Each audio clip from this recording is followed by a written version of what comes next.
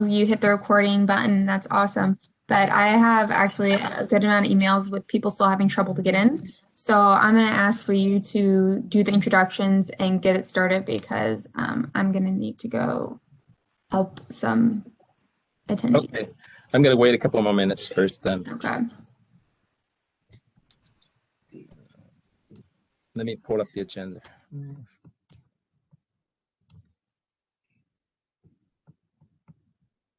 Joe or Chris, you have any jokes you could tell us while we're waiting?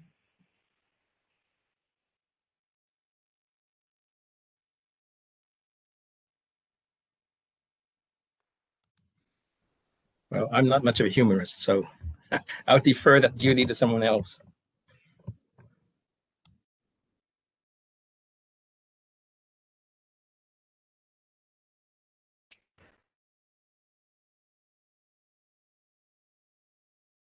We should have about 5 more people joining us soon. They were having issues logging in, but they should be joining us any minute, Steve.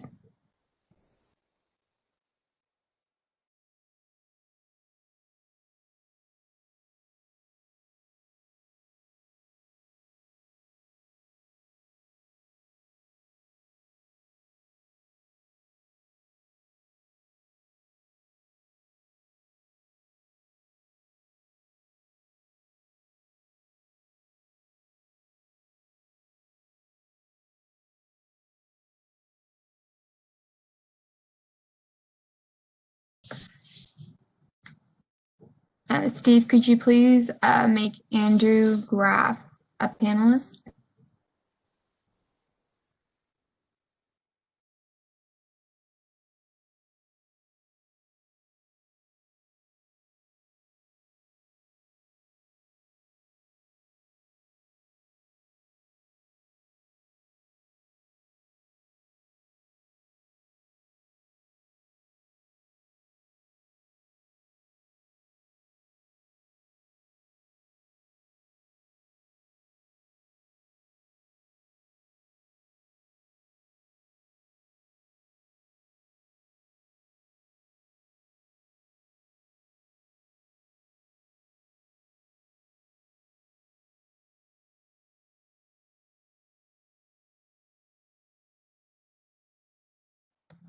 Steve, it looks like you're talking and I think you're on mute.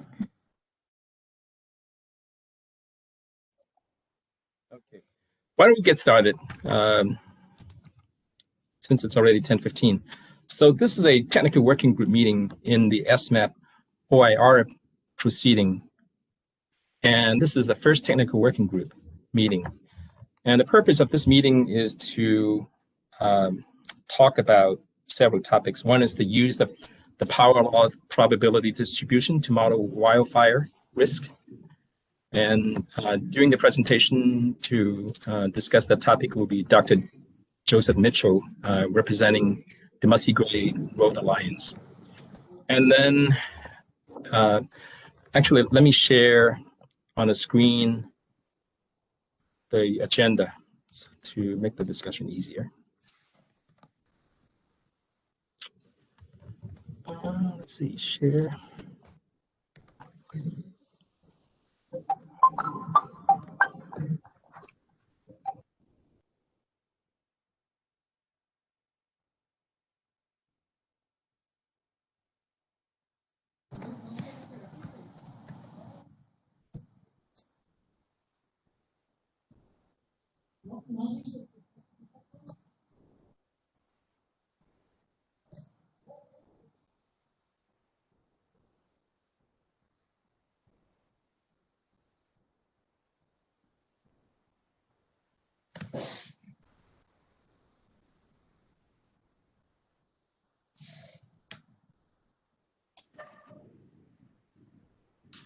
You had it up there for a minute, Steve, and then it came. Now we see Cisco.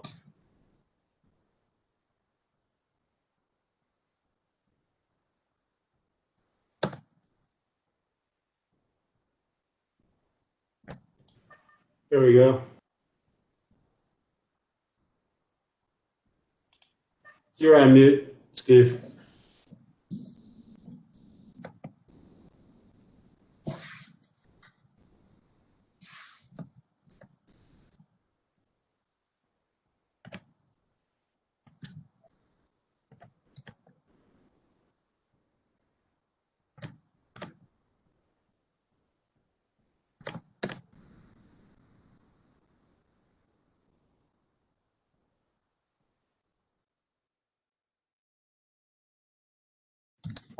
Sorry, I was searching for the unmute button when I'm sharing the screen. I didn't know how to do that. Okay. Sorry about that.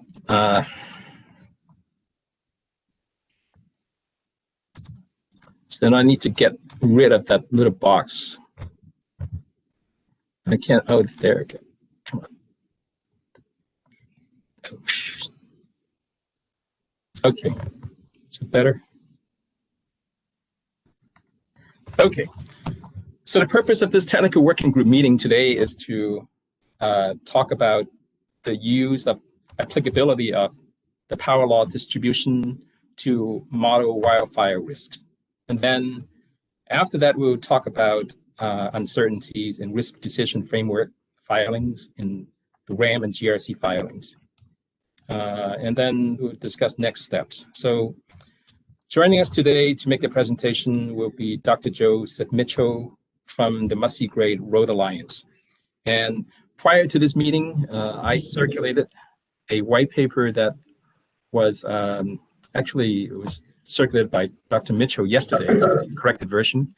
He sent out to the service list for the SMAP OIR proceeding a draft white paper that he wrote on the topic. And he also, I also circulated this morning a PowerPoint presentation on this topic. So the meeting today will last from 10 o'clock, well, it's already 10:19 right now, to approximately 3 in the afternoon. And we'll have some unscheduled breaks in between. So those aren't really scheduled at this time, but we'll go by ear, I suppose. Joe, you were going to say something? No, I'm just ready to start whenever you are. Okay, so how would you like to do that? Would you like to share your screen? You bring up your presentation and share your screen, and then you have full control over it? I think just because we've already, are you prepared to host that and show it? I can do that, yeah. Let me. I'd prefer if you did, just because I've got mine in a Sure. virtual machine window right now. So. Okay, give me a minute to save the file on this laptop and then open it up. Give me a second, please.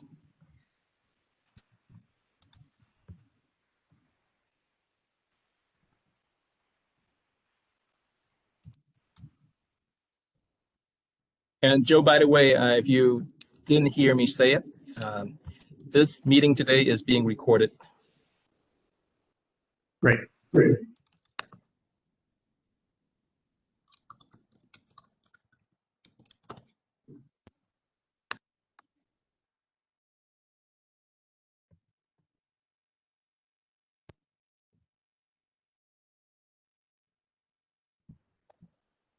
Hey, Steve, I'm sorry, this is Ayat. Before we start, did we do a quick intro on who's Oh, yes, I forgot to do that. Yes, I'm very good that you reminded me to do it. I was going to do it and then got interrupted, got sidetracked. So we have MGRA, Joe Mitchell representing MGRA.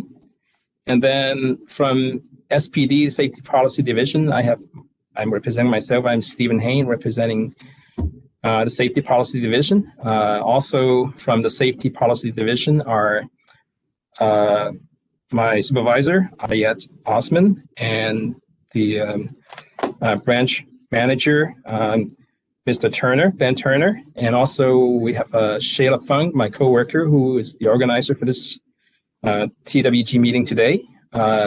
Also, I'll let other people introduce themselves. So let me actually, better way to do it is have me call each party and see if you're present, and then you guys can introduce yourself. Who is representing SCE? Good morning. This is Chris Diaz with SCE. And also on the line, we have Dan Kamala of our offices. And Brian Landry is participating by phone. He's had some access issues, but he is participating by audio. Okay. Who is representing SEMPRA? Good morning. My name is Mason Withers, and I'm on the panel, and we have a handful of others that are listening in as well. Okay, so you'll be the point person, basically. Correct. Okay. Who is PG&E present?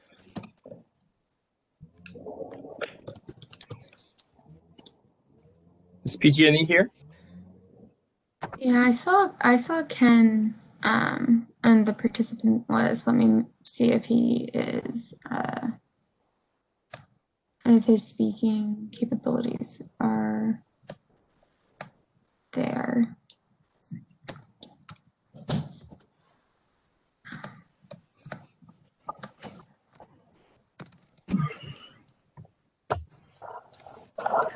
Okay, let me move on. What about Turn? Who's representing Turn? Hi, Steve. It's Katie Morsoni. I'm on the line. I also have our consultants, Jonathan Lesser, and Shayla is helping Chuck Feinstein get into the meeting. Okay. And Cal PA? Hi, Steve. This is Chris Parks, and also on the panel is Henry Burton. Miles Gordon is also on the panel, and then later Anna Yang and Tess Medeiros will probably join us later. And I'll actually not be here for the entire thing, but I'll be here as much as I can attend. Okay. Let's see. What other major parties are present? Could you please introduce yourself?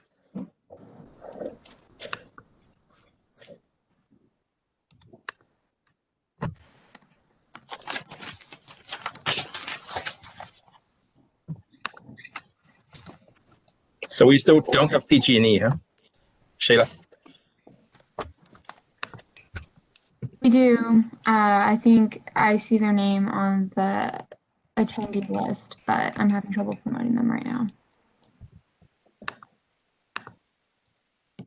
Steve, did we introduce Dr. Schulman?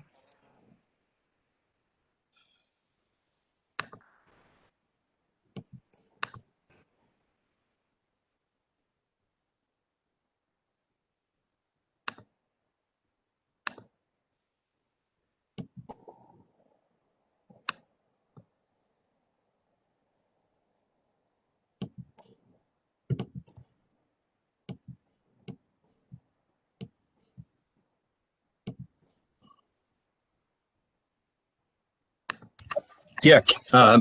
Someone. Okay, there we go. Showman. So Dr. Paul Showman is also a panelist. He is representing himself. He is a fellow, senior fellow at the Center for Catastrophic Risk Management at the University of California, Berkeley. And he will be actively participating in the discussion on uncertainties. And who else? I think, let's see. Is Ken Arnold online? PG&E? Okay, I see Ken Arnold. Let me make him a panelist. I don't know how to do it now. Yeah, Ken's putting in the group chat. I'm seeing we're trying to resolve audio issues for their side. I have trouble making him a panelist when I'm sharing the screen. Is it because I'm sharing the screen? All right, Ken, could you please try to speak? Yeah,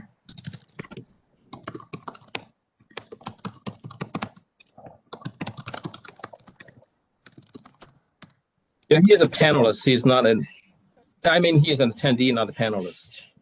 And I don't have the ability to promote him to panelist like I was able to do 10 minutes earlier.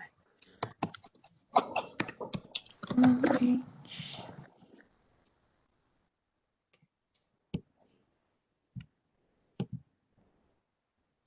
Let me stop sharing the screen. For some reason, sharing the screen disables my ability to do certain things, it seems like.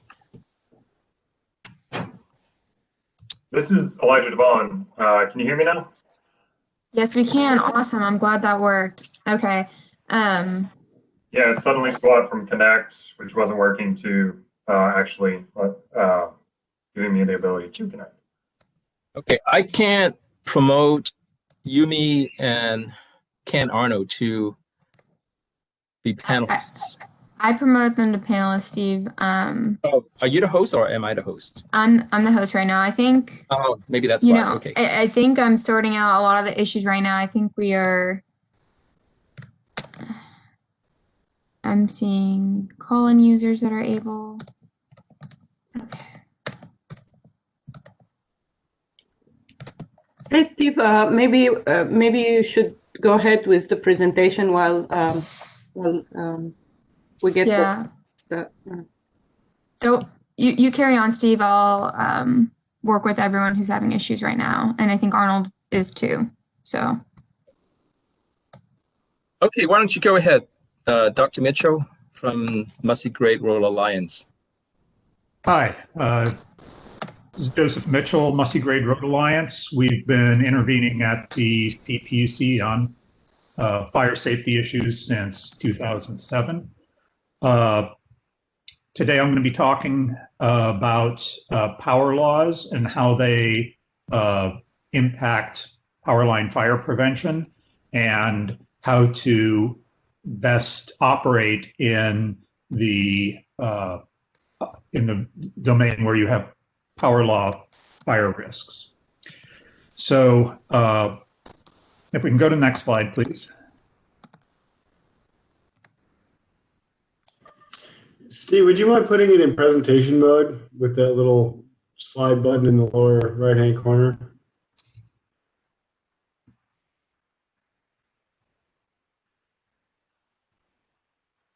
Let's see, I'll do that. Slide button. Which one? This one? No. Right one right next to it. To the right. It looks like a screen pulled message right there. Yeah, that one. All right. Okay. All right. So I'll start with just a review of what power laws are and how they and what the relationship is to natural phenomenon. Talk about how wildfires exhibit power law behavior, and then what the impacts are for utilities. I'll then circle back and talk about how we incorporate these into a risk model using the settlement agreement's multi-attribute value functions. And then talk about next steps and how to move forward with this if this is in fact the way that people decide to go forward. Next slide, please.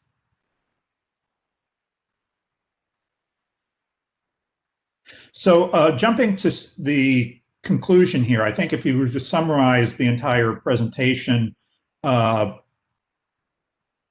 would say that basically to frame the problem as the problem of utility wildfire mitigation is raising the fire weather severity limits at which utility equipment can safely operate. And I think that phrase has a lot of implications to it. And those will become evident as we discuss things. Next slide, please. So power laws arise from something called critical phenomena, which appear in numerous places in both natural science and human science and technology. It affects the way that landslides happen, earthquakes follow power laws, species extinction also follows power laws, and wildfires. It even appears in many human endeavors, electronics, 1/F noise, if you have any experience with that, that follows a power law. What these have in common is that you have a process which accumulates some sort of stress up to a point of instability and then reestablishes an equilibrium through a cascade process. So if we go to the next slide, one of the founders of this field, Per Bach, theoretical physicist, coined the term self-organized criticality to define these things. And I put this quote here because it sort of sums it up. complex behavior in nature reflects the tendency of large systems with many components to evolve into a poised critical state, way out of balance, where minor disturbances may lead to an event called avalanches of all sizes. Most of the changes take place through catastrophic events rather than by following a smooth, gradual path. So, next slide, please. So, mathematically, power laws show a behavior where it's an one thing is some other thing to an exponential power, a negative exponential power. And what the characteristics of these mathematical functions is that they can have something called fat tails. In other words, you have most of the contributions coming from events that are way out in the statistical extreme. And in fact, for some power laws, for instance, if the absolute value of that alpha exponent is less than 1, you can't even predict the average from past events. That turns out to be really important for us. Next slide, please. So the first person to try to classify wildfires with respect to power laws, this was a group with Malamud et al. Back in 1998. They looked at Fish and Wildlife Service fires. They found that they did show this exponential characteristic, this power law characteristic. And the way that you see these in a plot is you take the number of events, cumulative number of events, and then you see how that varies with the area, and you plot it on a log plot. So when you look at the X and Y axes here, you see that these are factors of 10. And it shows as linear. Now, let's go to the next slide, please. Joe, actually, before we move on to the next slide, could you please define what the axes are? So what is D, the differential of dn? What is n? Okay, that's basically how many events appear in each bin. Okay, so that's per area. That's how many events show up as a function of size. So how many events have a size of 100 acres versus a size of 1,000 acres, and these get put into this bin, into a bin, and then that is plotted on the log plot. Okay. Is that clear? Do you need it? Yeah, that's it. So basically, it's expressible as a probability eventually, as a frequency. Yes, eventually it's a probability. Okay. So we see something similar in this plot. This is done with a bunch more data sets. This was done by Moritz et al. Some of you might remember Max Moritz. He participated in the fire hazard map project. He used a number of different data sets, and they used a slightly different model. They didn't use the self-organized criticality. They used a similar probability loss model or a highly optimized tolerance model. Not a lot of difference from a practical standpoint, still a power law, except it has a cutoff. And this is something that you see in these data sets. You have have the distribution following a power law over many orders of magnitude, but then it drops off suddenly when it gets to a certain point. What's happening there is that you're hitting the maximum size that the landscape will support.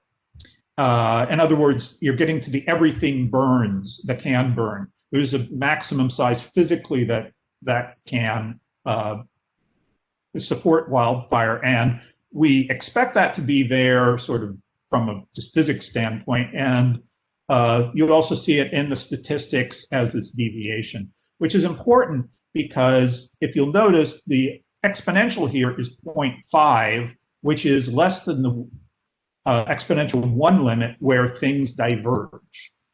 And I'll show in a little bit why that, how severely that impacts our results. Next slide, please. So,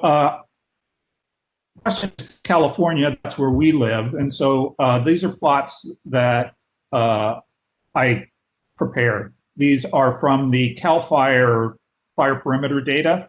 And I divided them into sets with power lines and without power lines. And you can see that there's some general similarities in the behavior. You have the exponent being very close for both of them, so you get a dependency. But then without power lines, you tend to get this knee around 30,000 acres where it starts to drop off. Whereas for power line fires, it goes all the way up to 80,000 acres before you start seeing a drop off. Okay, next slide, please. So why would the power line fires be larger? Well, I think a lot of people already, we've been talking about this for a long time, but just to review it again, there is this wind dependency on your outages, on your faults, and these faults are potential ignitions. And while this isn't a power law, it is exponential behavior. You look at the plot. I think you slip back one there, Steve. Can you go forward? And when you look at the number of outages as a function of time, next slide, Steve. As the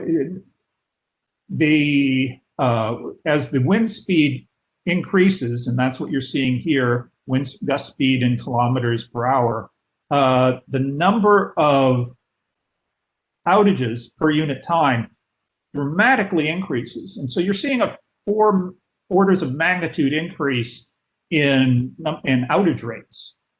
And if these are proxies for ignition, you can see that why high wind events are such a problem with utility fires, because at the same time that you have the ignition, you also have critical fire weather that's also driven by wind. And this is a double whammy effect. Next slide, please. Now, this is all interesting from a scientific standpoint.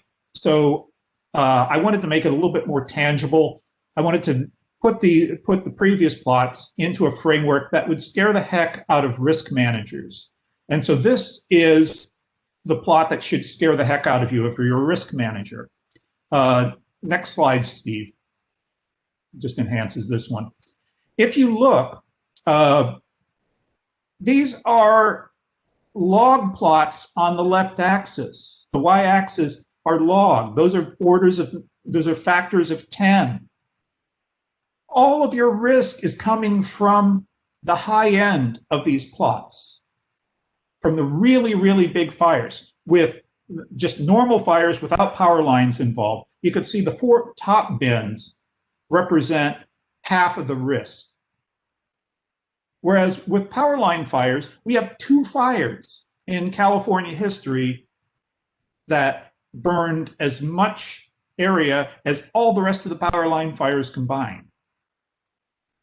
So you've got this huge contribution from really extreme events, and it drops off down as you get to smaller events, so that it basically tells you that, oh, you know, the 1,000-acre fires here and there really don't matter as far as your losses. It's the monster fires that are really driving the power line fire losses in California.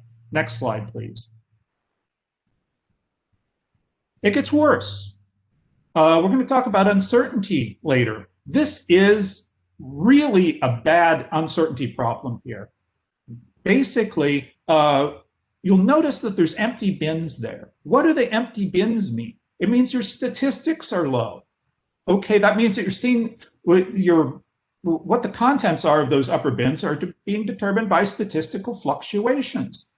But what else do you know is that these upper bins are really driving your result. So your result is being driven by statistical fluctuations.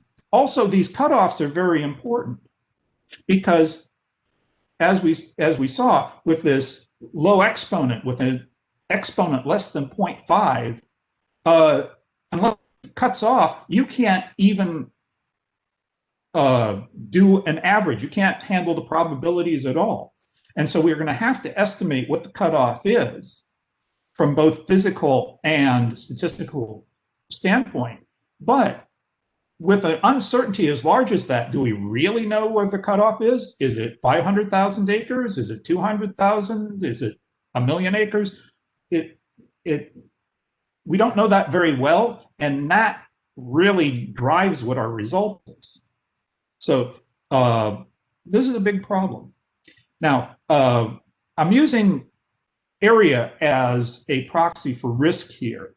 It turns out that area and other losses, financial losses, number of people killed, are, there's not a one-to-one correlation between all of those.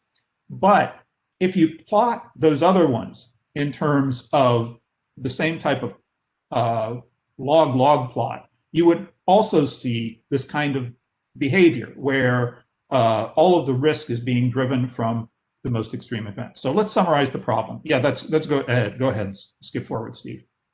Actually, before we move ahead to the next slide, could you, maybe I missed what you said. Why are there empty bins?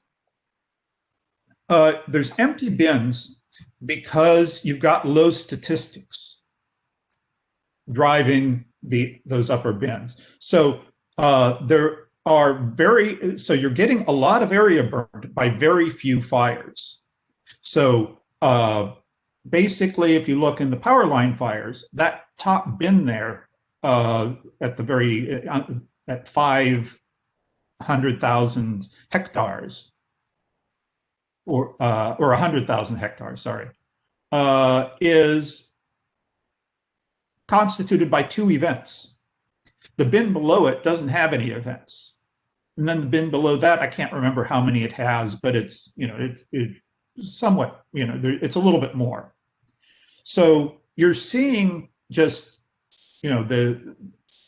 bad luck, basically when you're looking at these major events. And because you're looking at low statistics, you're just seeing the fluctuations that you would see in something where you don't expect too many events to happen. But when one happens, it has this really outsized contribution. Does that help? Yeah, I understand it now. Thanks.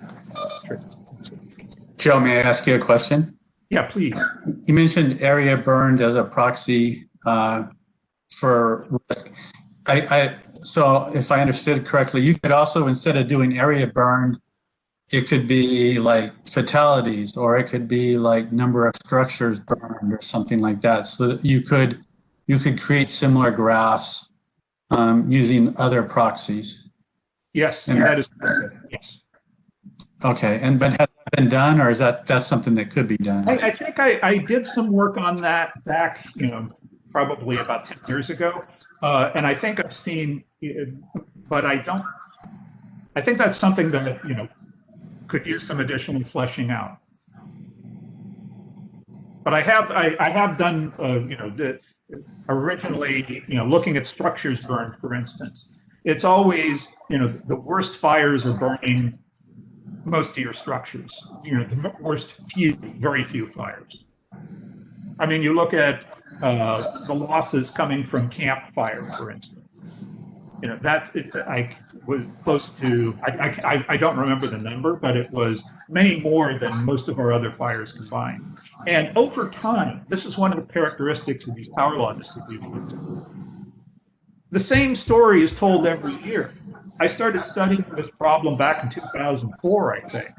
And even at that time, I was looking at like structures lost. And every major fire that happened, one of these, once in a lifetime fires, would burn more than all the other fires combined. This was back in 2004.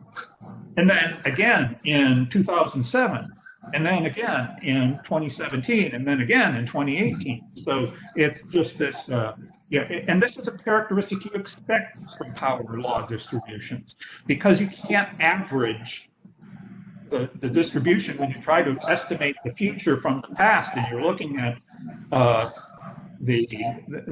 an average based on the mean that you have, it always underestimates, because your worst event is always going to happen in the future, up until you have a cutoff, up until you've burned everything that you can burn, and now you can't burn no more, and then you can start managing it statistically. Now, we have another method that we can use, and that's what I'm going to be discussing when we talk about how we can deal with this problem. Because it really, from a statistical standpoint, it's really hard to manage. Thank you. Sure. Dr. Mitchell, I have a request. Could you please announce the slide number page as you move through the slideshow? Absolutely. I've got it up too, so I can help with that. Yeah.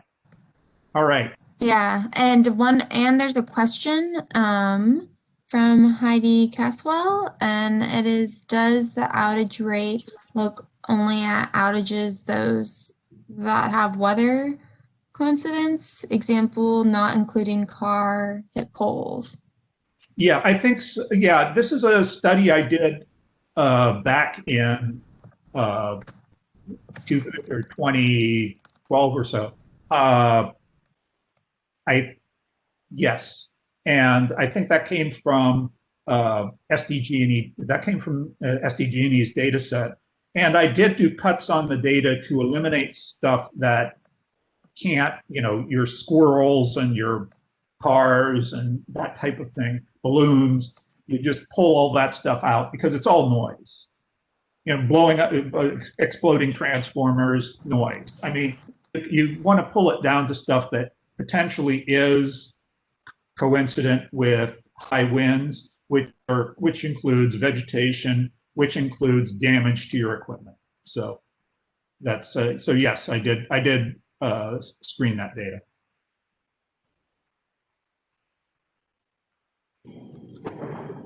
Okay, can we move forward? Can I just interrupt real quick? This is Arnold. Steve, sure. Can you promote Yumi and Vincent Lowe from PG&E to panelists so they can speak?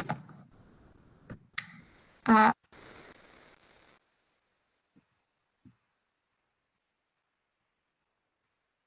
you the host or am I the host right now? I think you are the host. Is it correct? Oh, me. Is it me? I think you are the host, Shayla. Okay, I'll be going to slide 14, but I can take questions first.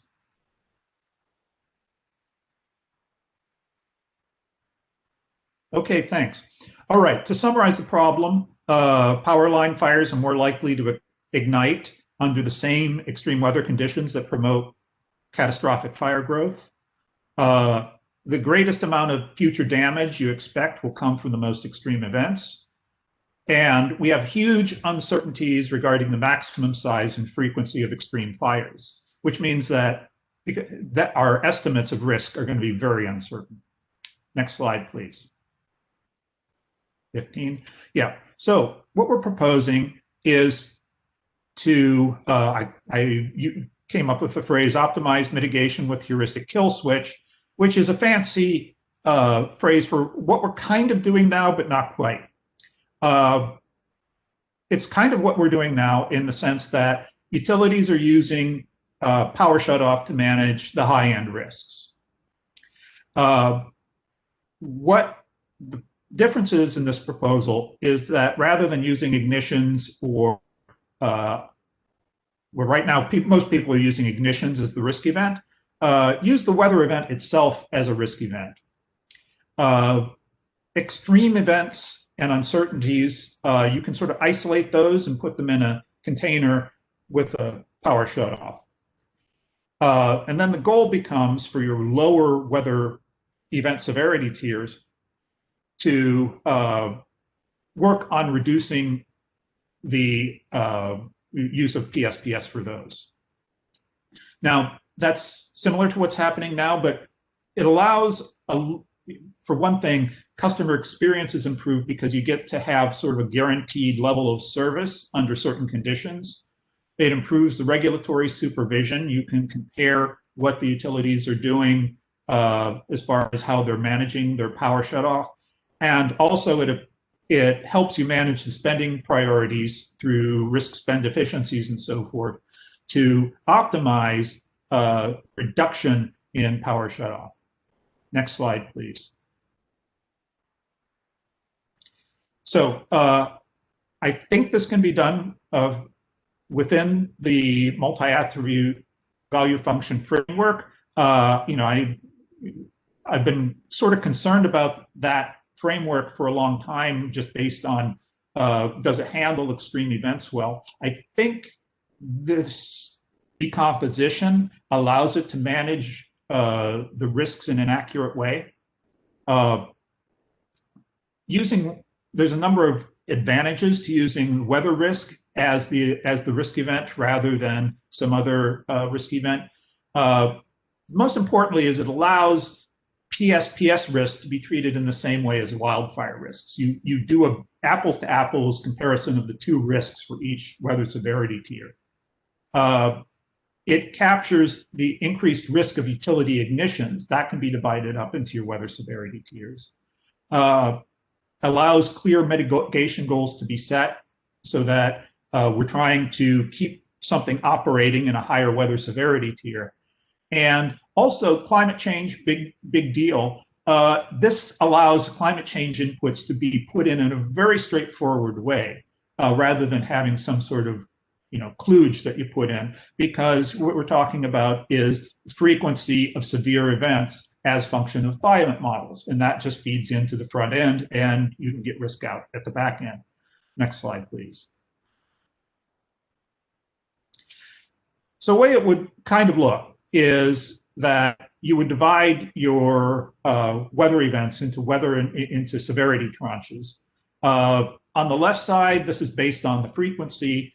You have lots of, most of the time you're in the sort of a baseline where you don't have major weather events. You can still have wildfires. You might even still have big wildfires like the Butte fire, but those are standard mitigations. All your squirrel fires and car fires and other things, those are all in your baseline tranche. And then you start working your way up into higher levels of severity, and you see fewer and fewer. Ideally, under the multi-attribute value function, as far as it's been framed with the settlement agreement, you want to have your risk tranches be about the same overall risk in between. So all of these should have comparable risks. Don't know that we can achieve that, but that's kind of the goal. That's what it should look like. Next slide, please. How to define these fire weather tranches? I think there's a Joe, what slide number are we on now right now? We are on slide number 18. This is slide 18. Okay. All right. Now, there's a number of ways of defining fire weather. A lot of different groups have done this in different ways. There's some very good recent treatments like Abbott Zoglu, who's in their group up in Montana, have come up with a really good composition. There's also the Fosberg Fire Weather Index. That's a classic. SAWTI, which has come up by San Diego and UCSD. I like that one. It's very good. The utilities all do fire potential index. You could also use weather measurements based on weather station data. Exactly how to do this yet, I think that's open to discussion. Next slide, please. So how do we expect this to affect the power laws? Well, if you group all into the fires that are coming out of these different tranches, I think what you're going to see, and nobody has done this research yet, aside from some Australian group that worked on it like 10 years ago, and it's not quite as well defined as this. You want to get the scaling behavior for your different tranches. What we expect it to look like, this is sort of a best guess, is that your slope will be reduced as you get out to the more and more extreme tranches. Lower slope means bigger fires out at the tail end. With that sort of toy model graph you have here, I have the same cutoff level for all fires. I'm not sure that's the case. It may be that you can't have a monster fire when you don't have a severe weather event. So there might be different cutoffs in different tranches as well. That needs to be studied. Next slide, please. That'll be 20. So current utility responses, trying to mitigate fire risk, get the standard fire risks down. When fire weather gets bad, PSPS is invoked based on what the utility deems to be fire risk that warrants that. Next slide, 21. The way we want this model sort of proceeds moving forward is that for extreme weather events, PSPS is still invoked. You want to get to the point in your baseline where you know that you're safe to operate the utility at weather criteria that are below a certain well-defined level. So we're good to go. Sorry, I'm going to have to interrupt you for a second. Someone, could you please mute your mic? Someone has an open mic. It's causing a lot of background chatter in the background. Yes, I think it's a call-in user. Because I think mute that user. As host, I think you have the ability. Yeah, it doesn't say for the calling users. It doesn't say if they're speaking or not. But I guess I'll go and I'll mute all the calling users. Thanks. Okay, so you want to be able to operate safely in the lowest baseline. PSPS still at the most severe fire risks. And then what you want to be able to do is start mitigating for a given defined severity tranche, trying to eliminate PSPS as a mitigation for that particular severity tranche. Next slide, please. Which would be 22. So then the goal is, yes, you're now able to operate safely in this example under the T1, the moderate severity tranche. And then you start working on your next tranche, T2. Now you start doing the mitigation at the next tranche, trying to reduce your severity. Now, what kind of risks and mitigations are we seeing? Next slides. The risks. Hey, Shayla, I think it's still not muted. There's a lot of I'm not sure very who annoying, it is. distracting background noise. Yeah.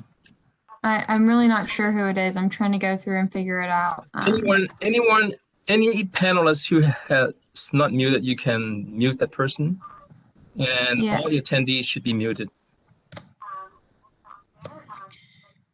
Okay, I'll try to speak louder and louder than the background. Okay, risks. You've got two classes of risks here. You have the residual wildfire ignition after you've done your mitigation. That can still happen. You can still have wildfires. You can still have bad wildfires.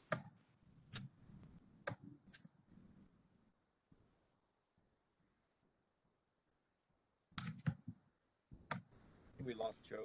PSPS risks. All the things we've been talking about regarding PSPS, and I won't belabor it here because we've got entire proceedings around that, but reliability and safety risks. Next slide, please. Is 24.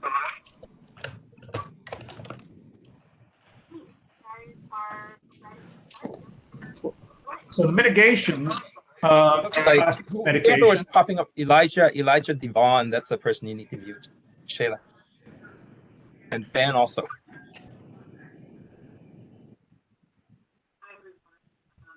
Okay, so mitigations, you've got wildfire ignition risks, of course.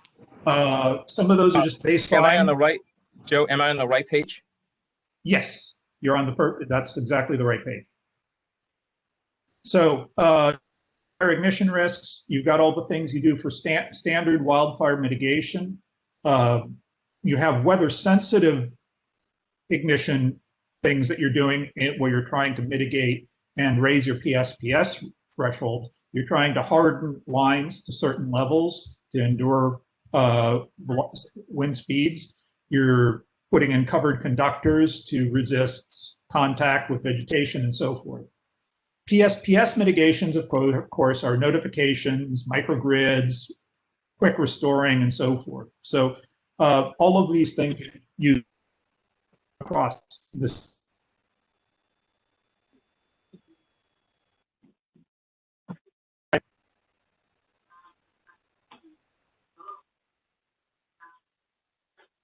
Hey, Joe, you were buffering for a second and seem to have lost your audio connection for a second. Do you want me to move to the next slide? Okay, if you hear, I think yes. Yes, 20, you want to go to 25.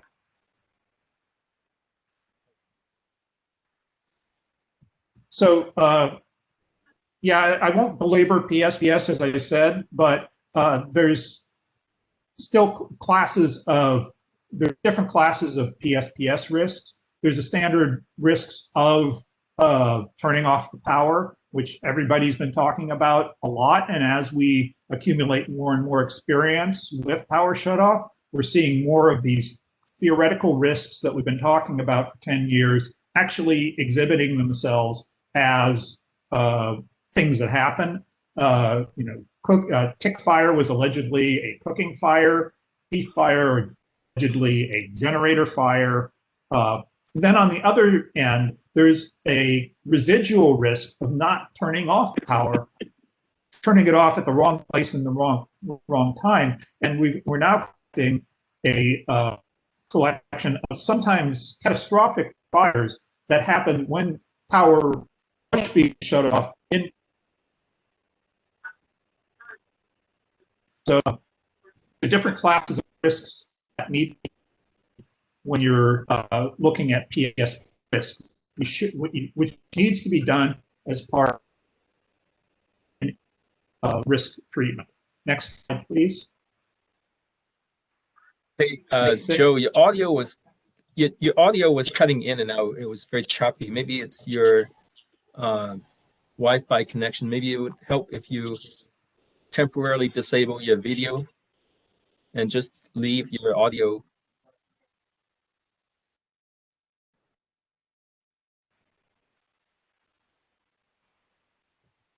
Hello? Yeah. Okay, go ahead, please. Next slide.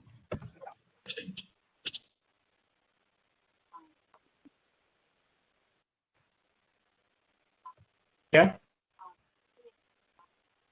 Sorry, it was some bad connection. It's possible it's maybe my connection. Give me a second, please. Maybe it's that spot on my Wi-Fi.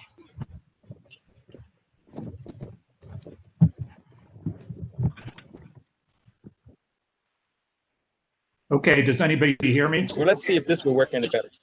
Yeah, I can hear you now. Okay, so let's go to slide 26. Elements of the value function, some alphabet soup. It's very about determined that need to be put into the multi-attribute value function. It would be impractical to go through the whole derivation in the presentation, and I think it would lose a lot of people. But let's just talk about some of the pieces that need to go into it. Critical piece, fire weather event frequency. How often are you seeing fire events of a given frequency? I being the severity tranche, F being the frequency. So that's when I show that sort of power plot. Each little station has a specified frequency. I put in a multiplier for fires because sometimes a major weather event will be associated with multiple fires. So you need some way of accounting for that too.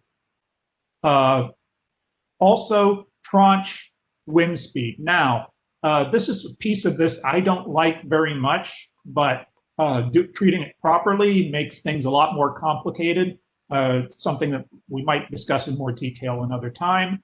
For any given fire weather severity, a lot of ingredients go into that calculation, and wind speed is only one of them. And wind speed is pretty important for power line fires, but you would still want to get sort of a wind speed that's characteristic for each tranche. Now, that's one reason, for instance, I tend to like the SAUTI from SDG&E. That's got velocity in there as a squared function. Okay, let's go to slide 27, please. Joe, I have a question. Steve. Sure. What is the fire multiplier for, and what term is it supposed to multiply? I'll be showing how they multiply in a slide coming up. But what the multiplier is it's the characteristic numbers of fires that you see occurring in a weather event. Okay, and we wouldn't really be too concerned with this if there wasn't a feedback mechanism that increased risks during power shutoff events from fires that have nothing to do with power lines. So by taking out fires, just total number of fires from the power line fires, it allows you to add that risk in too. And I've got a diagram that I've added that sort of will help to show this. But that's what it's for. It's how many fires do you get for a really bad fire weather event. Okay, so then power line frequency multiplier, that was that outages, that one way to get that is from that outages versus wind speed graph. So basically, for a given severity tranche, how many times more faults are you expected to see that can start a fire? Okay, and utilities have this data. And that's something that can be derived from what we have already.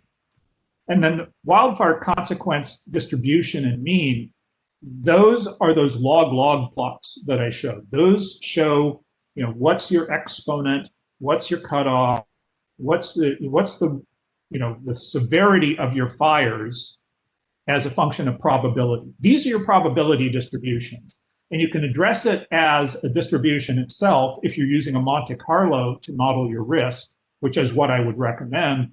If you want to take a mean, you could use that mean per tranche, but it would be a mean over that very broad distribution, which is going to be heavily weighted by the worst events in that distribution.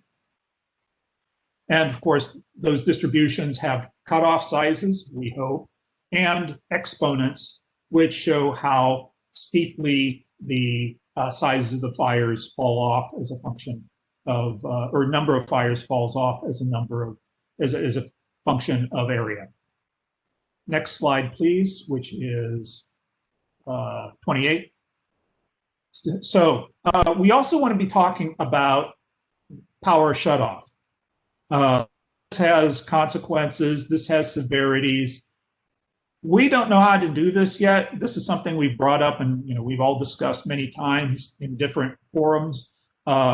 This needs to be addressed. So this assumes that we're going to go and do this work and be able to bring it down into how, what are impacts per customer per hour of power lost, and then how extensive as a function of weather severity is our PSPS event going to be as far as how many customers are going to be affected. That's another piece of the MAVF. Slide 29, please. Now, important thing here, de-energization inefficiency. I've used one variable to sort of pull in a number of different things. It works more or less well for all of them, some not as well. you've got risk from PSPS fires themselves, the generators, the cooking, the candles, and so forth. Risk from de-energizing in the wrong place at the wrong time and then still having utility fire ignition. And then increased risks from all wildfires. So you have a wildfire coming in, or somebody's house catches on fire, nobody can call 911, and then it proceeds into the wildland urban interface and burns down other houses. Also mitigations. You're going to have a certain set of mitigations for both wildfires. You're going to have a certain mitigations for de-energization. Those all mitigate your risk and have to go into your multi-attribute value function. So how all these pieces together are fit together are shown in slide 30. Next slide. So what we're saying here is start with the weather event as the risk event. The weather event has a number of consequences. One is wind. You have high winds associated with it. The weather event's going to trigger power shutoff. And the weather event's also going to have some ignitions that, have nothing to do with utility ignitions, but still have to do with risk to residents. The green boxes, PSPS, is both, you can see PSPS is both green and red. It is a risk and it is a mitigation. It is both things. So that needs to be accounted for. The wind and the PSPS, whether you do that or not, that all drives your utility ignitions. Wildfire mitigation reduces your utility ignitions. PSPS reduces utility ignitions, except for the part where you're not doing it right. That's what this efficiency factor is in there for, in which case you can.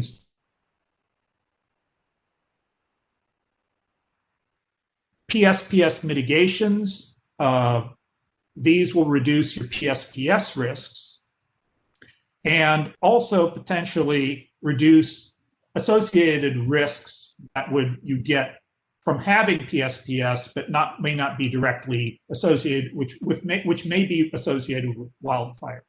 So unfortunately, this does look a little bit sloppy. It is a little bit sloppy, but some of these interrelationships are complicated. So in the end, your event risk is your wildfire risk and your PSPS risk. And reducing your risk is a balancing act of finding a minimum for your wildfire risk and your PSPS risk. So slide 31. I will subject you to a little bit of math. Don't sweat it. We can, I can, have a deep session with anybody who wants it. And, there may, and I'm sure that some of them are mathematically inclined will start picking holes in it, and that's good. So overall power line fire risk, frequency, number of fires times the number of power line by the multiplier for power line fires. And then I'm using just the average here. So this is sort of an average risk for the average wildfire. You could also use a Monte Carlo here, use the distribution of the wildfire consequence distribution as well. PSPS risk are two pieces. You've got the PSPS direct risk plus the the induced wildfire risk. That's a frequency of, you're basically what your risk is just from shutting off the power by all of the fire risks that are enhanced by shutting off the power. So next slide, 32. This allows you to set up what is basically a safe operation criteria. So for any given tranche, the way to read that first equation is the risk from fires on one side is greater than the risk of shutoff on the other. If the risk of fires is greater than the shutoff, then you would shut off. Otherwise, you leave it on. What slide are we on? Joe, what slide are we on now? We 30? are, yes, you're on the correct slide. 32, yeah, this is 32. Safe operation with mitigation, that looks really complicated. That's a product, but that just basically says all of your risk of fire, if all the risk that you have of fire is less after your mitigations than the risk of keeping, shutting off the power, then keep the power on. That's all it says. So go to slide 33. A few other issues associated with this. Just go to slide 34. So climate change, I'm showing graphs from a recent paper from Goss et al. This shows the frequency of weather events that are fire related. So basically the number of fire days that are above the fire weather index 95% level for a given year, and you can see this goes up over time as a function of climate change. This is the type of information that you could feed into your frequency vector. How often do you see weather events of a given frequency?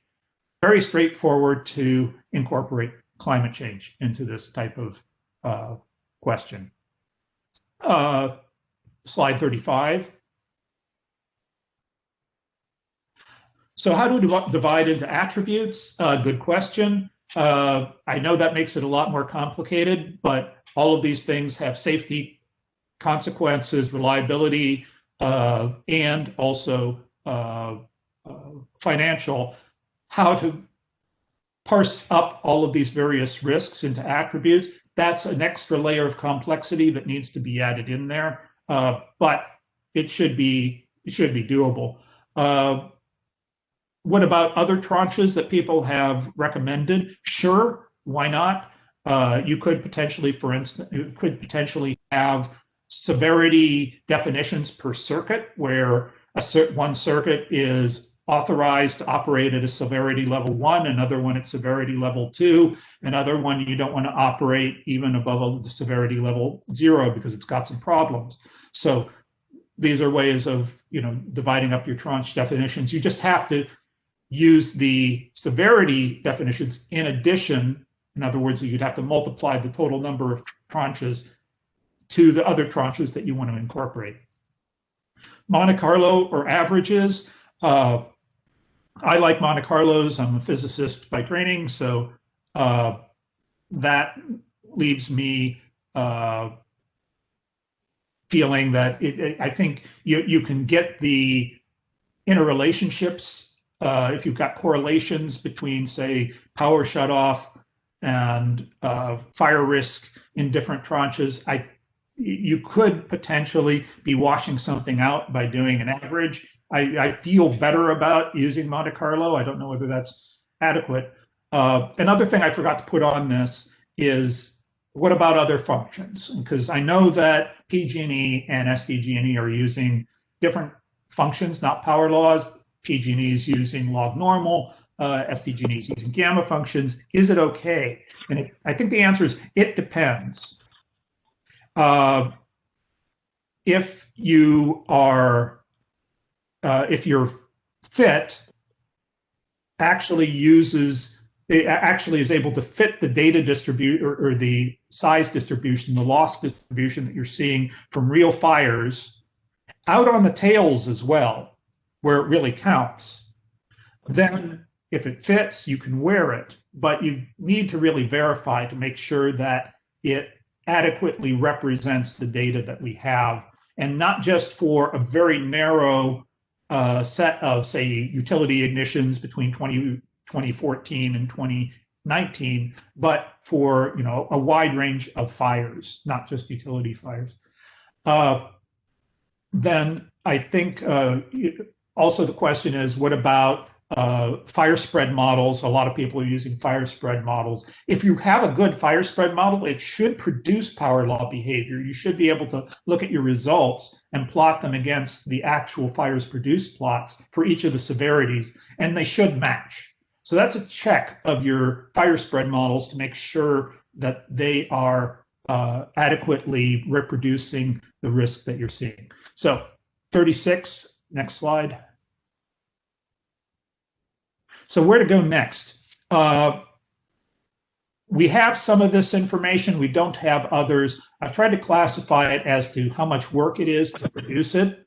As far as defining what the tranches are, how to define, your weather severity, a lot of academic work has been done. I think the problem would be to adapt it to our use cases here.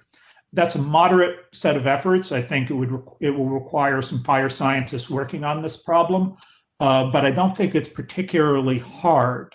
And that's your frequencies, your severities, and so forth. Power line frequency multiplier, likewise, should be doable. Tons of data from all the utilities on their outages, ignitions, damage from that you see as a result during power shutoff when you do the post shutoff surveys. That should be doable. I think that the PSPS event severity, we've got some history on that. Mostly, I think it's going to be domain expertise coming up with the event severity. I don't think that's a particularly hard problem, saying if we have an event this severe, then it's going to cause a shutoff event this severe. I think that's something that shouldn't be too hard to do. What's hard is coming up with the power shutoff consequences and efficiency. We've been talking about this literally for years. We really need to knuckle down and actually come up with some results for that. We need to come up with methodology to quantify power shutoff harm. That's absolutely critical for being able to use a model where power shutoff is going to be part of a solution. And finally, the mitigations, the utilities already do mitigation studies. All you have to do is judge how efficient each of these mitigations is as a function of severity level. Some things like undergrounding doesn't matter what severity level it is, it works just fine. Other things are going to be more efficient under more or less severe weather. So that's all the slides. Thanks. And are there questions?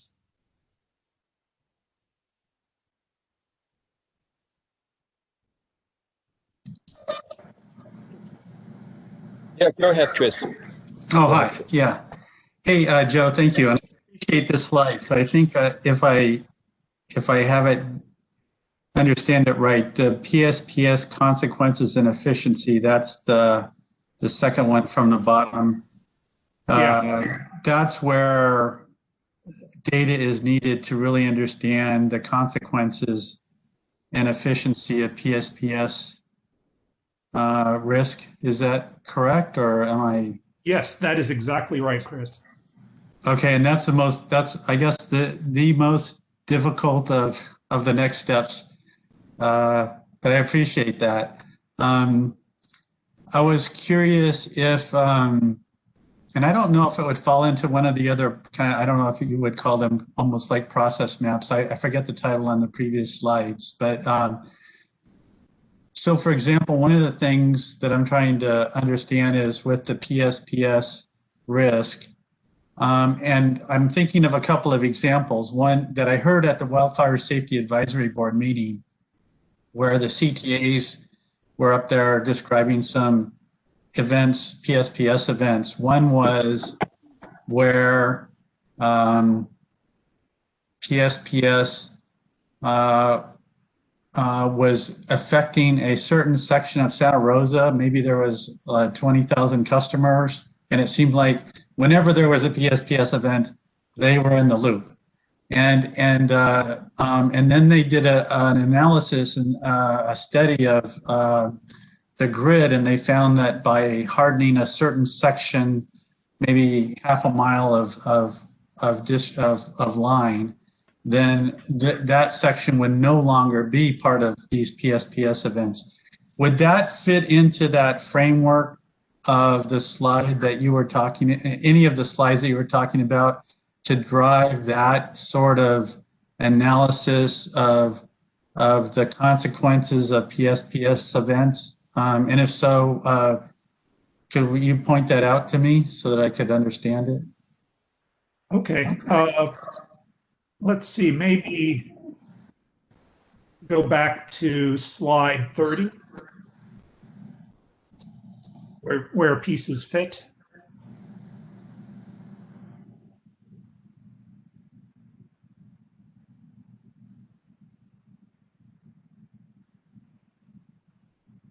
So yeah, this is yes and no. I think, you know, at a macro level, we're trying to, you know, when we're doing, for instance, a ramp,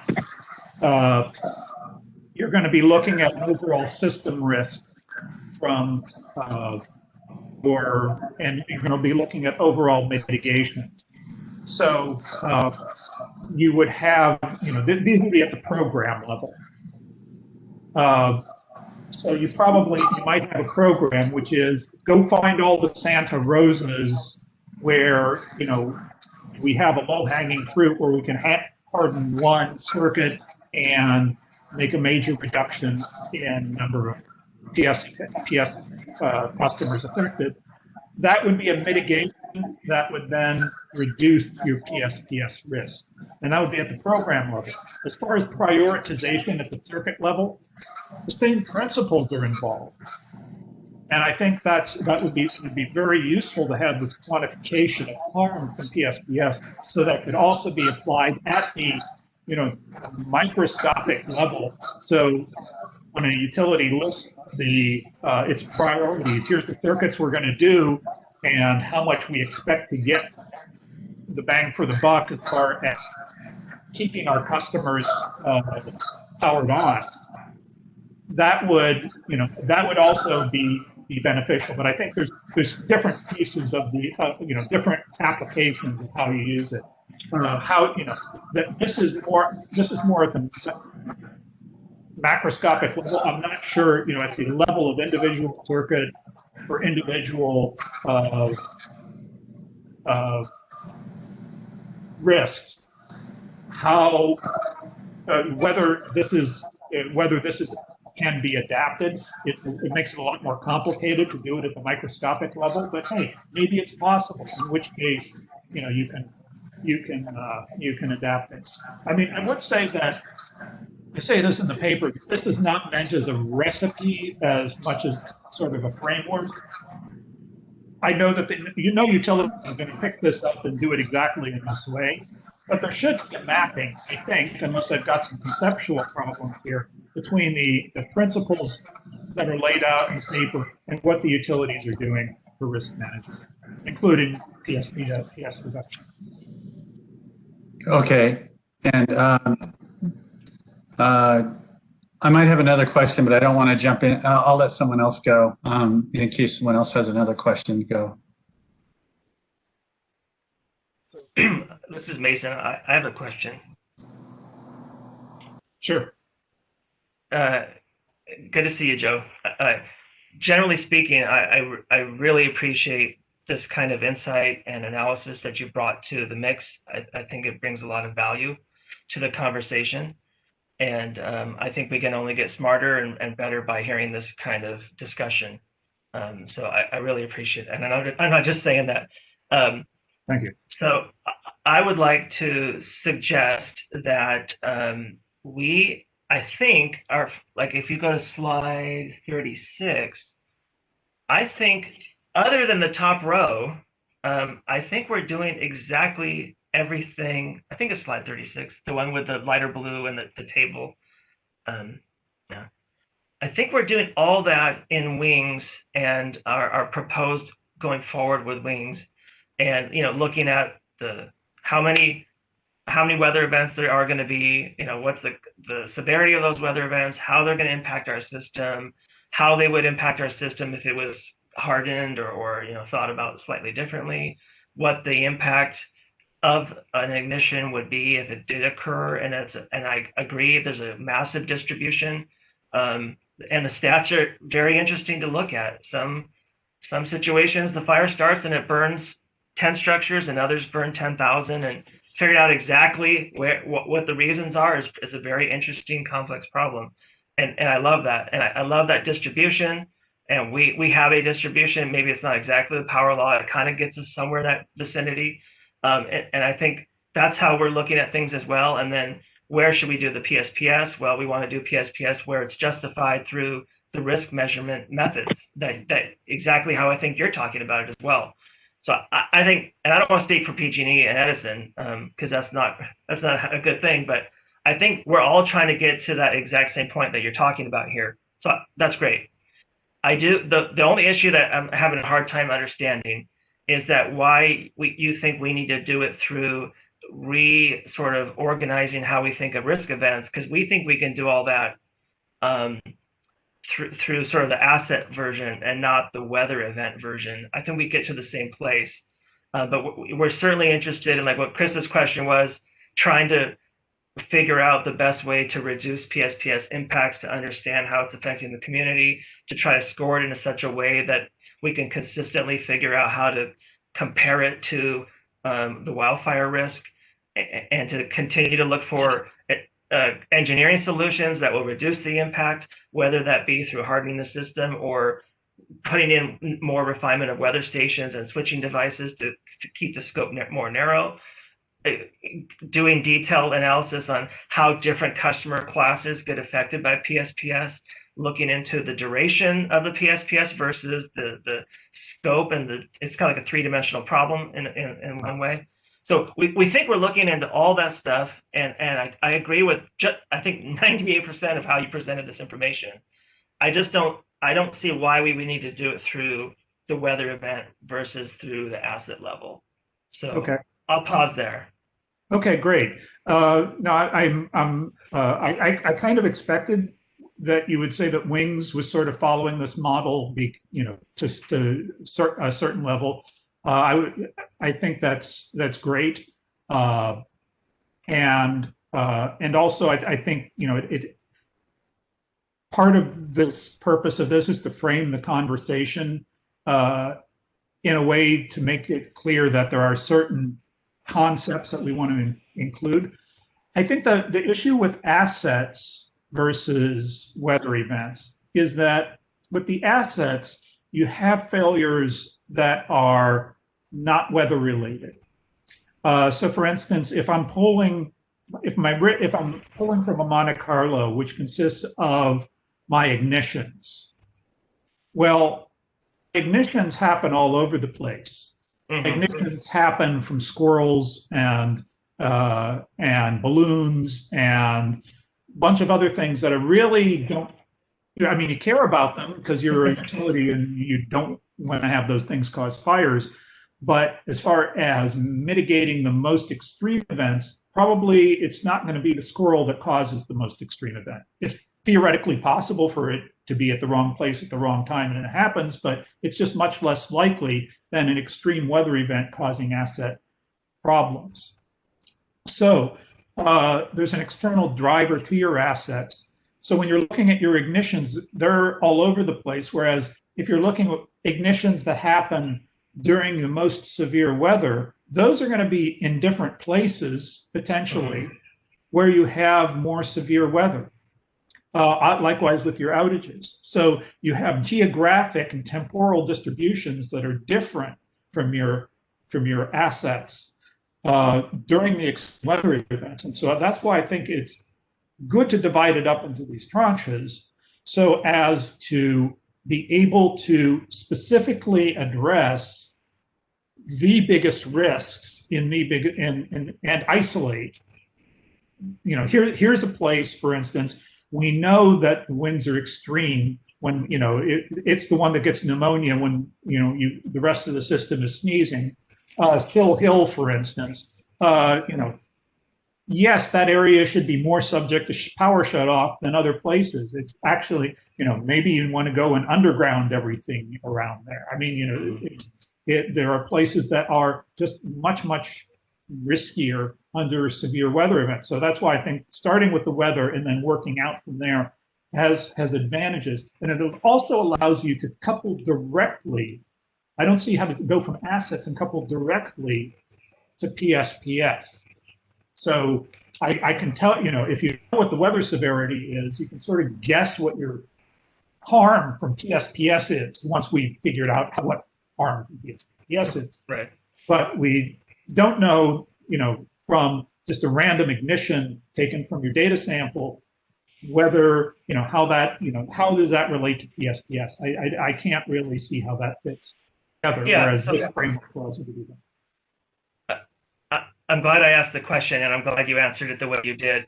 I think that we are taking into account maybe something that you didn't know about, and that is when we're doing the wing's likelihood of ignition information, we aren't randomly sampling from ignitions. We're using the specific weather data at that location, and we're trying to look at ignitions that are specific to what the plan is, Joe, is to have wind-specific ignition rates given different asset classes. We're not completely there yet. We're getting there.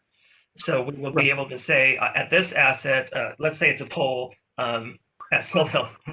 And for everybody in the audience, Joe knows because he studies this. Sill Hill is a location that can get up to 100 miles an hour of wind on Santa Ana's and regularly above 60. It doesn't take much for it to get to 60 miles an hour. So what we plan on doing is having an asset level ignition probability based upon what kind of assets are at that location and what kind of wind that specific location sees. And we think we can do the same thing that you're talking about through that method. I could be wrong, and this isn't the place to necessarily hash out the academics of it, but I think we're getting to the same answer as what you're trying to get us to. And like I said, I think where you're trying to get us is exactly where we need to be. It's just, I didn't know, is it left foot first and then right foot, or is it right foot first and then left foot? I don't know if it makes a difference, but I think where you're getting the directionality of it and the types of inputs and information used is exactly where we want to be. And I would just add further, Monte Carlo to me is the way to go. Expected values are probably not how we should be thinking about this. I know the settlement agreement says you must do it that way, but there's so much variation, as you've showed, Joe. You could have a 100,000 acre fire that doesn't hurt too many people, might burn a lot of trees, but then you can have a 10,000 acre fire that burned down 1,000 homes and potentially kills people. That stuff is important to know, and to just generalize it down to an expected value without showing the full range that a power law or other distributions can show you, I think you're losing some of the information when you do that. So we want to introduce, throughout this SNAP, we'd like to introduce those kind of risk confidence levels, maybe show P95s of the distributions to say, hey, look, we don't know what's going to happen here. The average is 10,000 acres, but you can easily get a 150,000 acre fire at this location with this wind, because the inputs are not widely known. So I think I'm done. I'll pause there, but great presentation. I love it. And I'd love to hear more about this stuff as we go. We've come so far in 10 years. Yeah. Hey, Joe, this is Steve Hain here. We have several questions from someone on the attendees list.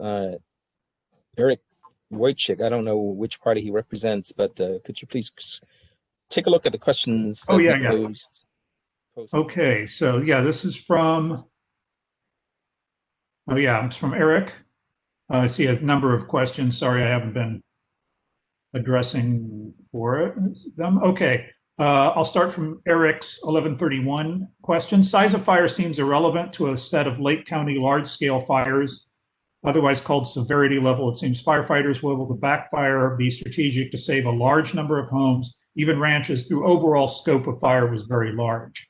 So it seems each fire area would need to predefine potential to achieve micro mitigation where firefighters could save places. Then factor in utility ignition probabilities. Seems very specific modeling is needed in a large number of cases. Lake County firefighters saved a huge number of places only really remote places could not be mitigated or protected. This has been fire spread modeling, and so areas were allowed to burn, which then takes long-term fire fuel risk way down. Seems there are too many variables and too many uncertainties to make this feasible for empirical results to be meaningful. And I think on the micro level, at the micro level, there are it's not statistical, it's deterministic. It's that the uncertainties blow up with time at such a rate that it becomes impossible to model them. But for any given fire, there's a certain probability that houses are going to burn down. Yeah, there's a greater danger for a mitigated community. A fire-wise community is going to endure less damage than a Topanga Canyon or Paradise. And I think that's a reasonable thing to take into account when doing risk modeling as community vulnerability. And I think maybe SDG&E's Wings is taking some of that information into account. You can always come up with a highly sophisticated model that misses big things too. So I think as far as a microscopic scale, being able to make decisions in one place versus another using models like this, I think expertise of the local area is going to be very, very valuable. For macro, where we're trying to figure out how much should PG&E be spending and where should they be spending it, or some question like that, we need to have some sort of judgment for making those decisions, because right now it really is stick one's finger in the air, and basically people are just doing the best they can, and we're still having catastrophic fires and significant numbers of lives lost. So let me see what else we have. I think that's not the only.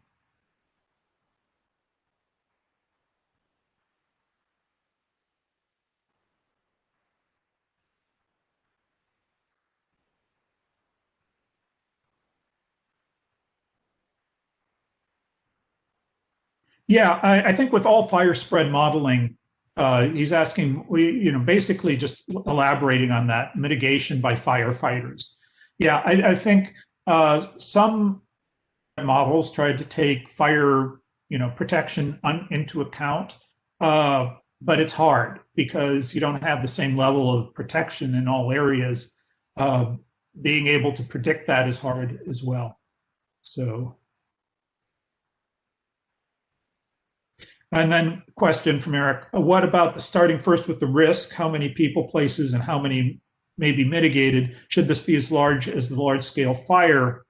So I think what you're asking there is, should we be using a different metric of risk, not fire area, but rather structures burned or potential lives lost, assets at risk.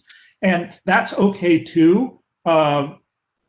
And I think it will largely, although maybe not completely, as you pointed out, lead to the same kind of results. You would need to come up with a model that incorporates, what your predicted losses are in those areas. But I can pretty much assure that those are also going to follow power law distributions, and you're still going to be driven by extreme events. I mean, if you look at the number of people who died in the Camp Fire, compared to the rest of how many other people have died over the last 20 years, I think probably about equal. So it's you've got these single events that are really weighting the distributions.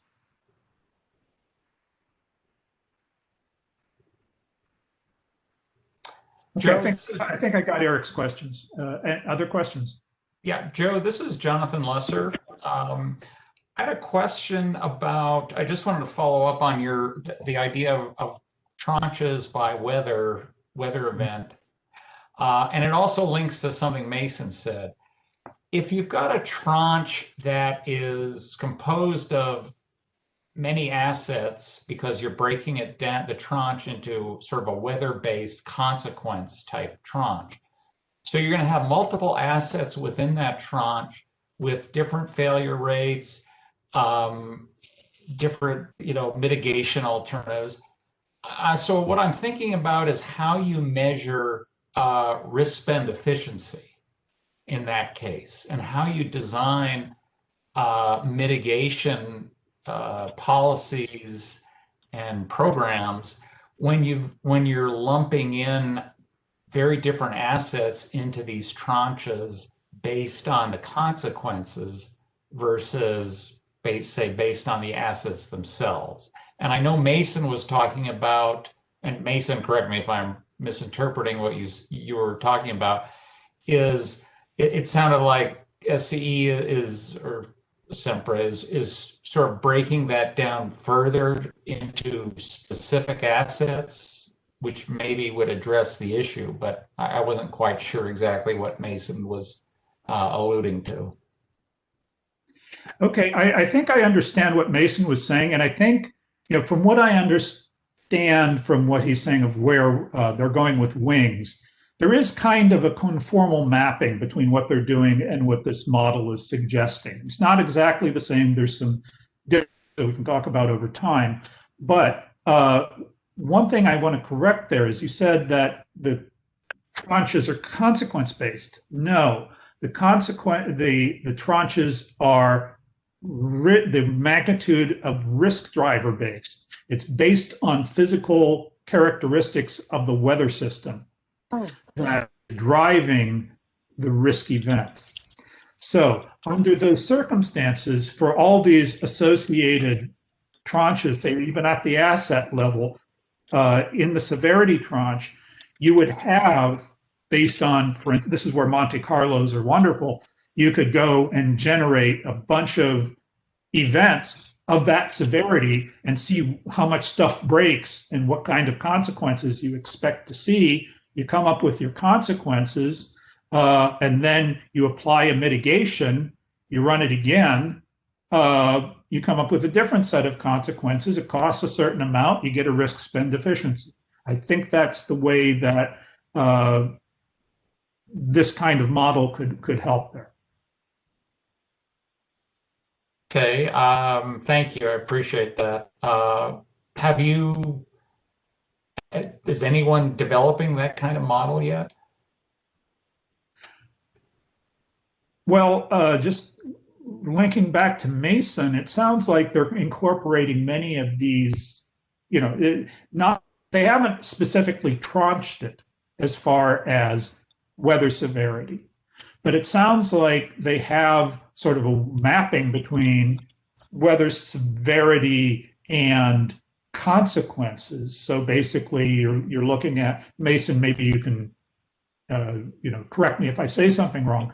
They're looking at a wind event of this certain intensity under these conditions will lead to ignitions, and we run fire spread models, and we expect to see this many structures lost or whatever their unit of currency is, and that's more of a continuous distribution rather than divided into tranches. But there's nothing that's saying that you couldn't take what those levels are and divide those into tranches.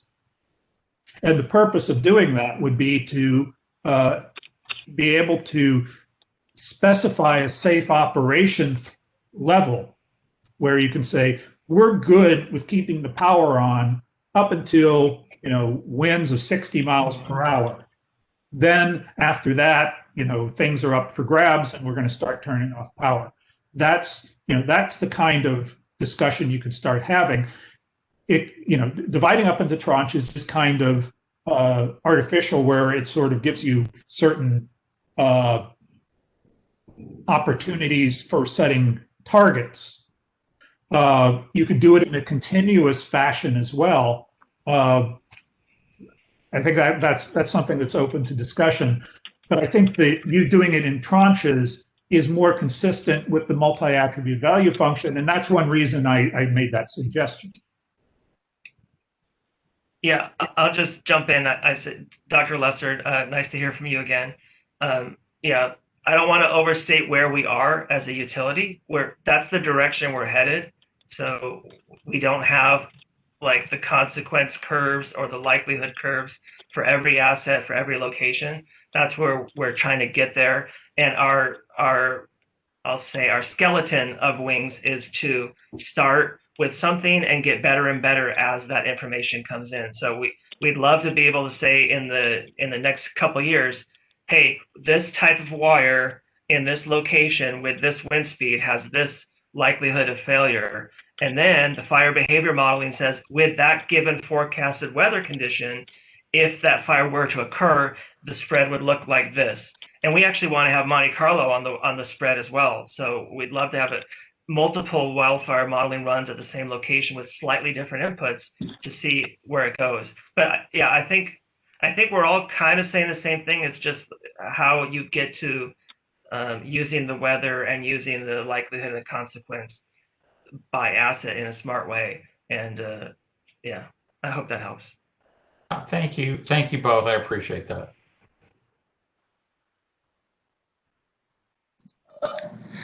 Hi, Joe. This is Chris. Could I ask you a question about one of the earlier slides? I think it would be slide 16, which had the proposal.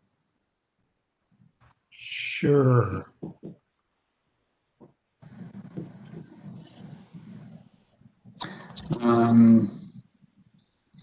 So I don't know if we can pull that up, but that one mentioned the proposal says optimize mitigation with heuristic kill switch, and then it talked about the weather risk event advantages.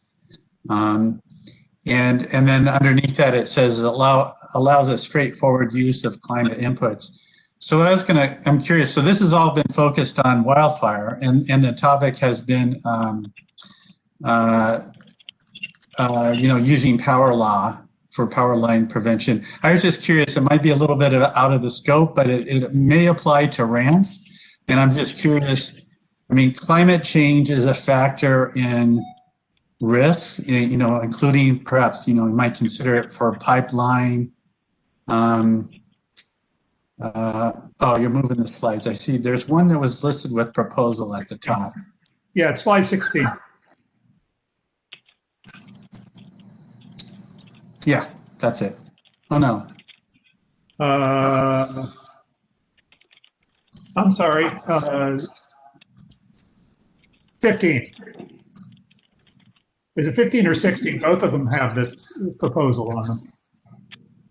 It's the one with climate inputs. That 16. Yeah, it's 16. Yeah. It's there. So what I was going to ask you is, let's see. It's not this one though. Let me just see. It's the next one. Yeah, this is. It's this one. This is it. Yeah, thank you. And so it talked about at the bottom allows a straightforward use of climate inputs. So this is, if I understand it right, it's kind of like using weather risk event to incorporate climate inputs. And this has been focused on wildfire risk. What I was curious about, ramps cover all risks. And so there's pipeline risk, there's other infrastructure risk, dams, dam integrity, that kind of stuff. And some of those will be affected by climate change as well. So, I mean, pipeline, there's subsidence and probably many other things. And dam integrity may be a function of extreme weather events. We had the Lake Oroville dam spillway failure, although that wasn't utility owned.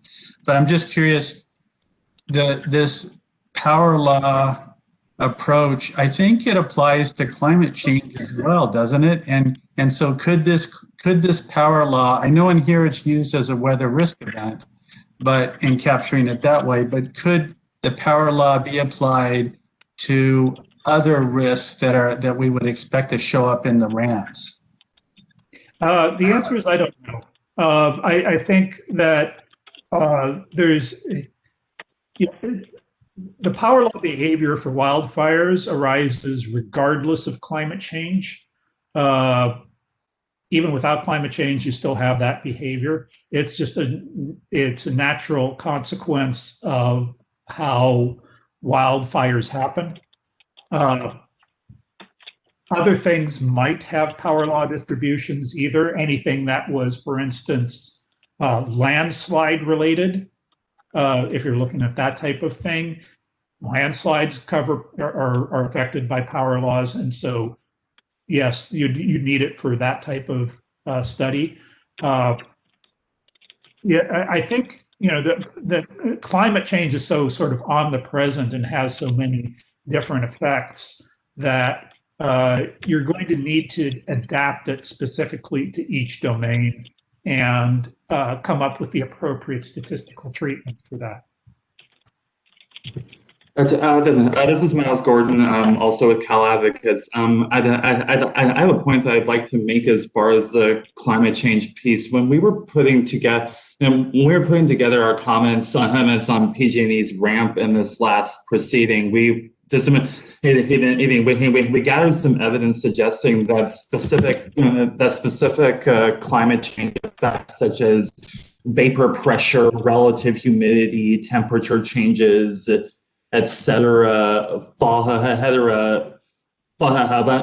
can and often do follow a power law distribution in a climate change context. And I mean, text. I mean, I think that's sort of why we alluded to those as in our comments. I mean, a power law distribution for wildfire is also consistent with what we see from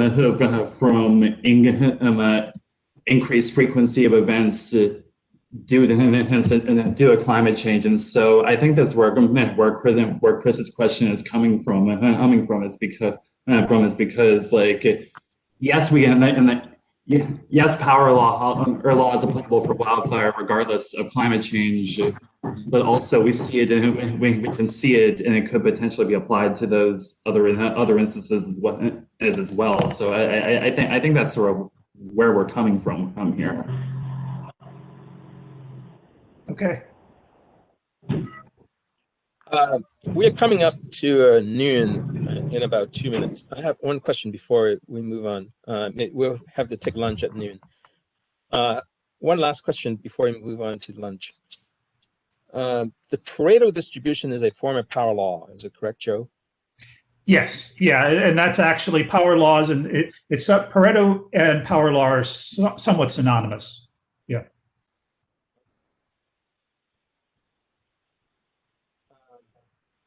Okay, why don't we?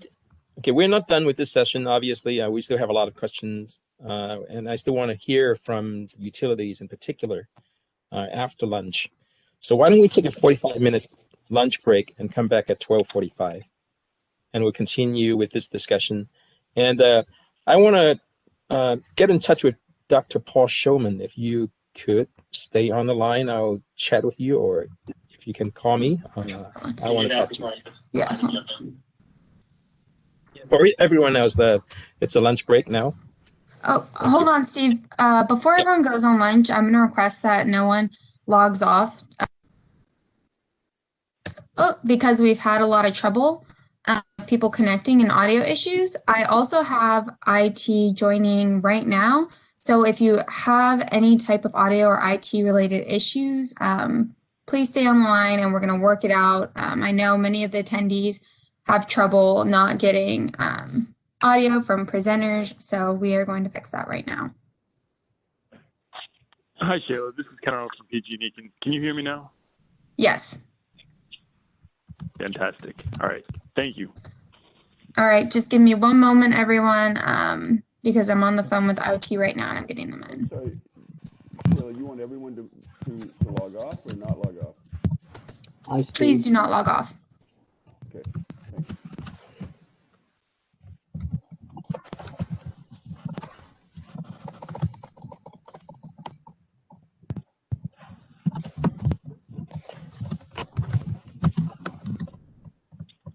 Hi, Steve. Hey, Dr. Showman. Hi.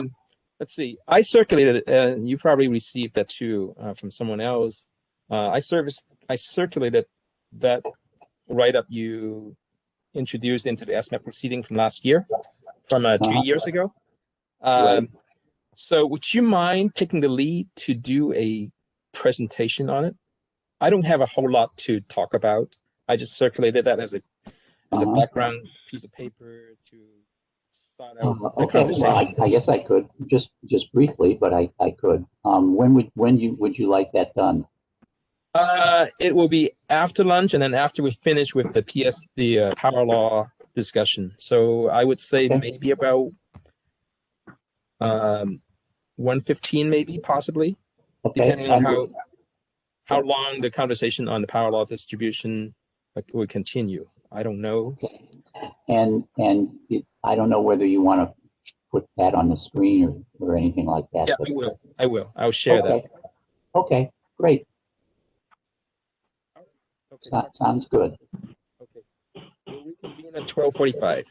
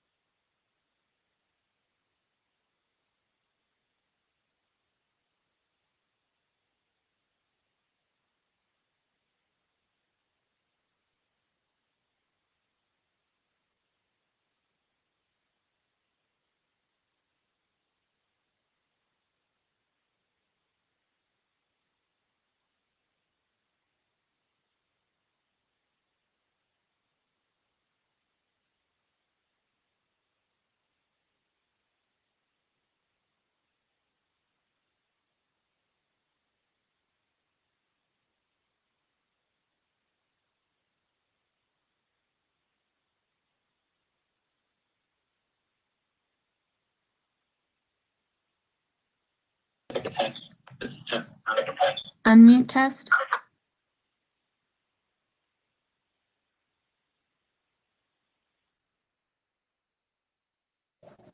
Hello? Yeah, John, hang on a second. I think I'm speaking to the host, Shayla Funk. Hang on.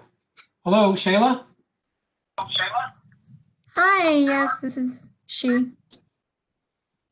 Did you ask me for something?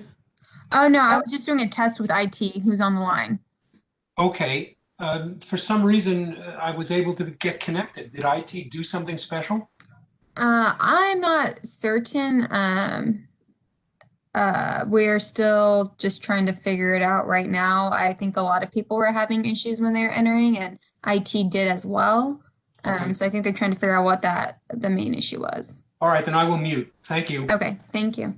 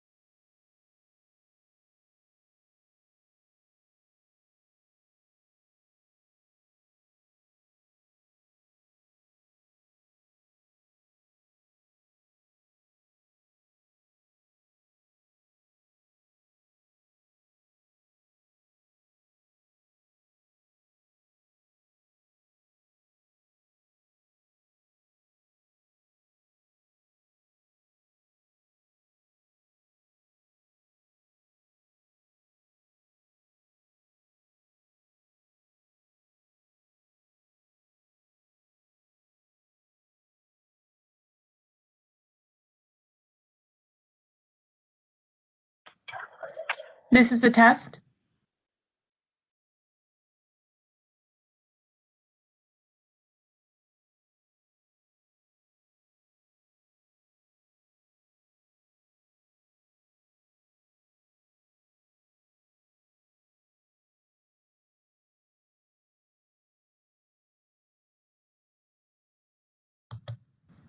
This is a test.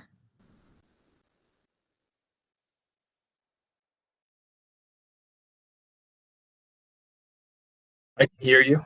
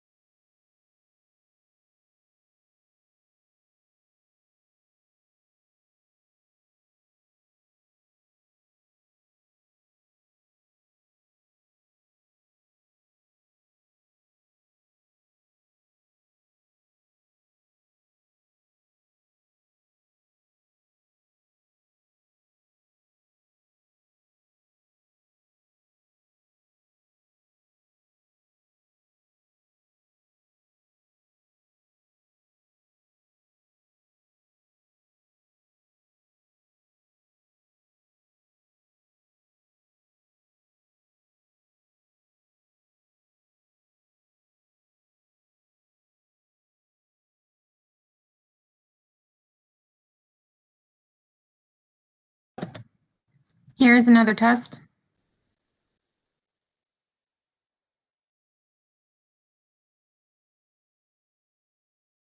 I can hear you, Shayla.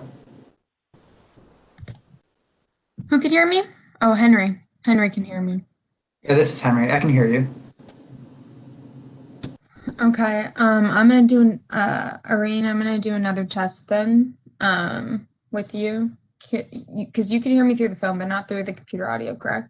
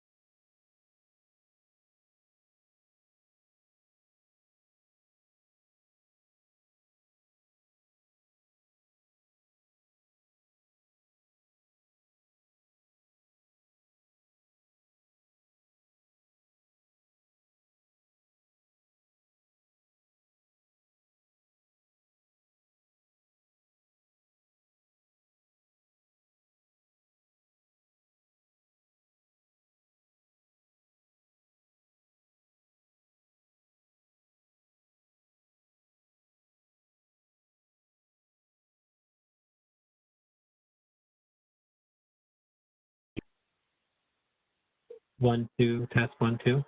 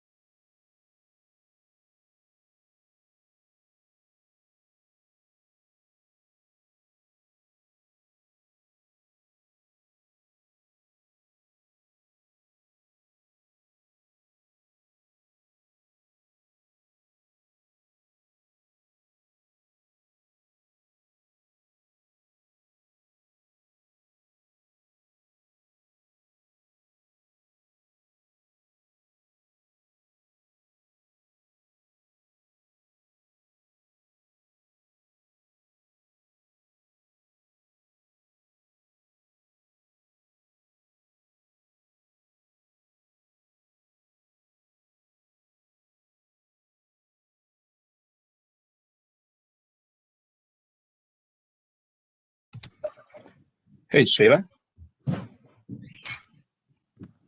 Yes. Okay, we are back. We are back. Let's see. So what I would like to do is to finish up the discussion on the power law distribution, modeling of wildfire behavior discussion. And we're not done with it. So we are behind schedule. A lot of it was because of the little snafu at the beginning because of the IT stuff. So why don't we? Before we get started though, Steve, I've been working with IT during break, and they face similar issues when entering the WebEx. And so my apologies to everyone who had trouble entering and connecting to audio. What we've figured out so far is that if you use the call-in number, you could then connect to the audio. So those who joined via computer and they do not have access to hear the presentation or a panelist speak, then please call in and you will be able to then gain that access. It seems like it's a WebEx issue right now because some people were able to join with no problem and connect to audio through their computer, and others were not.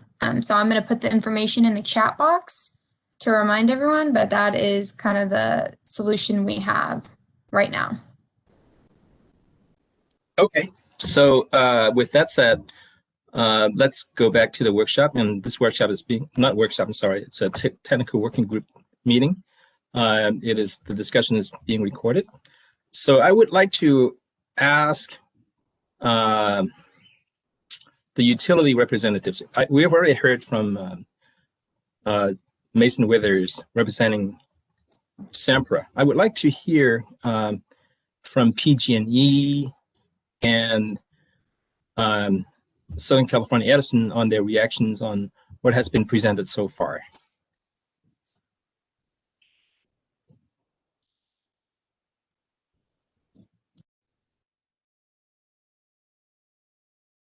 Hi, Steve. This is Dan Colmer from SE. Can you hear me? Yes, we can. So unfortunately, our SMEs are having technical issues. I'm not sure if you're able to upgrade Brian Landry. He's on the attendee list. He's having audio issues, but he might be able to answer some of those questions then. Shayla, could you please change Brian Landry to a panelist? He is an attendee right now. Did he call in or did he join via his computer? Actually, I'm trying to. I think he's joining in through a computer. Okay, I promoted Brian Landry. Perfect. So he should have access to his audio now. Brian, can you hear us?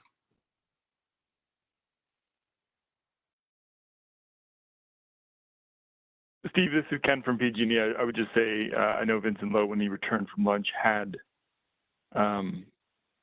lost audio, so he's calling right back in. So we'll need another minute for him to connect. See, he just left through the panel, so he should be right back. Okay. All right, let's give it a minute to allow Vincent to join in so that he can hear the conversation. Yeah, Steve, this is Mason again. I just want to say I was really impressed with Joe's presentation. I think he kind of outlines, maybe it's like a checklist or a starting point for a checklist of things that we need to be considering. And I think Joe needs to be involved in any conversations where we create like a roadmap of where we want to be when we grow up. And I think he's put together a pretty good start for that. So I'm very happy with, we have a little bit of differences in how we look at it, whether it's a risk event or an asset driven with risk, whatever, but we can work that out. But I think it's a pretty good roadmap that he's helping to build. I like that. What does Sempra currently use to model the consequence behavior? What kind of distribution? Yeah, we're right now we're using a gamma distribution, and we try to take historicals. And I know Joe pointed out like historicals they've got their own problems, but we try to take historicals and use our own subject matter expertise to shape what we think are the kinds of consequences that come from power line associated fires. We did a slightly different method, and maybe it's like a kludge to a power law, where we kind of said there's a bunch of ignitions that don't really do much, right? And then there's ones that do something significant, and we did the gamma around the significant ones. So we kind of like a two-step bimodal process, if you follow that. But I think from a practical standpoint, the exact distribution that you use, and Joe, correct me if you disagree, the exact distribution you use is less of an issue of how you use it and how you think about the expected value and how you think about the distribution in general. As long as you have some, they pass the sniff test. Like you wouldn't want one distribution to make it look like there's a whole bunch of billion-dollar fires and only a few $100 million fires or something like that. But yeah, I'll pause there. Yeah, and just to address that, I think using empirical fits is fine. They're good for interpolation. The problem with empirical fits is that they're not good for extrapolation. You can't really predict outside of the range of the model because it doesn't model real physical behavior. It just models mathematical behavior. Whereas with the power, you have some expectation that it's going to follow physical behavior. But with that caveat, yeah, if as long as it like I said, it fits a smell test and it fits historical fire data, not just power line data, I think it's it could be used. Hey guys, this is Brian Landry. Can you hear me now? Okay, great. Yes, we can. Wow, that was a challenge there. Thank you, Dr. Mitchell, for presenting this morning. I think concurrent with what Mason's going to say and what you're going to see in our WMP that filed in less than 48 hours now, something similar from SCE. Now, what I want to mention, though, is I want to mention that there are two different things that may be conflated on this call. So one is the use of fire scenarios for the purpose of grid hardening. We can talk about that in a second. But the second one is also the use of modeling and PSPS modeling for the purpose of, PSPS operations. So I want to make the distinction clear because I think we may be mixing and matching things a little bit. The technical experts, but maybe the audience may be a little confused here.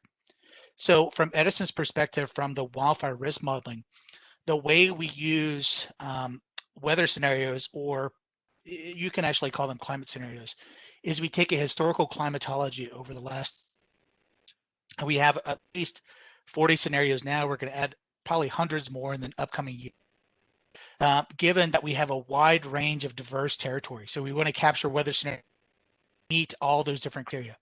Now, instead of tranching them, as you guys mentioned, and this is for the purpose of grid hardening, instead of tranching them across different weather regimes from high to low, what we've done is we've just run those weather scenarios, concurrent across all of our ignition, all of our overhead assets. And we've also run independent ignitions between those assets, roughly 1,000 meters apart. Now, what that gives you is that gives you a robust set of millions of scenarios across the whole service territory.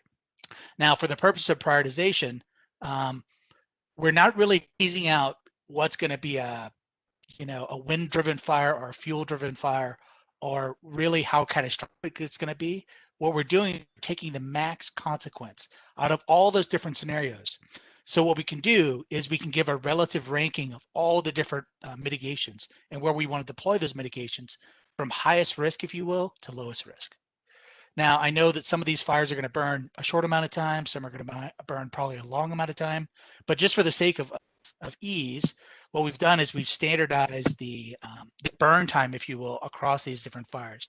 And what it does is that gives you a robust sort of impact analysis across both structures, acres, population, and all those different attributes.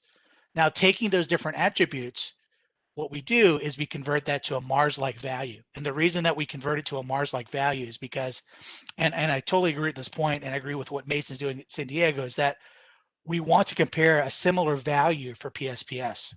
So for PSPS, we do with the similar sort of valuation. We have we're using the MAVF framework. We look at safety consequences, reliability issues, look at financial impacts for the customers. And I know the devil's in the details for those, and we could talk about those more. But basically what that does is that gives us a prioritization when we match it to wildfire risk of, hey, we want to mitigate or deploy mitigations from both not only our highest wildfire risk areas, but also to our highest PSPS risk areas. So what that could do is instead of just looking at wildfire risk independently, it could shuffle the deck a little bit when we're looking at some segments or circuit segments that could have relatively low wildfire risk, but a high PSPS risk, and vice versa. So I'm going to pause there, and then I'll give some comments. PSPS, if you will.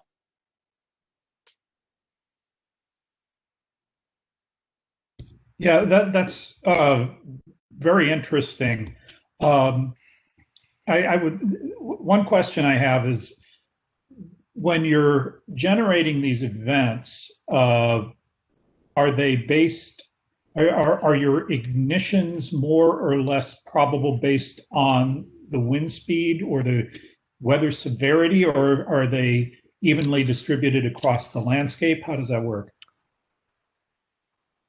And so, and I think that maybe where our sort of methods differ a little bit.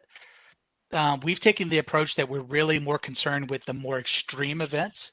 So we've taken the 41 scenarios that are more representative of the more extreme events. And in our previous modeling, we used the Fosberg Fire Index to pick out those extreme events. We've moved to FPI. I mean, I don't think there's anything theoretically wrong with either approach. I think what they do is they capture both a lot of elements of weather. I think the relative weakness maybe of some of these is that they may not capture the fuel as well. I mean, FPI does a little bit better. But you're right, it's usually at that extreme event. Now, the reason we want to add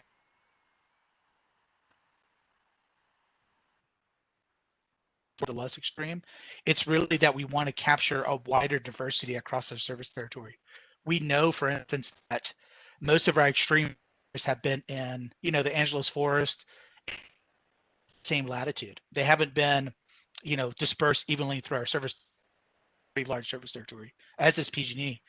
So what we're trying to do is we're trying to capture a greater diversity of weather scenarios, even on that extreme tier. Let's call it FPI high level. So we can make sure to capture where we want to mitigate first. This is a little different than what we're talking about for operations. So for operations, what I would think of is we would start with more what is the weather and the weather criteria. And that weather criteria could be sort of assigned to an asset design criteria. To your point, you could have fires that start any given time, independent of weather or wind, but really we want to focus on more the catastrophic fires. We've had a lot of catastrophic fires that I think we're echoing a little bit. I think we've had some catastrophic fires that have occurred in high winds, which is obvious, but we have also had some high wind events that did not result in catastrophic fires. So we want to be careful not to overstate the function of wind here. It's a tough line to follow there.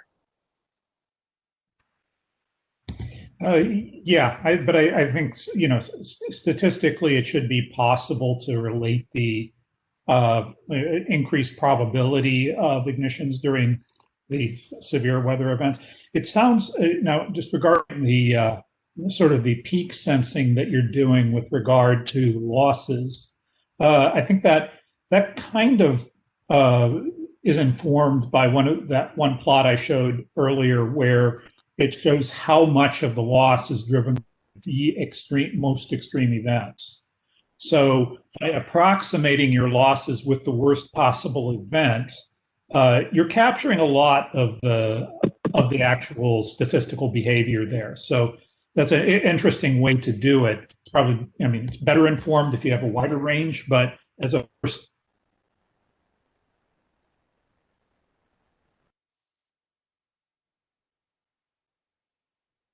Hey, Joe, you're having connection issues again. Yeah. Yeah, I see your point about, and I don't want this to just be Dr. Michelin. The more catastrophic fires, one way that we're constraining the model, just to level set, is we're only letting all of the ignitions burn for 8 hours. We're not letting them burn for 4, 6, 72 hours, like some of the more extreme fires could be. So some of these fires could be a lot worse. Agreed. Yeah. Joe, I have a question on the power law distribution to model wildfire consequence behavior. When the utilities do Monte Carlo simulation, using a power law distribution, whether it's be power law or Pareto, wouldn't they have to realistically set some kind of very large upper bound when they do the simulation? And if they do that, wouldn't that be somewhat similar to using just any other fat tail distribution? Because in either case, you would be having a bounded fat tail instead of an unlimited fat tail. In practical terms, I'm talking about not in theoretical terms, but in practical simulation terms. That is correct. I think if you look at some of the other distributions that are being considered, such as gamma and log normal, they tend to have thinner tails than the power law. But the question is, if you put the cutoff in there, could you simulate those with either of those distributions? And I think the answer I presented is it depends. Maybe you need to check it and see if you can fit historical data that includes the full range of catastrophic events. So, how would you expect it to operate if you increased, if you had cut off at a certain physical level? And of course, that's going to be cutoff dependent. So you're going to, you need to do a sensitivity analysis to that. One other thing that you mentioned through my discussion outside of the technical working group was the integral diverge, the integral Yes. to derive the mean. Is the divergence because of the fat tail or because of the asymptotic behavior near the vertical axis on the left-hand side? No, it's the fat tail. The fat tail grows faster than can converge. It's, you're integrating, you're integrating 1 over x and to a power, and if that power is less than, it goes to a logarithmic function or worse behavior, and it doesn't converge.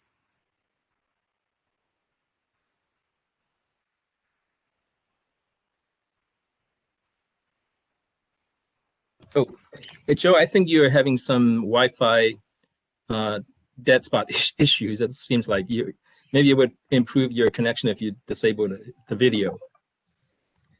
I would like to hear from PG&E on PG&E's reaction to Dr. Mitchell's presentation. Hey, hi, Steve. It's Vincent here. So just a couple of thoughts. When we kind of have similar opinions with what Sempra has in terms of basically as far as considering wind and as a factor, I think that's something that we, in our wildfire distribution risk model that we pointed out in our comments, it's one of the things that that we feel is going to be, like to Dr. Mitchell's point, going to be contributing to the probability of ignitions for our wildfire risk model. So yeah, we do feel like we should incorporate some aspects of wind into our modeling.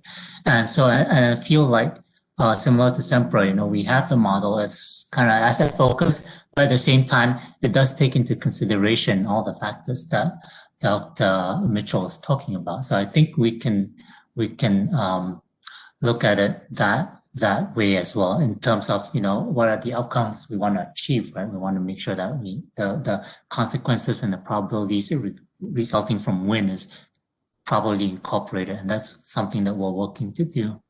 And then second thought on the using the power law distribution. I think it's a great suggestion. And it's something also we're actually looking into right now in terms of whether it performs better than our log normal or not. We did some early work on it. And I'm not sure whether we're ready to share that work, but it's something that we're looking into as well. And then one last thought I had on what Dr. Mitchell was talking about, which is basically he mentioned that using Monte Carlo is great, and we totally agree. In fact, right now we're using Monte Carlo already in our risk modeling. We're using it just to calculate the expected value, right? And the reason we're using it is because our scaling function is nonlinear, so it's hard to calculate an expected value just with closed form. It's doable in some cases and not, and others it's not. But it's great to hear others kind of recognize that we want to actually look at the full distribution of outcomes. And at the same time, I think it's we've always had that opinion, and I think it's something that we should consider. I mean, like what other measures would we think about to use besides the mean, right? So that's, or do we, for example, look at percentiles, or do we, it's like, so I think it's something that we think is going on the right track, but at the same time, I think it opens up a whole area that we need to discuss.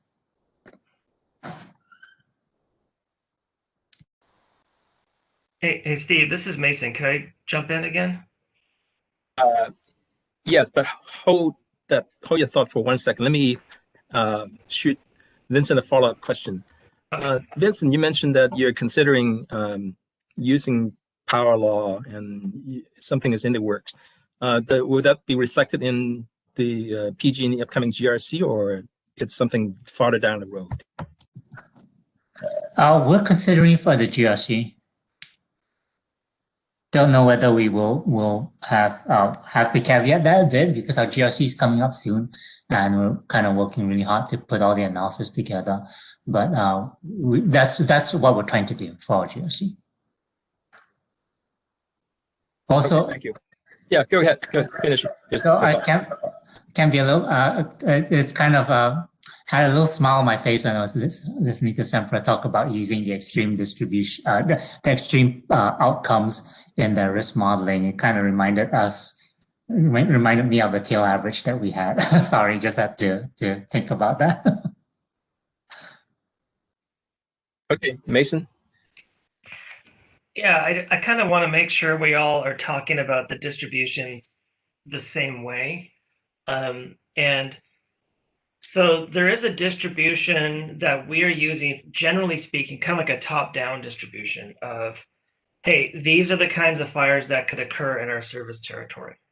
That's one distribution. Like for over the next 10 years, these are the kinds of fires we think we might get. And that could, it could be, power law might be the right one to do there, or where else might be the right one. But then we get down to the granular level, and now we're talking about, imagine we have a segment of line with 100 poles on it, and here comes this weather event, and we want to know, like, what's the risk if we leave the power on to those 100 poles, or actually from those 100 poles, the likelihood of ignition occurring, and then if it were to occur, how bad would it be? And then we might try to balance that against, well, maybe we should just turn the power off on these 100. I'm talking about real time, not in planning. I'm talking real time operations. And I appreciate Edison clarifying there is a difference between the two. So in real time, we have this, we have a situation. There's weather coming in. You can imagine it's Santa Ana wind, and we got 100 poles behind a switch. And we're like, how bad is the risk downstream of that? Well, there is distributions on that as well, right? So a specific pole can have its own distribution because the likelihood of it failing on that pole is not known. It's estimated. So it's got some uncertainty around that. And then the fire behavior modeling, if it were to occur at that site, should be modeled in a way that has some level of uncertainty to it as well. yes, you have a set of conditions, initial inputs, but those are not known throughout the entire burn area. So there's uncertainty around that as well.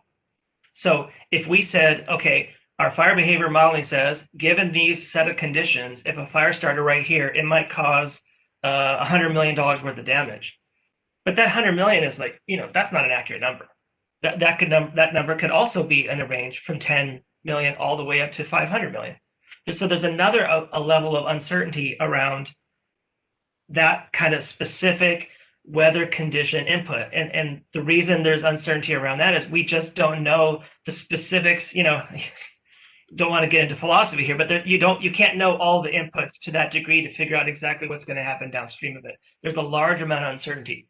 Now, whether that's a power law uncertainty or not, I don't think we're going to argue here.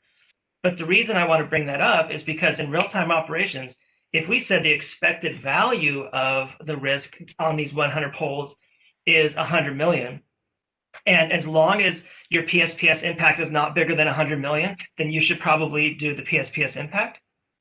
But what if the 100 million was the expected value of a range that went from 10 million all the way up to a billion? And then we have to figure out when do we turn the power off? If we use the expected value, then 50% of the time, perhaps, we may have been turning the power off when we didn't need to, and 50% of the time we should have turned it off faster than we did. So expected value it's an interesting concept, and I think it plays into different scenarios at different times, and probability distributions play in different places, different times. And we're not going to solve it all right now. I just want to make sure that everybody understands there's sort of a difference between a system planning, system-wide concept of distributions and versus a real-time operations with a given set of input variables and where you'd go from there. So I'll stop there. Thank you. Hey, Mason, I'll react to this. This is Brian from Edison. Thank you for bringing that up.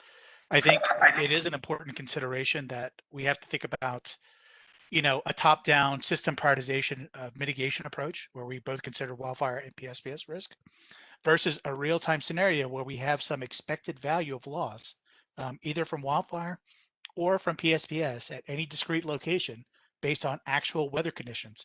That may differ how we prioritize PSPS risk when we're actually pressing the button to turn off powers to customers. So, as you'll see again in our WMP in less than 48 hours, you're going to see the way we approach dynamic PSPS. And as you know, Edison is taking a full-on approach to try to revise PSPS to fully account for those risks. But what may be different than the grid hardening modeling is that we're starting with some indication of our threshold of what would be fire weather.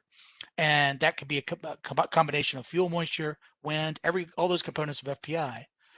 And then look at the design criteria of those individual assets and the customers connected to those assets and really understand how that information could be used to inform that actual decision. So 2 different models trying to get at the same answer. This is Katie. I just like to point out that some of this discussion depends on how you're using the data. And I just wanted to highlight that in terms of the settlement is about how we're presenting information in the RAMP and in the GRC. And that's not necessarily about how you're making your real-time operational decisions. It's about understanding resource allocation in a forward-looking way. So I just wanted to kind of highlight that because I'm not speaking to the details of this conversation because some of it went beyond my lawyerly understanding. I just wanted to say that, let's keep an eye on what the forest is here and what the settlement was trying to do. Thank you. I think that's a very good point. And I think we should just keep in mind that in the context of RAMP and the context of SMAP, we're trying to manage both PSPS risk and wildfire risk based on an average scenario and not necessarily real-time weather. Thank you.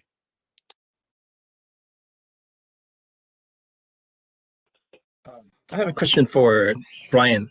What does SCE use to model the consequence side of wildfire behavior? What kind of distribution? What kind of distribution? So we have 41 weather scenarios across all the different ignition points. So every ignition point is 41 scenarios, and we take the max value of that. So those 41 scenarios are, at least the ones we have now, are really representing of the more extreme fire weather days, high wind, high fuels, low moisture. So we're taking the tail of the tail, if you will, and having a directional understanding that we can get a relative ranking from those assets. What about, okay, this question is now for Dr. Mitchell. In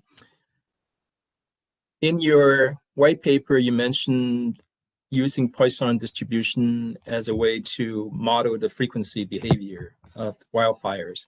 Do you have, I forgot what the other utilities use to model the frequency behavior. So do you have any concerns with what those other utilities use to model the frequency side? Yeah, I think that you basically have you have some flexibility during sort of your baseline when it's fire season, but not necessarily fire weather, and a fire can happen. I don't think you want to include periods of winter periods where there's rain and snow and so forth in your model. Once you get up into the higher risk tranches, the higher weather severity tranches, I mean, then it's a matter of the recurrence time or the recurrence of the fire weather event itself. How often did those scenarios occur that drives your risk? And I think that's an important that's a really important thing to point out, because if you're just taking random, if you assume your severe events are occurring randomly, you're going to get the wrong answer. It's going to be really wrong. Because they're not. They're tied to these weather events. So Poisson is appropriate when you don't have any reason to anticipate things are going to more likely or less likely to happen during a certain period. And where you expect it to be correlated, then you need to incorporate that correlation in your frequency distribution. Is there any response from the utilities on what Dr. Mitchell just said? Completely agree.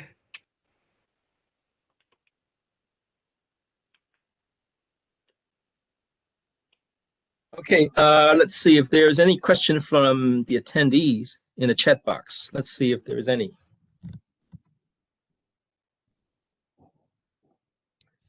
There's another one from Eric Wojcik, representing UCAN. Joe, could you please read that, please? Sure. Objective functions, fires at poles. Oops. Do I have the right one? Actually, there's a couple of them. At 108, Eric wrote, we are talking about modeling what functional forms to use, power law, gamma, and Monte Carlo generally, but what the objective functions we seek to address resolve in policy terms? The trade-offs with PSPS and impacts of PSPS, this seems critical to address. Are we using objective functions to discuss the modeling too broadly? Yes, that's correct. We need to, I have been pounding the table on the importance of quantifying PSPS harm for a long, long time. That being said, there's a lot of other pieces of these puzzles that need to be worked out at the same time. And I think utilities are more advanced in some of these other modeling techniques than others. And so there's sort of an opportunity here to share notes. But as to how do you incorporate this into a global risk analysis that properly allocates resources to reducing overall customer risk, that includes PSPS, that has to have all the pieces in it. That's certainly true.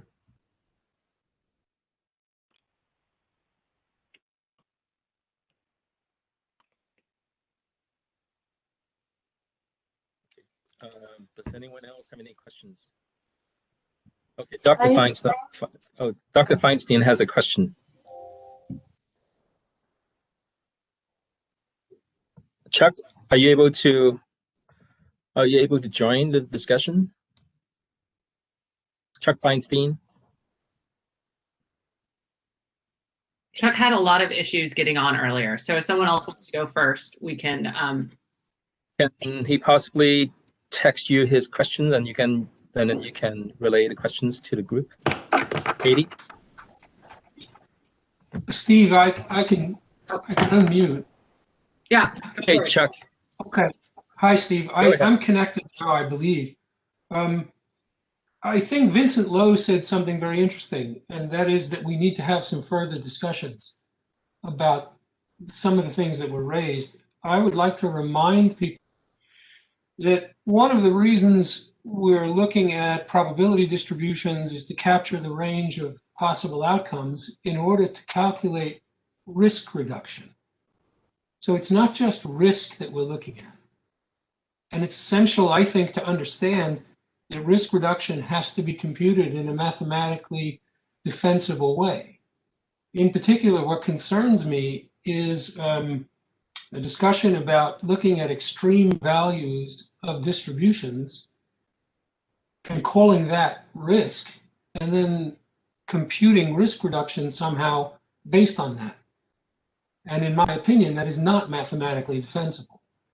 It therefore follows, in my opinion, that a fixation on a computational technique like Monte Carlo simulation is irrelevant.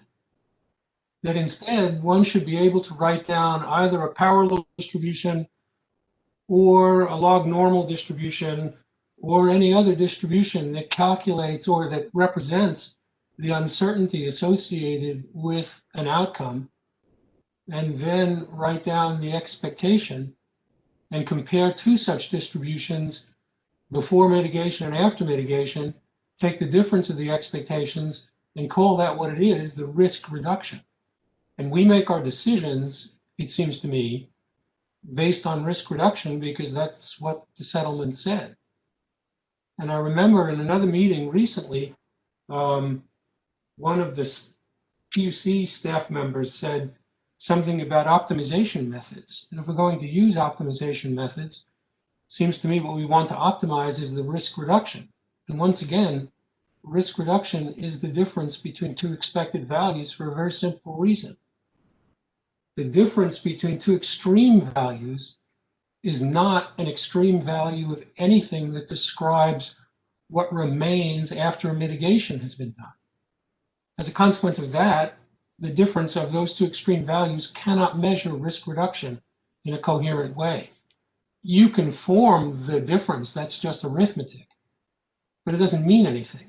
So I'd like to follow up on Vincent Lowe's suggestion that we need further discussion about this and we need further technical discussion about this.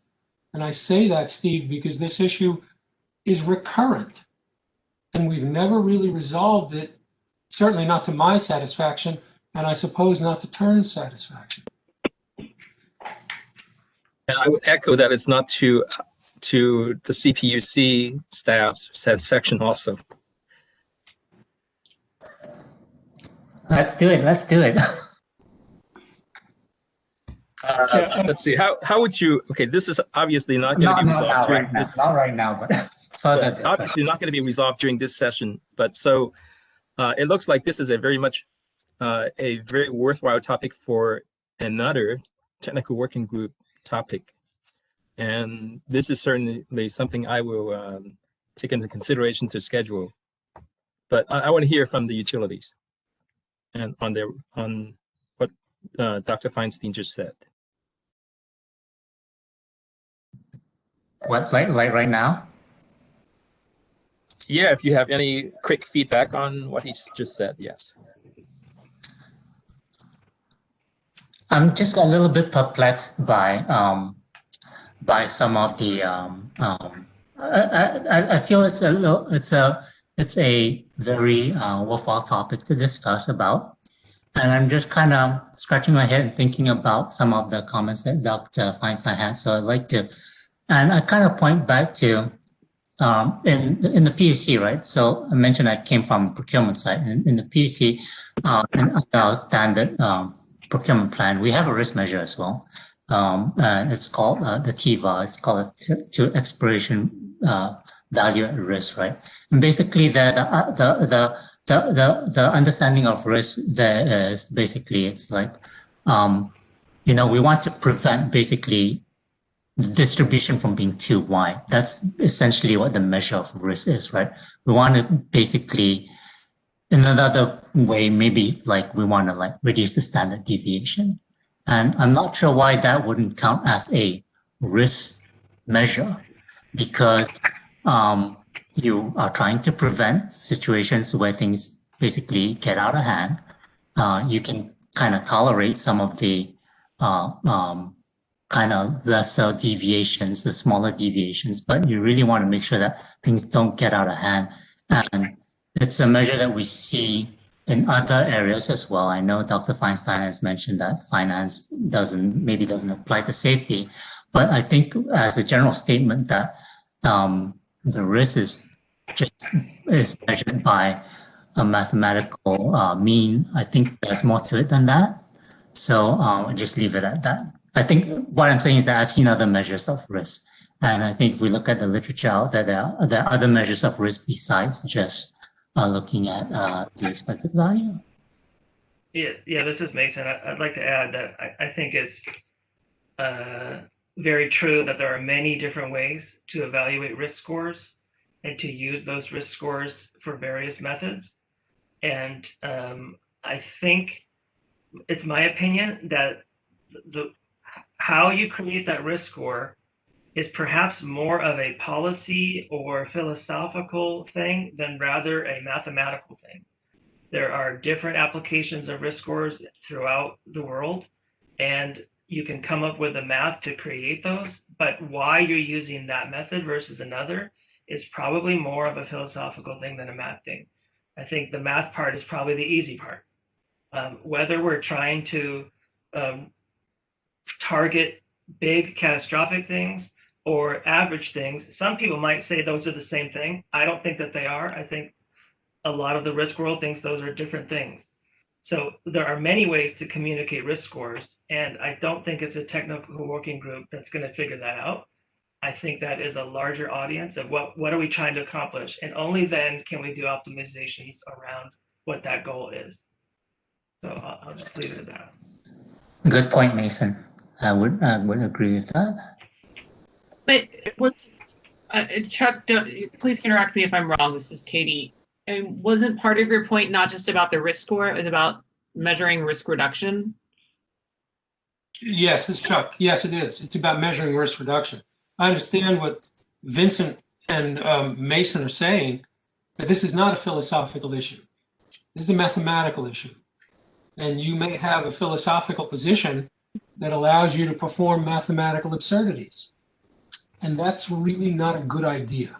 Well, I'll just give an example. Like in some finance houses, their bosses want to know what's my value at risk? How much can I lose right now?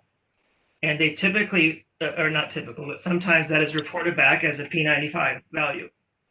And so the management says, I don't want this P95 to be bigger than X, because if it is, that means there's a chance that, something bad could happen to the company, something bad could trickle down to our supply chain, whatever it happens to be. And they could use a P95 to establish that. And then somebody could say, well, how can we hedge, or how can we change positions, or how can we do something different so that the P95 is lower? So the activity in place is to change the P95. So there are risk reductions that focus not just on expected values, but focus on some other target. And the philosophy of those finance houses might be, we're looking at near worst case scenarios. So what I'm saying is, yes, the math is there, but somebody has to decide, what are we trying to prevent here? The expected value, or are we trying to prevent something different? And I personally, and I think many people at our company think something like an ALARP is more where California seems to be aligned with than just pure expected values. And I'm not saying we're deviating from the settlement agreement.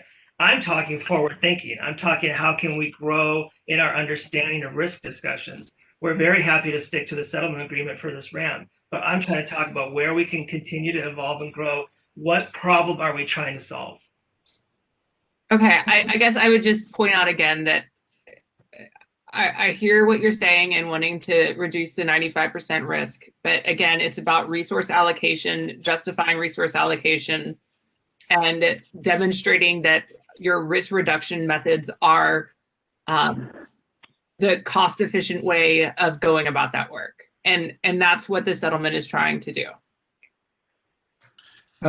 So this is Brian Landry. I want to just piggyback on what Vincent and also Mason were saying. So I think, I hear all the points here. I think I agree that this is about resource allocation and understanding, where our relative risk is on the system.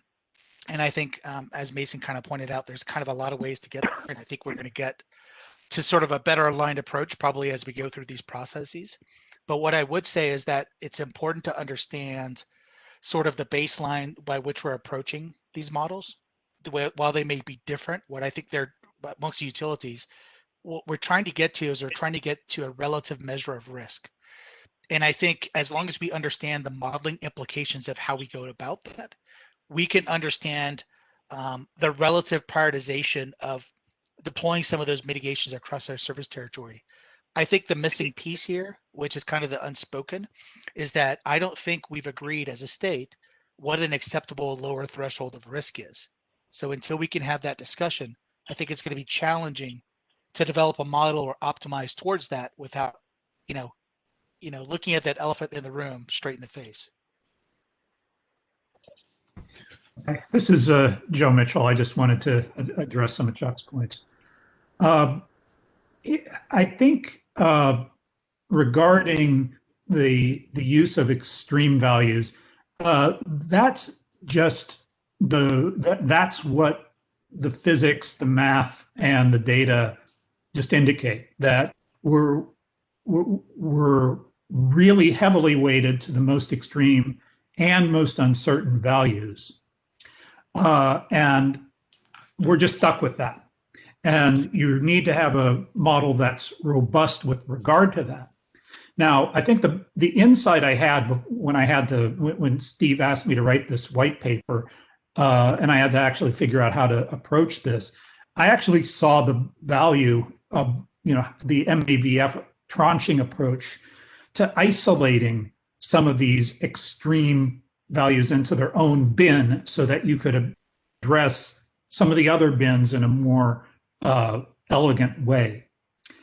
And I think with regard to Monte Carlo, I think if you divide it up and define enough tranches, you can get an expected value. It just gives my I just have this funny spidey sense sort of feel that you might be missing a correlation effect that would throw off the accuracy if you missed something that you're getting your biggest fire events, the big PS risks at the same time from the same type of event. And if you're not properly taking that into account, if you're taking the average of both of those, then you would not be seeing that correlation. You can get a mean value, or you can get a P95 out of a Monte Carlo. It falls out naturally. And you can also get risk reduction calculations out of a Monte Carlo. It falls out very naturally. So you can go from one way to the other. But if you throw out data by doing your mean prematurely and not taking everything into account, you could get into trouble. I'm not 100% sure that we can't do that. So I tend to err on the side of Monte Carlo because it's more robust. And then finally, with regard, I wanted to point out something to Vincent regarding standard deviation. With the power laws, the first things that go out are the higher moments. That's the first thing you lose when you start, when your exponent starts coming down to these critical values. So for an exponent of less than 2, you lose the value of standard deviation. It makes no statistical sense. It's useless. By the time it gets down to 1, it's right out, and even your averages don't work anymore. So I'm not even sure what to make of standard deviation in this context, and I'd be very cautious about using it. Point taken, Dr. Mitchell. I just wanted to point out that there were other risk measures out there. That, sure. Yeah. And just as a reference, I mentioned our bundle procurement plan where we have a risk measure. You can look that up and you type bundle procurement plan in PG&E, but basically it's a P95 measure. I just want to chime in. I don't want to finish up this discussion just yet because there are still a couple of points I want to make. But I want to see Dr. Showman. If we have you start at 1:45, is it going to cause you any problem with your availability? Can you hear me? Yes, I can. Oh, because I'm not actually getting in the audio. I had to phone in to get it, but no, that would not be a problem. Okay. Let me. So let's move back to the discussion. Okay, the discussion of how to measure whether or not the commission would like to measure risk based on the expected value versus the tail risk. This discussion is very, very useful and has not been resolved. Then there is definitely there are definitely opposing sides and opposing views on this, and I would very much like to continue this discussion in phase 2. There will be a phase 2 workshop, series of workshops, perhaps even, and technical working group discussions in phase 2 relating to the concept of risk tolerance and consideration of the ALOT concept. So I think that can be teed up all into that discussion, and it will be much more appropriate to have a deeper dive at that time. What do y'all think? This Chuck, I certainly agree with that, Steve. I think we need further discussion, and it'd be awfully nice to have something like a blackboard with chalk where we can throw some equations around. Yeah. This is Brian Landry. I agree with this. I mean, if we start with this binning approach, right? Let's just conceptualize this. We really need to understand the consequences aside from just the acres that we're actually optimizing for, because it would be important to sort of understand that to even understand what we're mitigating against. So I support that. Steve, this is Eric Wojcik from UCAN. I'm concerned again that we don't have a focus on what we really want to do. And so we're casting about and we're going to go down a lot of rabbit trails without that focus, which is, I think, was summarized by Dr. Mitchell in response to my comments. Well, with respect to the power law distribution, we are not taking a firm position on it just yet. There's definitely more discussion that's needed, but that's a different discussion from the discussion on expected value versus the tail, the P95 concept. It's a separate concept, separate discussion. Is that what you're, pardon me? Yeah, I understand that. I do think it's an important discussion. I just think it's the cart before the horse.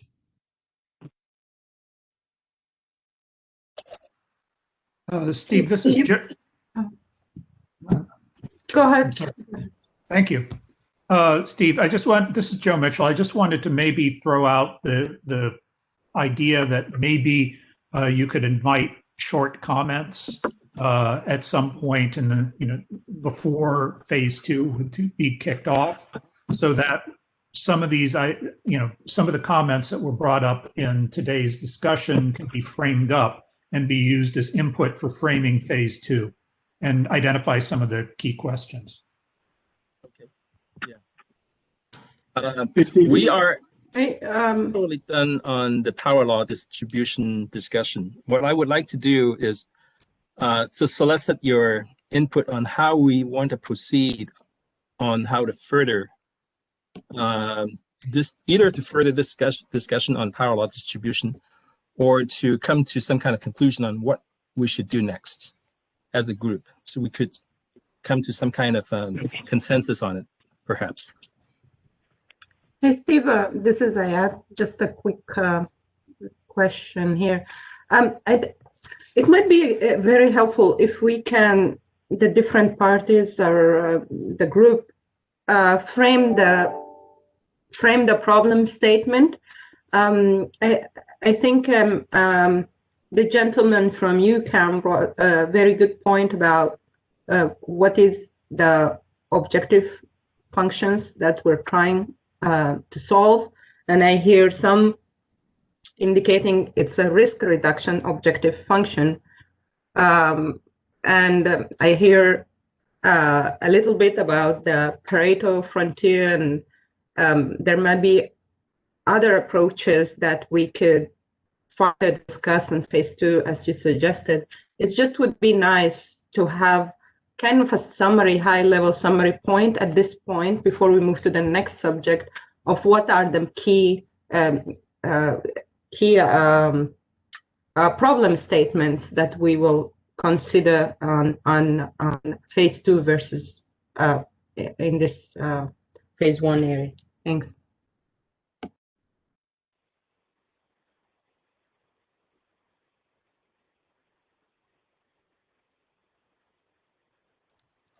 Okay. Why don't we take a five-minute break and then come back at 1:48.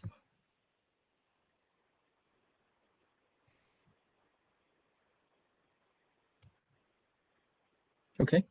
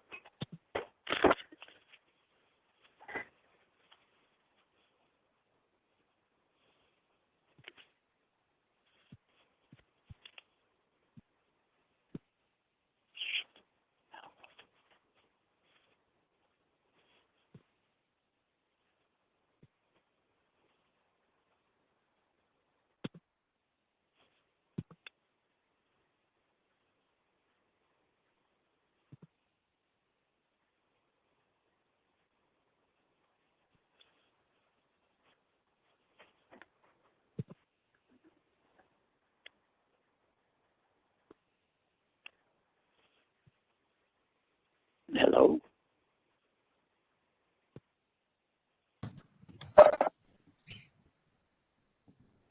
Hello, was it Dr. Showman? Yes. Yeah, I can hear you. Okay, I can't. I'm just on the phone. I can't. My the connection on WebEx doesn't seem to be working.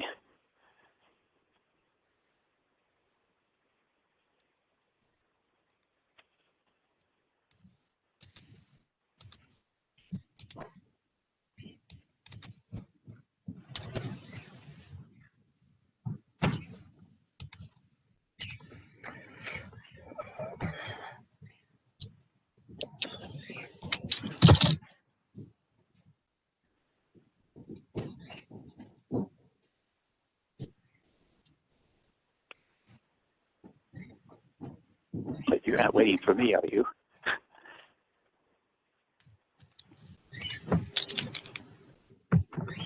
No, we are waiting for people to rejoin after the break. Oh, so you're on a we said, okay, and the break lasts till yeah, when? 1:48. We'll rejoin at 1:48. Okay. Is it possible? My little system here it says it's connected, trying to connect, but it doesn't seem to be able to connect any audio. So I was getting video, but I can't get any audio other than on the phone. I don't know if there's any way to correct that or not. I can hear you fine, and I assume that everyone else can, because I can hear you. Okay, then I'll just use the phone. That's fine. I'll just share my screen of what you introduced into the SMAP proceeding from 2 to 3 years ago. Okay. Yeah, it may be quite dated now. I don't know, but. This is Mason. I can hear you quite well. Sounds good. Oh, okay. Great. Thanks.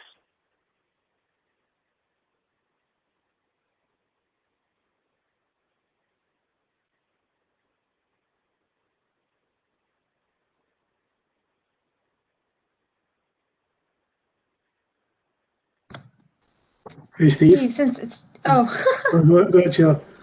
Steve, since we're on break, I was curious to know for the remainder of this session, kind of how you thought of time allocation, and if possible, after the presentation, if we could get a kind of work plan and a timeline outline for these items that we're discussing in the technical working group.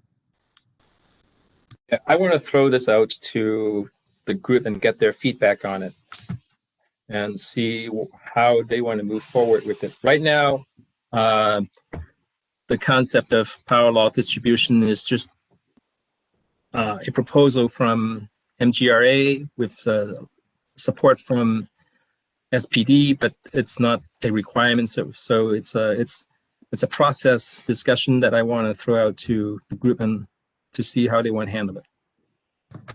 Okay, that sounds good.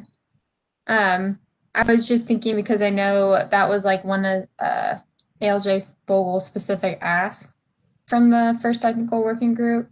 So it sounds like you got a good handle on it, and you'll steer the conversations in the best way. Yeah, and obviously we are a bit over time on the schedule, but I think it should be okay. Okay, sounds good. Hey, Steve, did you, was I clear when I was speaking, or the voice didn't come through? You mean your voice was clear, or your message was clear? Your voice was clear, yes. Oh, okay, got it. Yeah, it's along the line with what Sheila is saying. I was trying to get a kind of summary of the takeaway from that session.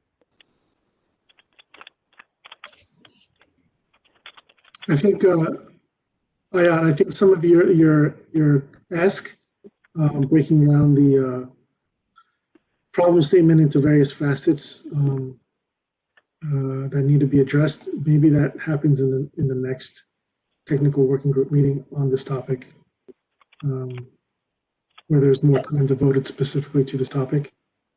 I understand. I just anything that is a takeaway from the past session, we just want to have it kind of clear what is the next step. Are we tabling discussions for phase 2? Are we continuing here? Which topics are here versus other? That's all I'm saying. Thanks.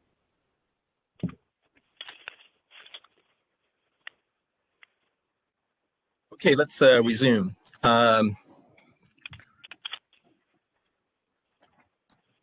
So to take up on Ayet's suggestion, what if we, how should we have parties express their opinions? Are you suggesting that you should submit comments or informal comments, or what? I'm not making any suggestion. I'm just saying for the past topic, there was a lot of unclear what is going to happen next. Is it something that we'll continue discussing in this forum, or is it going to be tabled to phase 2, like you suggested, which makes sense? It's just that there seem to be some aspects of that discussion that still it will be ongoing in this forum. So as a group, all I'm saying is please identify what are the problem statements that we would like to include within this forum and the others that we would want to the phase 2 discussion. That's all I'm saying.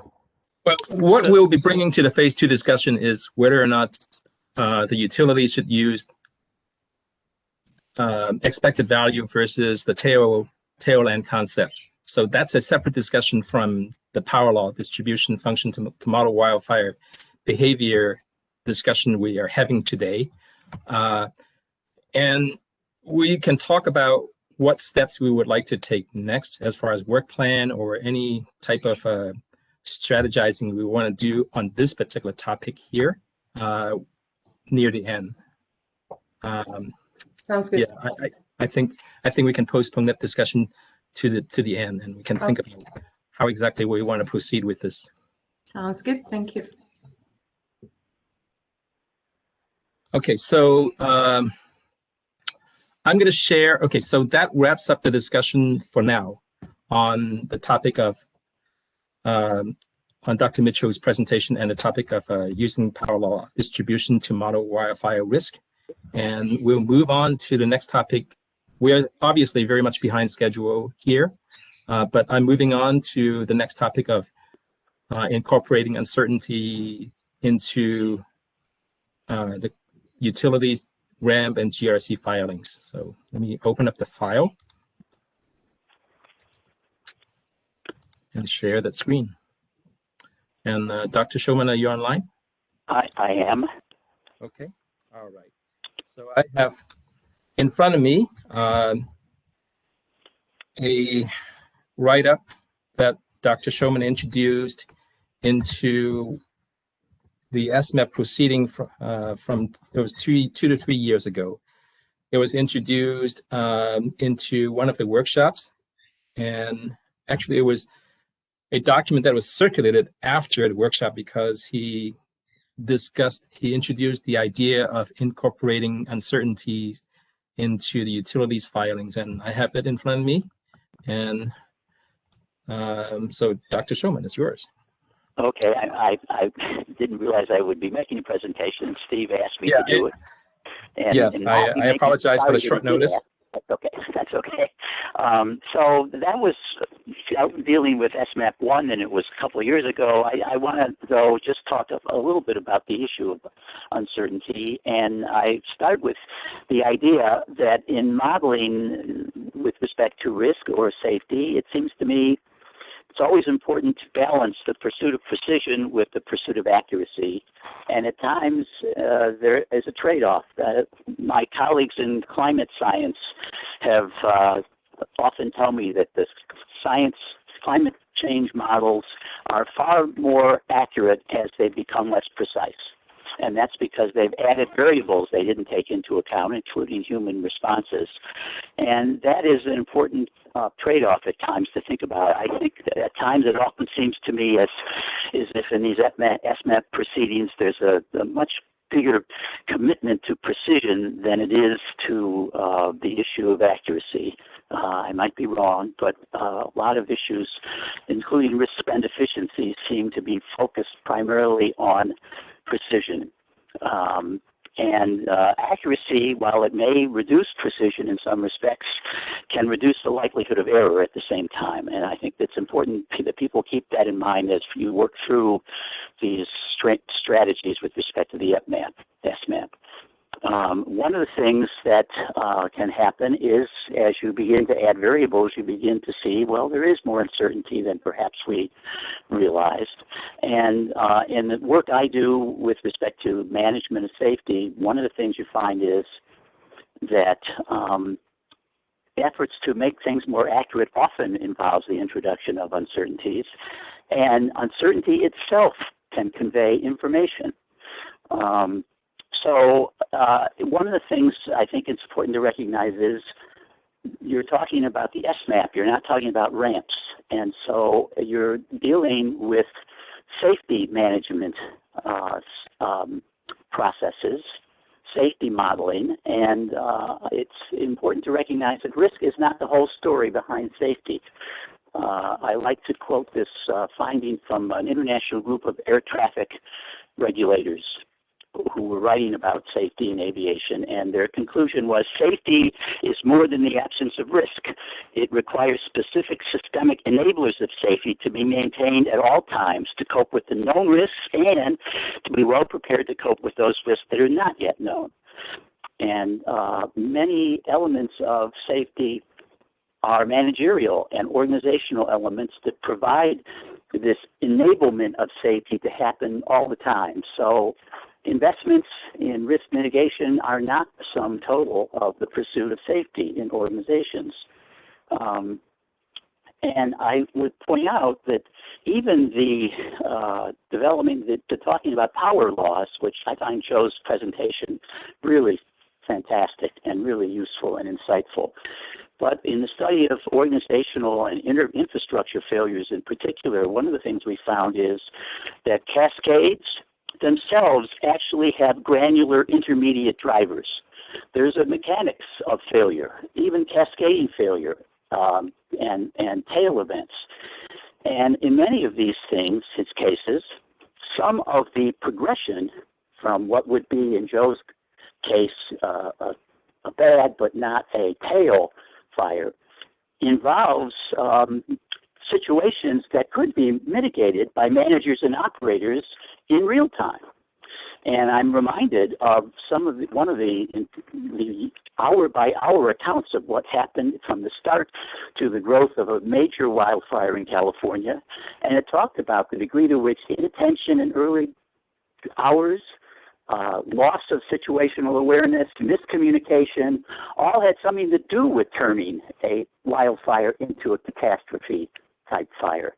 So I think you need to learn, when you're thinking about risk mitigation, you have to start keeping in mind that the investment in various technical systems or even new procedures do not in themselves constitute the promotion of safety, even if you think they do mitigate risk. And the question of the degree to which those risk mitigations occur and the risk spend efficiency is going to be captured is related in no small measure to your understanding of the management capacity. I use this example all the time with respect to the installation of high pressure pipes for a gas system. You may feel that, oh, well, that takes care of the corrosion risk in this segment of pipe. But it only does if that pipe is being installed properly, maintained properly, operated under design-based situations and circumstances. You don't know that you're capturing a full risk reduction. Maybe you're capturing a corrosion risk reduction, but you may be adding a new set of risks associated with that pipe. So to calculate out to a single point value a risk spend efficiency is not necessarily going to be, while it seems precise, it might be a false precision with respect to the accuracy of the risk mitigation. I guess the last thing I would say is that it seems to me that it's really important to think about these. We need much better metrics of safety management and the management capacity of organizations. And again, management doesn't disappear when you talk about cascades and when you talk about tail events. So I'm just offering that as I'm not an engineer. I'm just offering those as perspectives that you might want not to lose in the effort to advance the SMET process along as you go. And I will shut up now. Thank you, Dr. Shulman.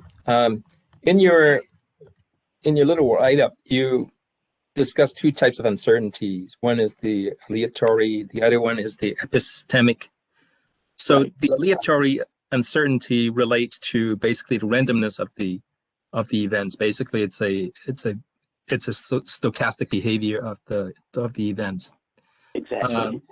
That is somewhat easy, I would say. I can't really speak for the utilities, but I would say from their perspective, I would venture to say that it would be somewhat easy to estimate. But on the epistemic uncertainty, that's basically the uncertainty of what you don't know.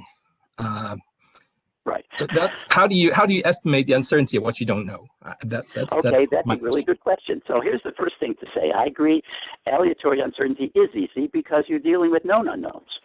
And you might say, okay, well, these are in other epistemic uncertainties, there are unknown unknowns, and you can't know what you don't know. I mean, you can't estimate what you don't know. But I would point out the following, that it turns out that if you look at the study of accidents, it is very, very rarely that an unknown had something to do with the accident. Oftentimes, what happens is somebody knows. Somebody realizes the risks, somebody realizes the vulnerability, but it's not communicated to other people in a timely way or even at all. So a lot of times there are people around for virtually every major event, including 9/11, where there were people who estimated this, who worried about it, nobody paid any attention. And so part of this is a question of searching for the unknown knowns that exist in organizations at all levels in those. That is part of a good safety management system, I would say.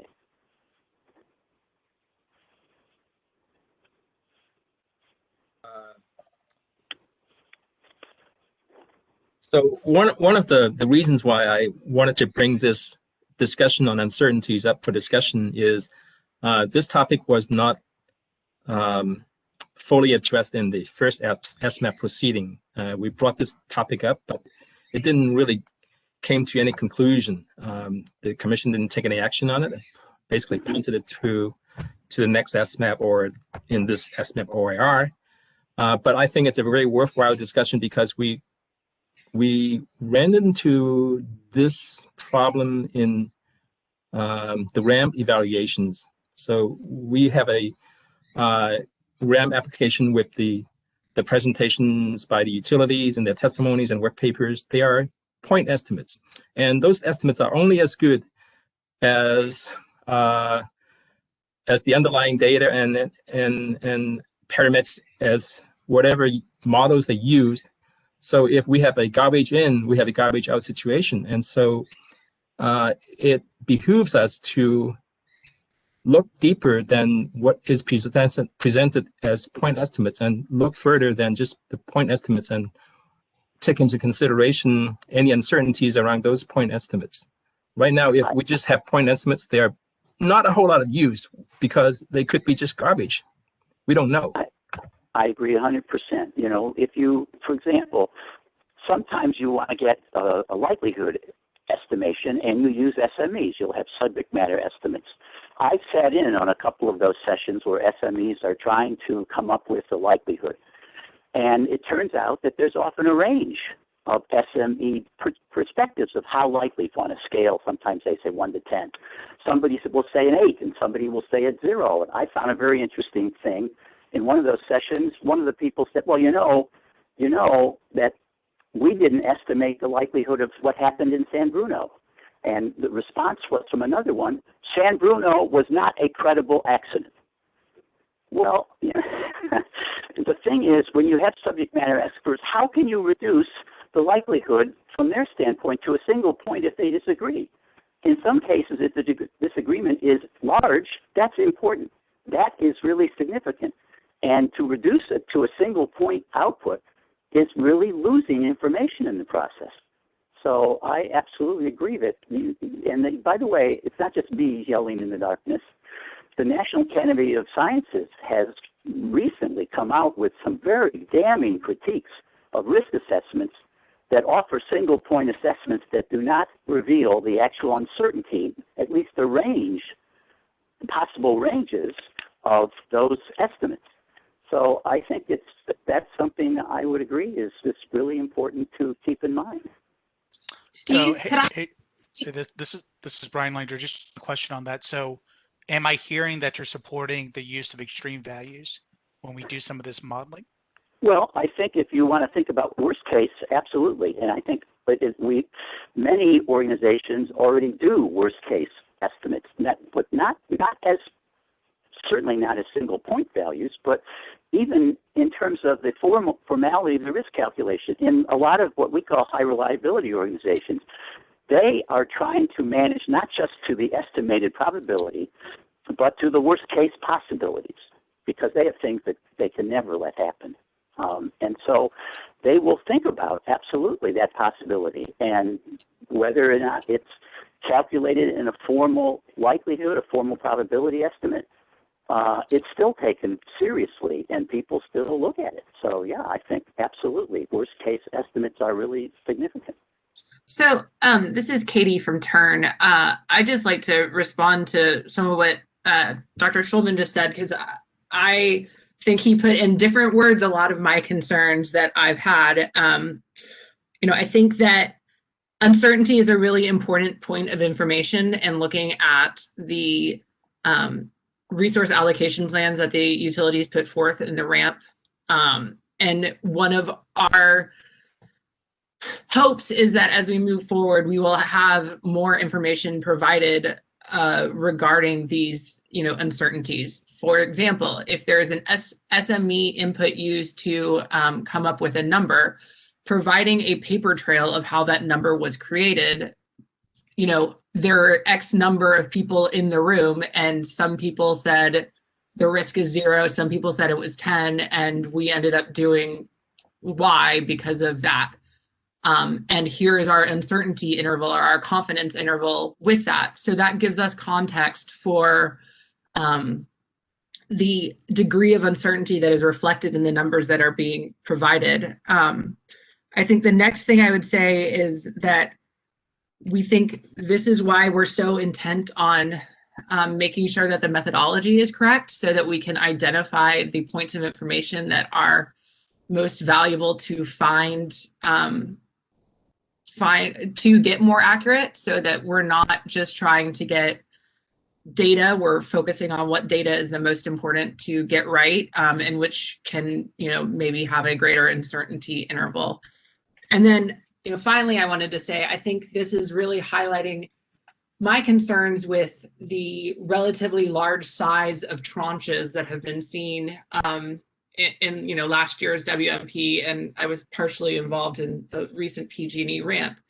When you have these really big tranches with a ton of in those case, overhead conductor miles in them, you are sacrificing a lot, and you're introducing a lot of uncertainty that shouldn't necessarily be there. By having those tranches be much more granular based on status in HFTD or condition assets or whatever else, you are using the information that you already have to take away uncertainty that you have introduced. So I think that I really hope that we can come up with some strong ways in this proceeding of addressing how we are reflecting the uncertainty in our estimates of RSE and of risk otherwise. I think that's really important. And the other thing I would say is, if you really want to think about risks and deficiencies, one of the risks and deficiencies you can do is you can look and see where the ranges are particularly wide, or where the models are particularly sensitive to parameters, the alteration of which make a huge difference in the outcome. And then you decide maybe we should spend money researching this epistemic uncertainty. It's not necessarily an aleatory uncertainty. Maybe we should spend some money researching these, because it will pay off a lot if we can actually reduce that degree of uncertainty. In the economics, people do value of information studies. Absolutely. That would be very helpful to do in this kind of safety model assessment and designs, in fact. I agreed. This is Eric Wojcik of UCAN, real quick, to just say I completely support what, Katie, you're talking about, and what was just discussed about strong ways of introducing greater knowledge around uncertainties. And just a sort of post note, a close colleague of mine in a large utility did have very big concerns about the lack of spending to deal with issues like San Bruno knew that those issues would happen, there was no action.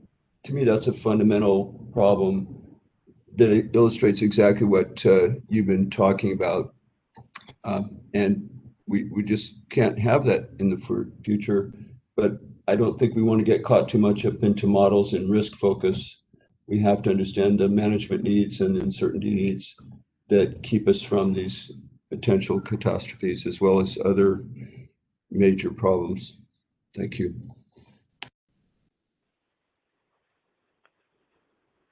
I want to get the utilities feedback on how feasible or not feasible it would be for them to present their RAMs and GRCs to include uncertainties based on what they can do, based on the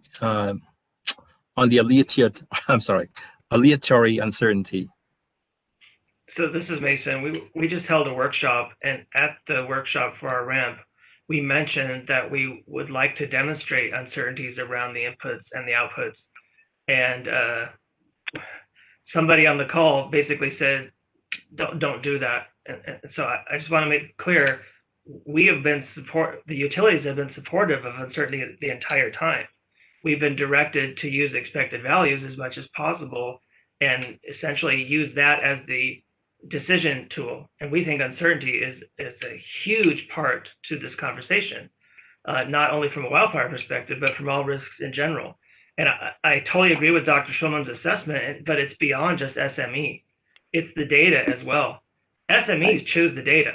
SMEs choose how to use the data. SMEs choose whether to apply trends to the data or which set to look at or how many years to go back or blah, blah, blah. There's no, God or the universe is not handing us a set of data. It's SMEs throughout the entire process, okay? At every single turn, there's uncertainty on whether we have the right number or not. And I'm not blaming anybody for any of this, but there's uncertainty everywhere. So to try to hide the uncertainty is something that we've been fighting against from day one. I mean, literally day one, to show that uncertainty. So totally supportive of this conversation. Hi, this is Vincent from PG&E. So just want to second what Mason was saying, and I wanted to point out a few other things too, which is basically that I think that, you know, this is a problem that I think will benefit from having like ongoing refinement, right? I think we should take baby steps to get there. You know, ultimately, we want to get to a place with confidence intervals and so on and so forth. But I think we need to plan like little steps that we can take to get there, because while the problem might be obvious and easy to do for one risk, we're dealing with an entire corporation here. So we need to keep the concepts simple and something that, you know, we can operationalize across all of our lines of businesses, across all of our risks, across all the different kinds of issues that Mason and Dr. Schulman mentioned. So I really want to stress that while we ultimately can see, like, you know, the promised land in terms of what we want to get to, I think we need to come up with simple representations of uncertainty to start with first, get our hands around that, see whether, you know, what are the challenges even in doing something simple, right, in terms of implementation challenges. Never underestimate implementation challenges. And then also, like, whether we can communicate this uncertainty effectively in the simplest way possible. Because once again, the complexity is going to come about from doing this for all of us, for the entire corporation. So I wanted to stress that as well, that I think, you know, whatever we come up with, we should take steps to get there, and we should start off simpler first. Yeah, so this is Brian Landry from Edison. So I support that, Vincent. I think it's important to keep in mind that I don't think that utilities are necessarily attempting to obfuscate or present data that's not useful. I think the challenge is, you know, we want to balance the rigor and the amount of time we spend on doing this analysis with the level of actually information that it provides. If it could be a relative simple way that we could present, you know, the relative uncertainty across all of our different chapters or all of our different risks, depending on, you know, the data availability for some of these risks, I think we're open to it. I think we just need to be cautious about over modeling for the sake of modeling.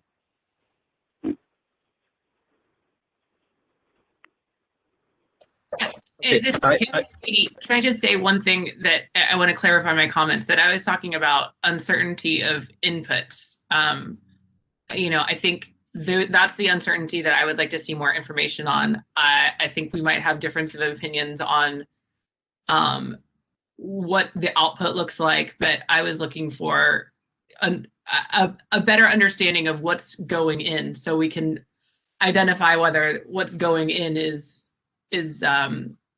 how confident we are in that. I agree with Katie. I just want to mention that the settlement agreement in the SMAP proceeding, as you're well aware, is a set of minimum requirements. So the utilities are required to present certain information in a certain way, but none of that precludes the utilities to present uncertainties if they so volunteer in their ramp filings. Just want to point that out, to point out the obvious. Yeah. Steve, this is Chuck Feinstein. May I follow up, please, with what you just said and what Katie just said? Please go ahead. In the settlement, the way the inputs are specified or have been specified, and the way the risk-spend efficiency has been specified, there is no uncertainty in the risk-spend efficiency. If, on the other hand, the utilities wanted to say that the mean value of the distributions that they put on for consequences, or the mean value that they put on for the number of occurrences per year of a particular risk event, is itself uncertain. So you understand what I'm saying? It's the uncertainty in the means. If they want to say that, then they can certainly write down the uncertainty in the risk-spend efficiency, because the risk-spend efficiency itself is a difference of two expectations, and you can do the math right and incorporate uncertainty in the estimates of the means. However, given the inputs that we have at this point, which are just probability distributions with no uncertainty specified in the means of those input distributions, then it is impossible to compute an uncertainty in the risk-spend efficiency because the math doesn't work. My objection to a lot of this stuff is that, or a lot of these claims, is that they're all based on some underlying mathematics, and one has to do the mathematics correctly. And in order to get the uncertainties that they're talking about operationalized, then the inputs have to be put in to the system in a particular way. Chuck, I get what you're saying. However, we still haven't resolved the question of parametric uncertainty and modeling uncertainty. And I think that's where the uncertainties are creeping in. It's in the uncertainties of their parameters and the uncertainties of the models. I agree with you 100%. The uncertainty in parameters is exactly what I'm talking about. If you want to specify the uncertainty in a parameter like a mean of a distribution, then please go ahead and do so. The settlement would have no objection to that, but that's a separate input that has not yet been provided, as far as I've seen, certainly by PG&E, and hasn't been alluded to by Sempra. But if they want to do such things, I can't imagine that Turn would have an objection to it. As far as the modeling uncertainty is concerned, let me say that based on the discussions that led up to the settlement and the test drive, we have two different models at least of how to compute risk reduction. One is what came out of the settlement, which was that risk reduction will be based on computing RSEs. The RSEs will be used to rank the mitigations. But a competing model used optimization. What that model did was it showed that for a different definition or different kind of definition of tranches, we could compute the optimal value, the minimum value of the risk reduction. We could maximize risk reduction subject to constraints on budget and constraints on rates. And that model was tested and it was demonstrated. So as far as modeling uncertainty is concerned, we've got at least two competing models to operationalize that kind of uncertainty. And my objective in this discussion is to say that all these things are philosophically interesting, but I'm very concerned about how to operationalize them. Chuck, it seems to me that if you're talking about trying to operationalize it, the very first thing you have to consider is that those estimates of likelihood, the distribution of likelihood itself, is founded on an incomplete analysis. Why doesn't that potential error simply move right into your strategy of finding the mean or changing the mean? You don't even, the fact is that the actual distributions they may use are incomplete to start with. I have no objection to that comment. My point is that in order to operationalize a computation, you have to specify that uncertainty in some way. It's not enough for me to state that you're uncertain about something. You have to characterize that uncertainty in a mathematically correct manner.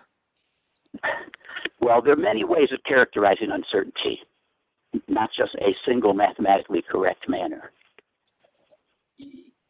I have to compute something here. I have to compute a way to allocate money. I have to compute which mitigations I want to apply. That means that I've got to do some mathematics. Yes. But the RSC you compute out of that mathematics should not be the only determinant to what actually is money is invested in. I think you don't have a theory, Chuck, I was you don't have a model of everything. I think what Paul is saying is reasonable, and I think it's consistent with our view that RSC is a tool that you use to help justify utility investments. But in order for it to be a useful tool, it has to reflect mathematical principles correctly. It's my off-the-cuff lawyer way of saying it. I apologize if I'm a little off. But, you know, again, this is one piece in a toolbox of tools to justify costs and is helping us understand resource allocations by the utilities in a general rate case.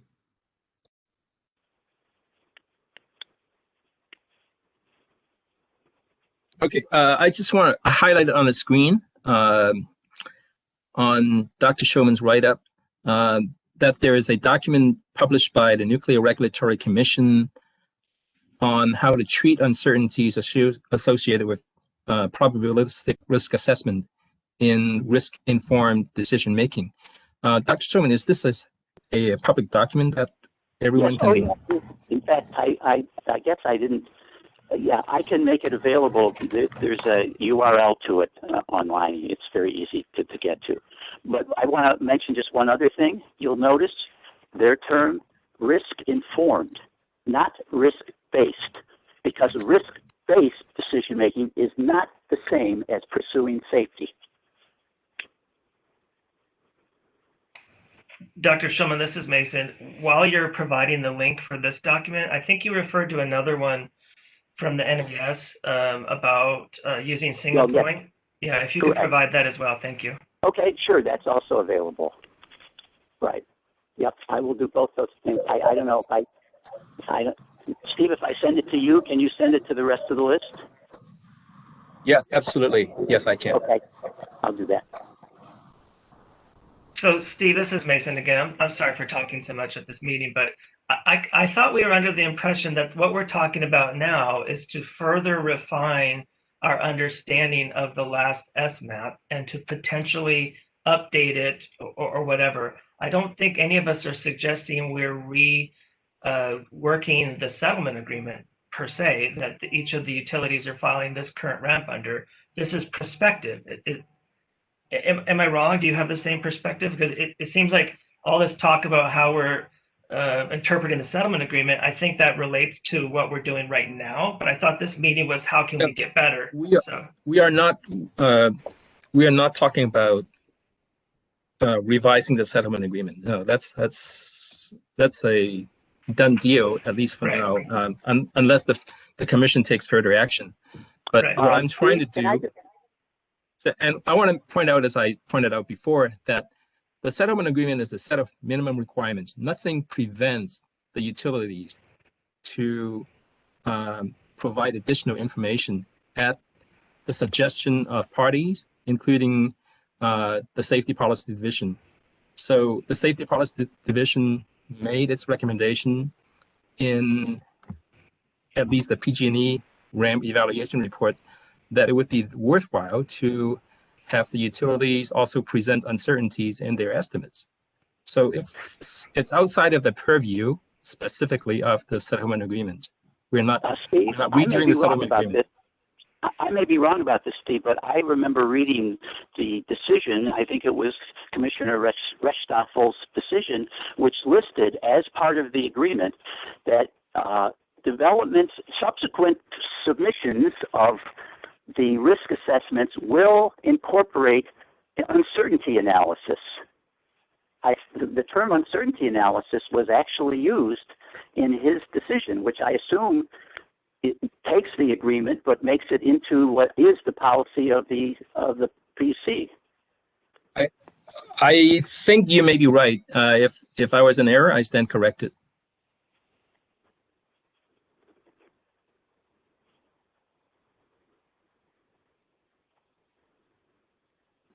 Is there any other feedback from the utilities on whether or not they would be able to provide estimates of these types of uncertainties? So Vincent here again.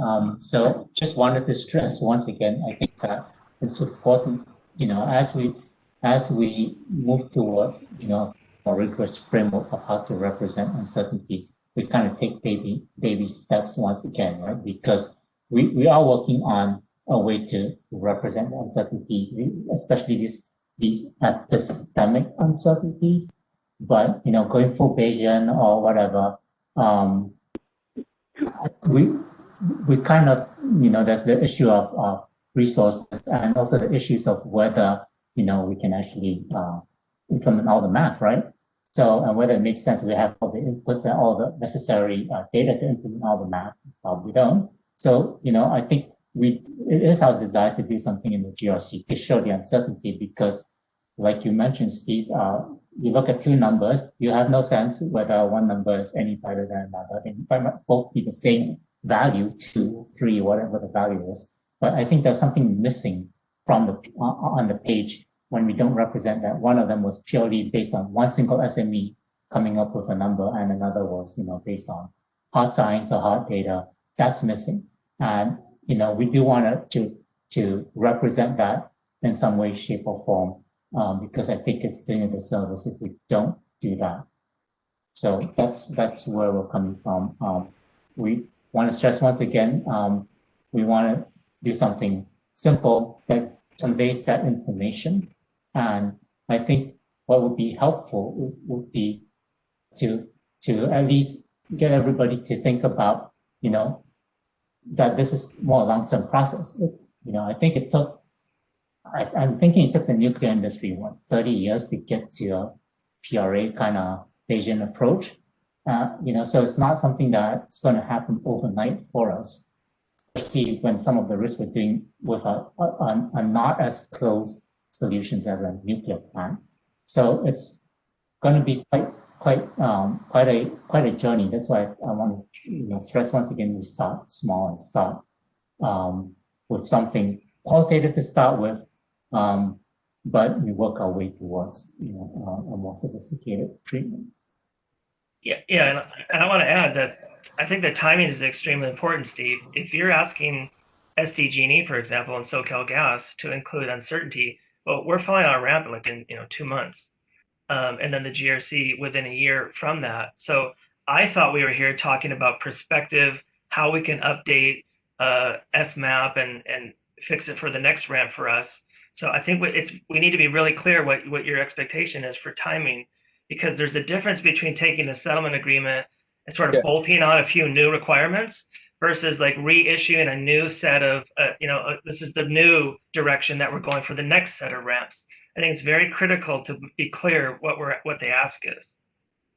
So I'm sorry if I was not clear on this. So this discussion has been very helpful, very useful for talking through what we'd like to see in future ramps. So, and whether or not SEMPRA will include the consideration of uncertainty in its upcoming REM filing, it's entirely up to you.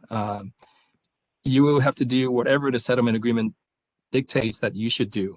So if what my expectations are is that you should include uncertainty, it does not mean that it overrides what the settlement agreement requires you to do. It's just what I would prefer. Doesn't mean that you're required to do for this upcoming settlement RAM filing. This discussion is more along the lines of what we would like to see in future RAM filings. So I hope that clarifies what my expectations are.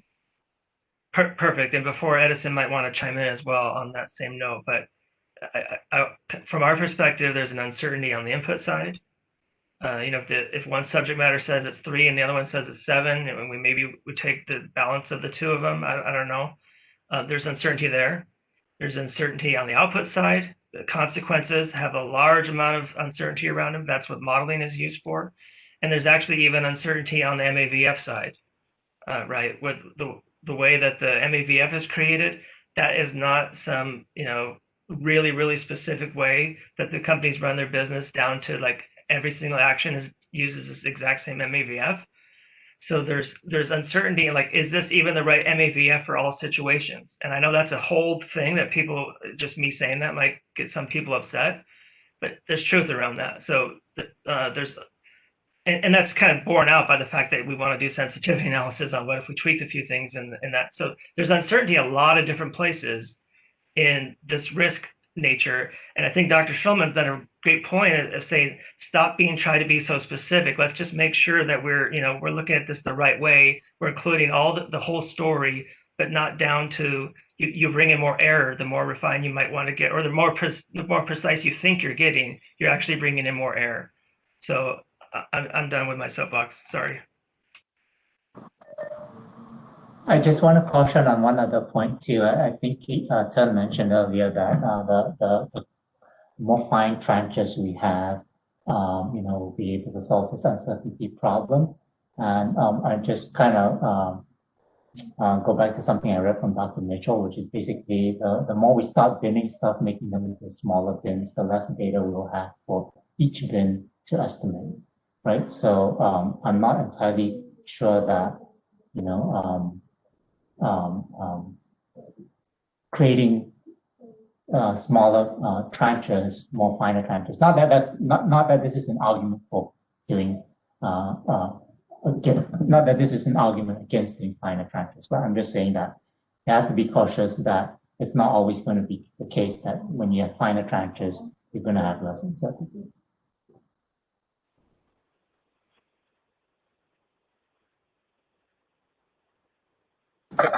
Stephen, Joe Mitchell here. Can I ask a question? Yeah, go ahead, please. Thanks. Yes, I was wondering if Dr. Schulman could maybe illuminate more what sort of techniques are available for highlighting and identifying and mitigating these intermediate steps in the cascading process, and to identify where catastrophic cascades can happen. One of the analogies I've made when I'm giving talks on power line fires is the analogy to the Fukushima Daiichi nuclear disaster as a common cause failure.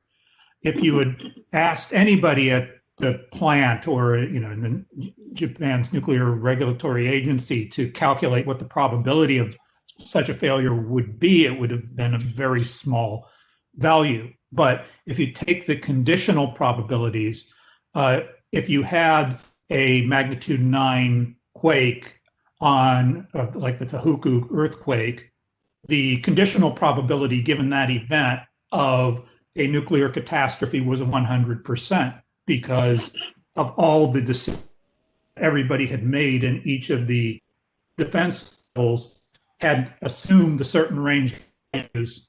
And once one of those was exceeded, the cascade was inevitable through the whole process.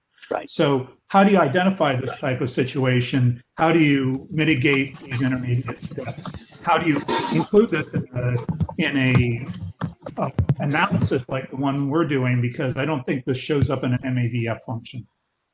Right. I think those are great questions. But let me get to the first one before I forget what it was. But that one, in terms of how do you identify the granularity and how do you assess the capability to handle those intermediate steps, that has been, a lot of attention has been paid to that in the area of large-scale electricity grids, because they're always worried about these cascade outages, and of course they have automatic shutdowns, but sometimes that just makes it worse. That just contributes to the cascade.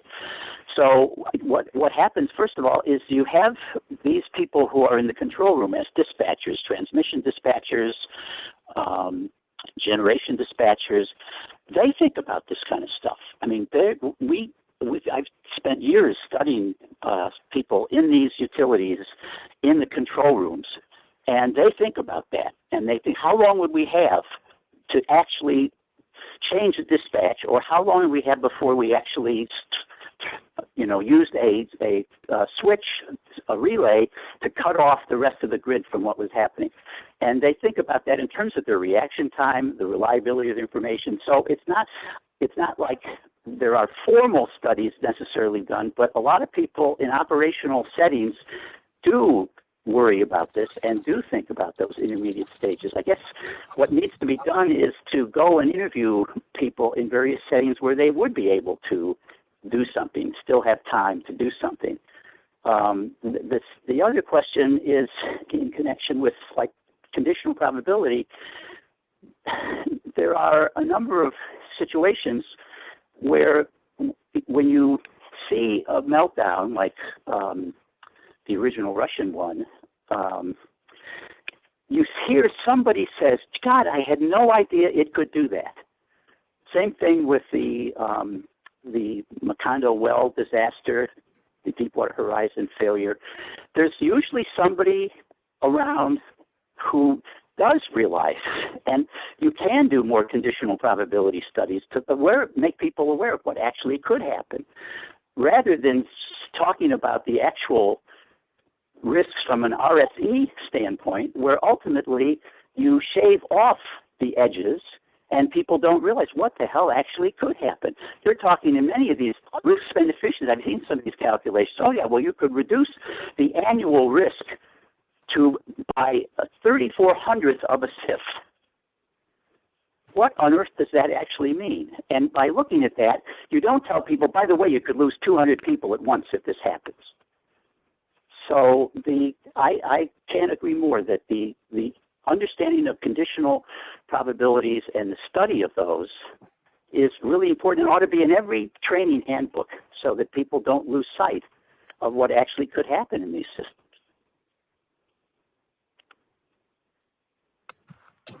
Thank you. This is Chris. I wanted to ask a question of Paul. So I'm not quite clear with the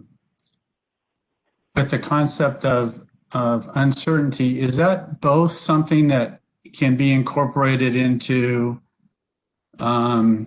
into the risk assessment and into the MAVF? Is it also something you mentioned in fact, that you were just talking about someone who knew about something, or there were risks where someone knew about a risk but it wasn't communicated. You discussed safety management, and I'm curious, so ultimately, I think the objective of much of this risk assessment is to create mitigations to prevent these catastrophic events. And I'm curious but often the mitigation programs seem to be in the context of, okay, we're going to harden this many miles of line, or we're going to do increased replacement of pipeline or something like that. But I'm wondering, could this reduction in uncertainty be, and you mentioned safety management, should mitigation programs also be given attention to reduce that uncertainty? Is that a form of risk mitigation? I didn't know if it's used for both or if it's used primarily for one. I wasn't sure if I really understood. Well, it is typically used for one, but it is, to me, if you look at good safety management and high reliability systems, they're doing both. They are looking constantly for unknown knowns. And where do they look? They look for people who have a lot of experiential knowledge. How do these systems actually work relative to their design specs? And it turns out over time, because a lot of maintenance is not being done by infrastructures, they depart significantly from their design specs. So there's people who operate them know their peculiarities or eccentricities, but other people don't know about that. And when they think about how that system, that part of the system works, they actually have epistemic uncertainty. So that's what, good safety management is at the core, it seems to me, of even trying to identify and mitigate risks. You can't just put it off as an irritating, uncertain, ambiguous thing that can't be measured neatly. It's important, and if you ignore it, you will be surprised. And so I think it's both issues, Chris. It has both purposes. Maybe different method. Okay. I guess the other, just to round this off, I shouldn't ramble on, but a lot of people know a lot more than people who supervise them realize they do in the infrastructures that we've looked at. We've spent thousands of hours interviewing people and watching these operations. Okay, I guess my only thought then, was if maybe utilities, if it would be valuable for when utilities develop their mitigation programs, if that's part of the mix, putting those, rather than, seeing mostly, I don't know if that's the case, but I guess I definitely see the ones where it's like, okay, we're going to replace this many miles of pipeline, or we're going to replace, or we're going to harden this many miles of electrical. But I guess I haven't paid attention or seen much where it's talking about putting in,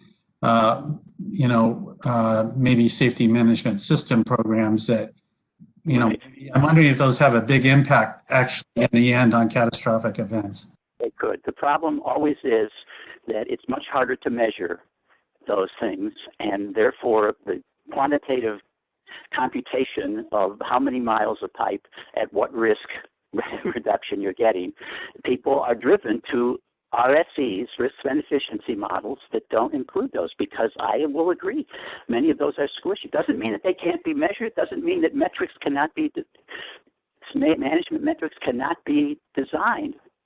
That should be, it seems to me, the major R&D project that the PUC and its utilities undertake. A cooperative joint R&D project to actually develop metrics, safety metrics. It makes sense in the individual utilities that they're going to be applied to, because that will enhance the actual risk mitigation process as much, if not more, than the risk spend efficiency is calculated to 5 decimal points.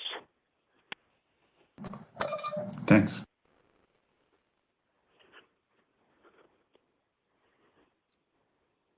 We have had a very good discussion on uncertainties, and we are running behind schedule. I want to ask the participants, do you want to continue with this discussion and postpone the topic of transparency guidelines, or do you want to move on to the transparency guidelines? So this is Brian from SCE. I think I'd like to get through this discussion a little bit and maybe punt the next topic to another workshop. Okay, go ahead. If you have additional inputs, go ahead, Brian. Yeah, I don't think the speaker had really gotten to the different types of uncertainty, and I just want to get his take on which ones are more important relatively to the others. Well, sometimes they're actually based on one another. Parametric uncertainty can lead to modeling uncertainty, and then incompleteness uncertainty can affect both of those things. So I don't know. The NRC differentiated those. I think they're useful, but they certainly can overlap. But it's just a way of thinking about uncertainty. Most people can uncertainty. How can you even know how to categorize uncertainty? Well, you actually can make some efforts to identify and categorize uncertainty. In fact, there's been efforts to differentiate uncertainty where you may know risk but not likelihoods, from ambiguity where you know likelihoods and not risks, from ignorance when you know neither. But nonetheless, I think it's I don't know how to put them in a hierarchical position. I think right now, I think the major thing from my standpoint in terms of risk assessment for the utilities is the incompleteness uncertainty. Just too many variables that are not looked at. Yeah, that's right. I think one of the challenges that we face, and I love the other IOUs chime in here, is we have to start from a basis of known events, right? And I think to Vincent's earlier point, you know, if we bin or tranche some of these events into smaller categories, we're just not going to have a lot of data to spread around these. I think another level of parametric uncertainty that we may sort of explore how we can describe or risk events where we don't have a lot of data. Like, for instance, you know, San Diego hasn't had a fire in their territory in quite a long time. You know, Edison has not had a transmission-related fire, I don't think, ever. So how would we sort of use analogous data to show how those risks manifest if we don't have data? Just by default, we're going to have to use some SME judgment. But I think we could find a way to categorize, you know, that parametric uncertainty, at least on the input level. Yeah, I remember seeing a little thing done by a mathematician years ago on how to actually do mathematical sampling analyses with very small n's. Maybe more than one, but not repetitive. And so, you know, I don't know what that entails, but I think it's possible to at least say, well, we had 2 or 3 of these. The other thing to recognize is, here's another thing I've learned from interviewing people extensively in infrastructures. They say every accident is different. Everyone has some different mitigating factor or different influence factor, whether it's wind direction or what it is. There's uniqueness in everyone, which makes you wonder about aggregating them all together to come up with a frequency distribution. That's right. Yeah. So another thing that we have a challenge with, and I wanted to get your opinion on, is, you know, we have assets that are beyond our lifetimes, right? We have 100-year-old assets, hydro facilities, power lines, towers. You know, at some point we understand that nothing lasts forever, right? But we don't have an observable event to say, hey, here's when we should actually start. It's not of the realm of possibility that one of these things will fail, right? But we don't necessarily have an observable event to point to. So it's really challenging for us to model these, knowing that over time that probability is likely going to go up. We just don't know how to base it on something mathematical, right? So just wanted to get your opinion on difficult. When in that situation, I think one of the things to be done is to educate people at risk that they are at risk. You know, I'm always amazed how much effort is made to make the consumer or the person at risk infantile about those risks. Oh, don't worry, we've thought of everything. We've got all this mapped out. We're doing careful analysis. The fact is, you're dealing with explosive, difficult, dangerous substances transmitted over long distances. They're risks. They're hazards, I should say, and those do pose some risk. It may not be possible to specify the risks exactly, but as Joe said, you know, you can do a contingent probability analysis and see what the hell could happen and what would be the ramifications if it did. And people have to know that they take a risk every day. Yeah, and I think just from Edison, and I'll stop talking now, but just from Edison, that's why we've leaned more towards looking at those catastrophic parameters more than a mean average, simply because there's some things that have not been observed, but we do agree that they could happen.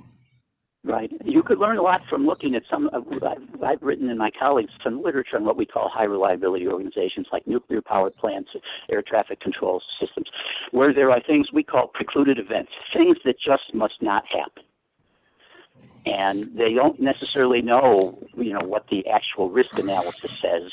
They know there's a possibility, and they have unusual features of management to deal with those things that they want to preclude deterministically if they can. Yeah, if you could share that with the group, I would be interested. Sure. Thank you. Okay.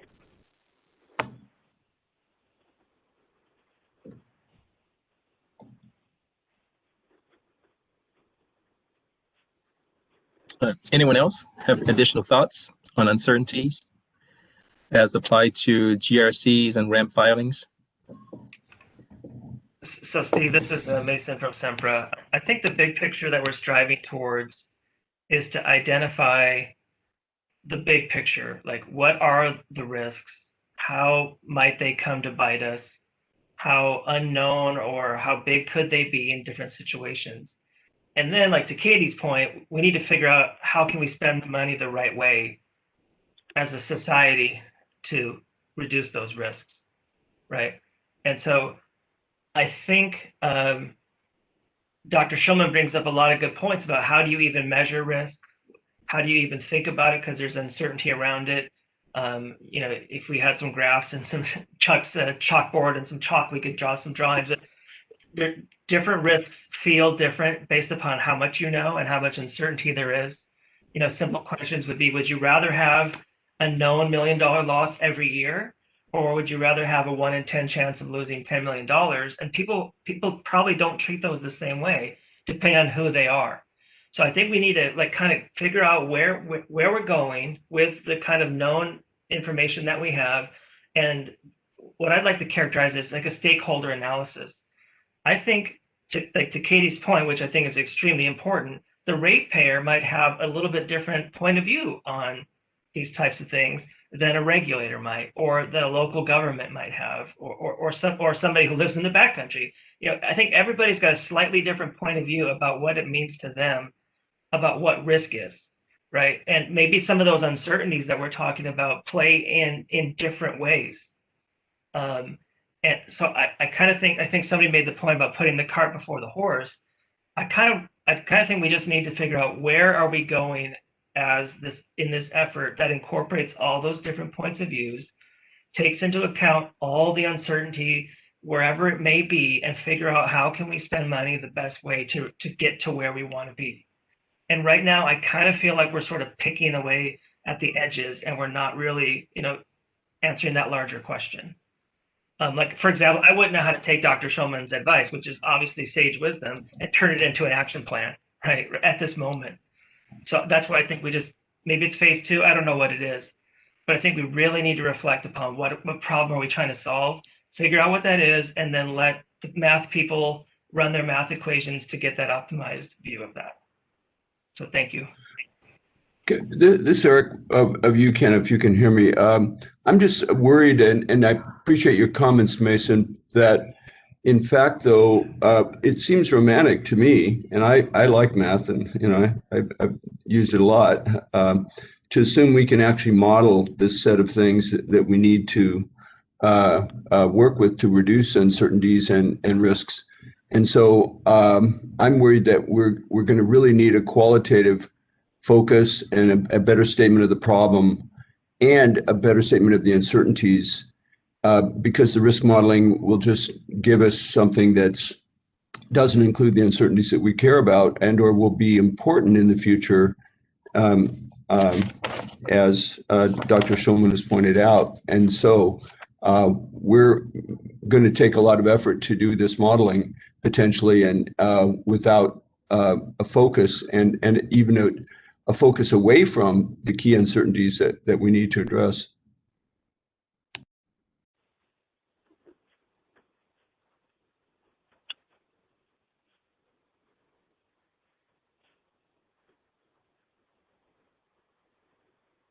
Thank you for your input, Eric. Yeah, we'd take that into consideration.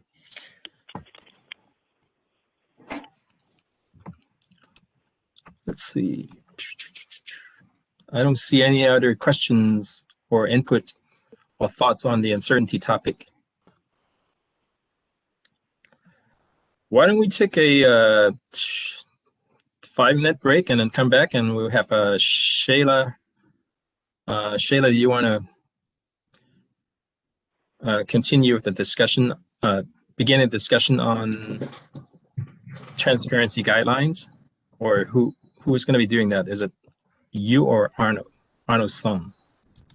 Yeah, I think I'm gonna ask Ayat if she would like to table maybe this for the next session, since we're coming up on 3, and move to next steps, or if we just like to jump into talking about next steps for all of our agenda items. Okay, why don't we take a 5-minute break, and then you can have a discussion with Ayat, and then we have an internal discussion.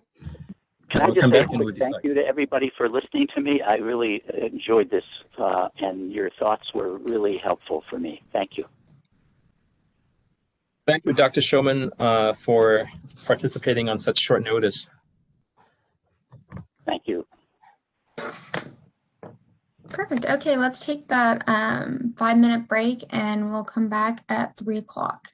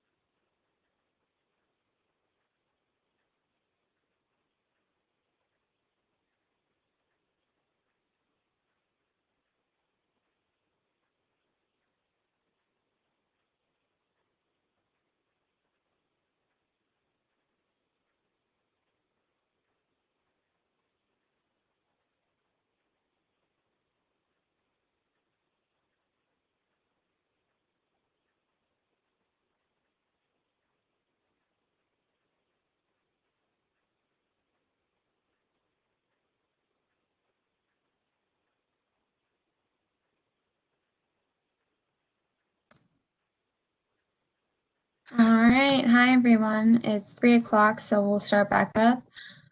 We've decided that we'd like to table the last item for our next meeting, and we'd like to jump into talking about next steps and kind of the items we reviewed so far.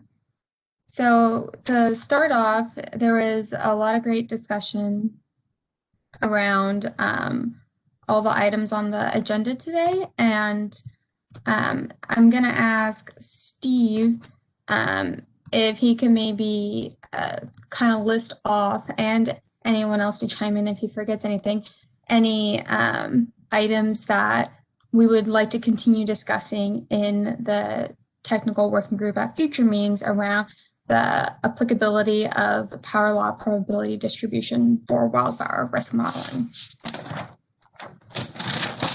So instead of me trying to map out a specific roadmap on what my preference is, I would like to solicit input from parties, interveners, and parties on what their preference is on how to proceed with the applicability of the power law distribution to model wildfires. So would you like to make this an optional Here's some thing? results from the web. Sorry. So I would like to hear your opinions on how to make this this work. So right now it's an optional thing. It's not a requirement by any means. We've heard from Dr. Mitchell's presentation, and it looks like it's a very good idea and solidly grounded. But it's not a requirement that the utilities use that. On the other hand, if the utilities are going to lean towards using the power law distribution to model wildfire consequence anyways, the commission may not have to come down on making any type of requirement at all. So we may not need to take that additional step. So I would like to hear your thoughts on it, parties. So this is Vincent here. Just a couple of thoughts I wanted to mention.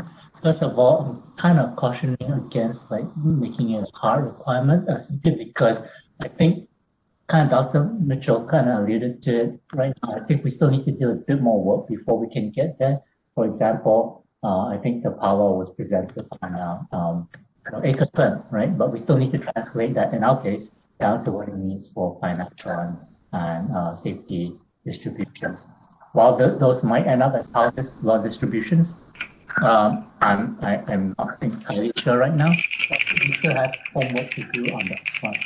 And then on the second piece, second point I wanted to bring up, if it's the right distribution to use, I think we would use it naturally. I don't know why we would not want to use something that is. Some of you need to mute your mic when you're typing. I think we're hearing a lot of typing noise.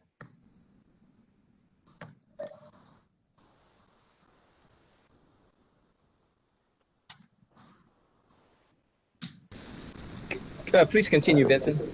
Oh no, I actually that was my last thing, which I'll just restate, which is basically if it's the right distribution to use, I think we'll naturally want incentive to use the right distribution for us. I mean, you may probably have to do more programming, but that shouldn't get in the way of us doing more of using the right distribution. I think we'll be naturally aligned to do that, and I don't know if we need another commission order on a very technical kind of detail that kind of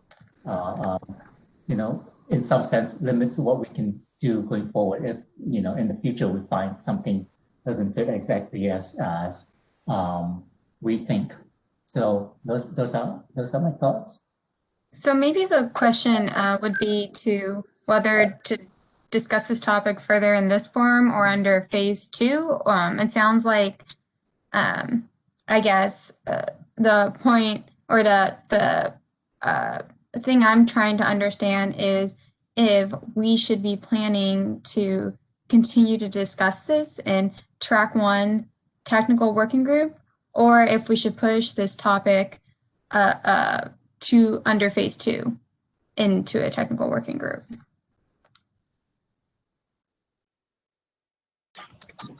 Chris Vias, you're muted. Yep, sorry, I was just muted there. Thanks, Shayla. SCE thinks that we should, that your idea of maybe having further discussion occur at a later time, and I think phase 2 would be procedurally perhaps a good place. It would be very helpful, I think, for all stakeholders, because they're going to be seeing WMPs in just a day or two, and we'll be able to see, you know, how the utilities are modeling wildfire in this area. And I think a more informed discussion can be had after parties have had a chance to review and see the way that things are being handled in this arena in the wildfire mitigation plans. Thank you. Does anyone else have any more comments or suggestions about this item and its discussion in this Track 1 technical working group setting or in phase 2?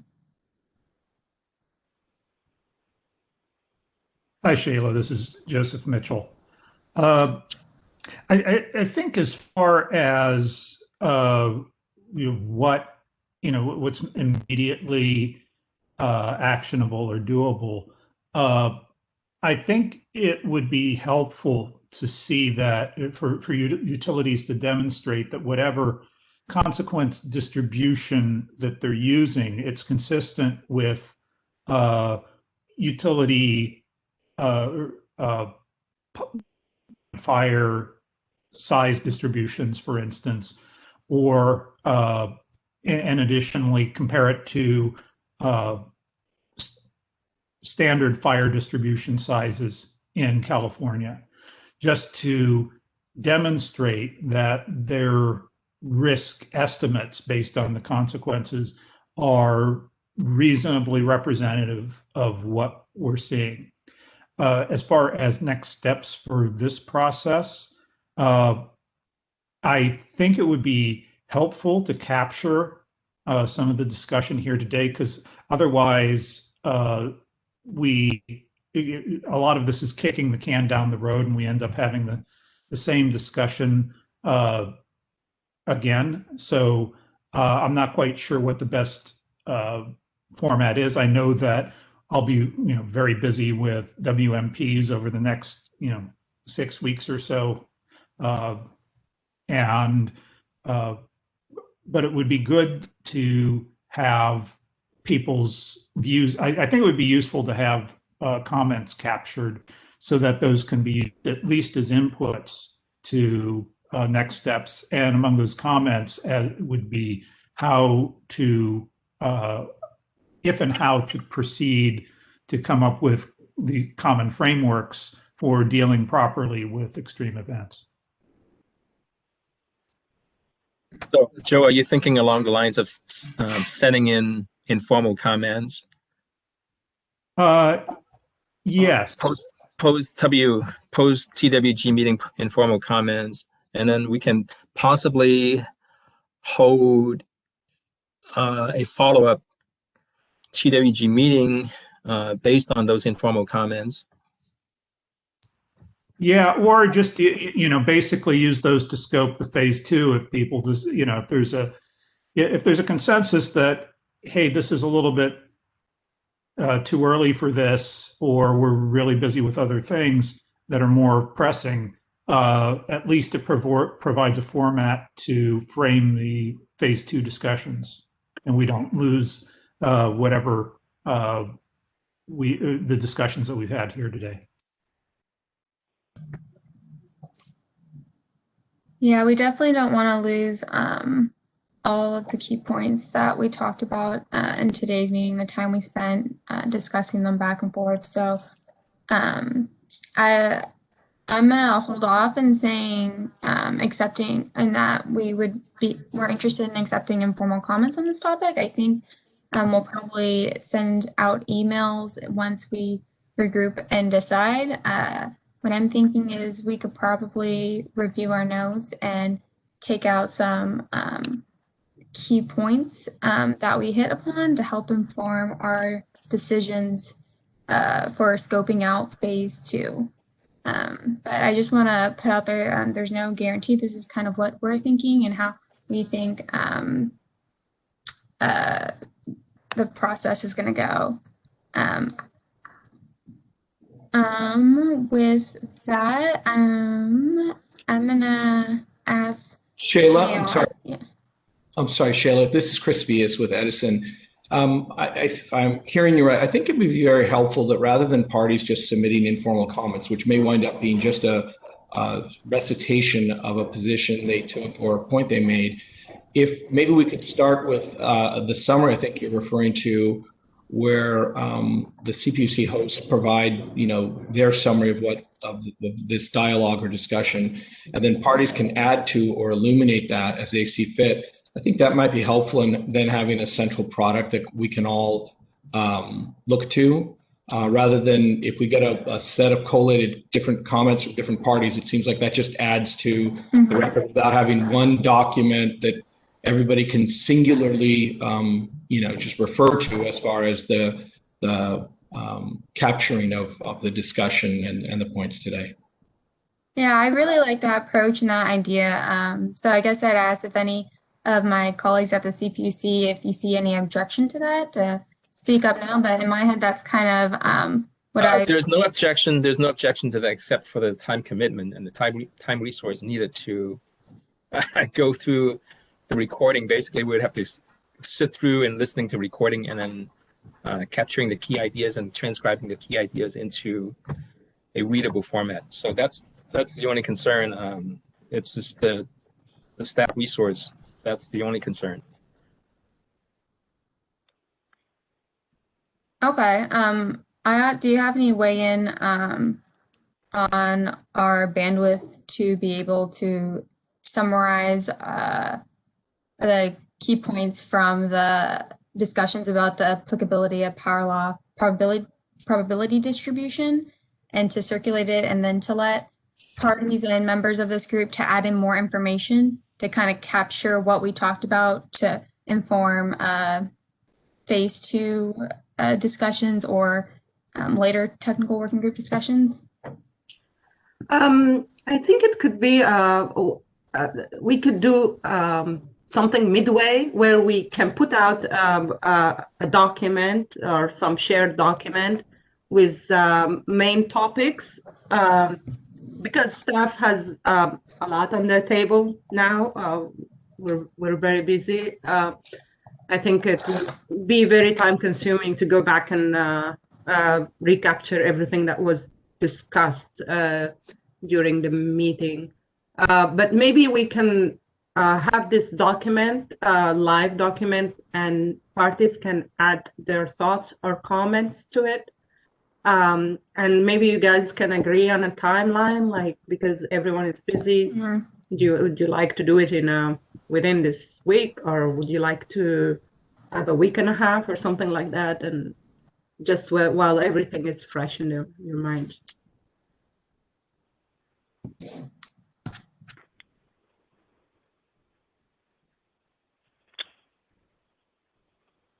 So I think I'm going to turn it back to the parties and asking your opinion and your thoughts on that, and the suggested timeline. This is Katie. Hi, Eric Wojcik of UCAN. Sorry, Katie, I think I jumped in.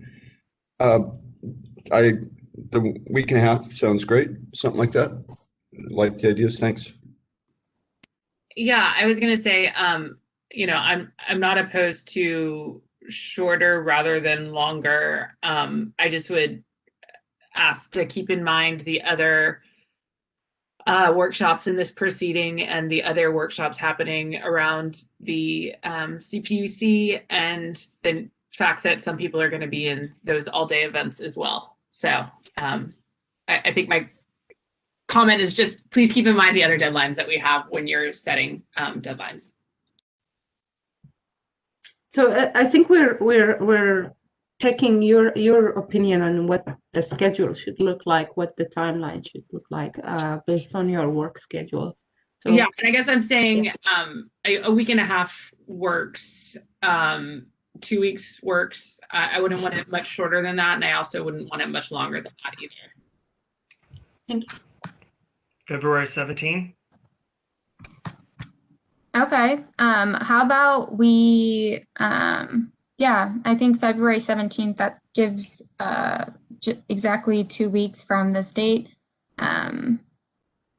to put all of our thoughts and key takeaways away from the first topic, power law probability distribution. So the next step for that item is to summarize our key takeaways and have kind of a document that we all agree on and the items that we all discussed. And all input is due by the 17th. And I think we'll put out maybe a preliminary document just to get the conversation started by the 10th, if that works, Steve. That's about a week away. But it's just a starter document for everyone to put their key takeaways from this item.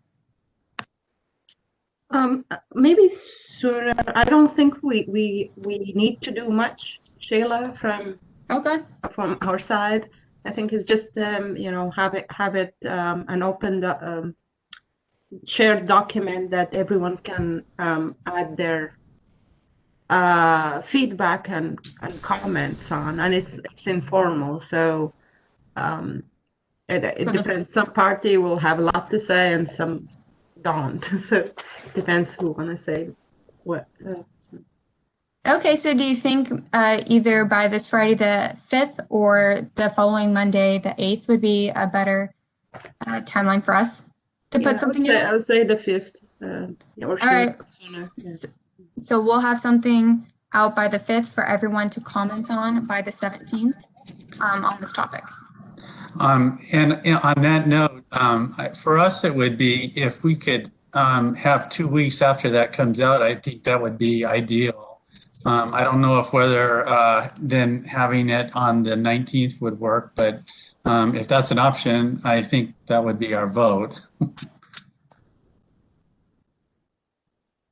Okay.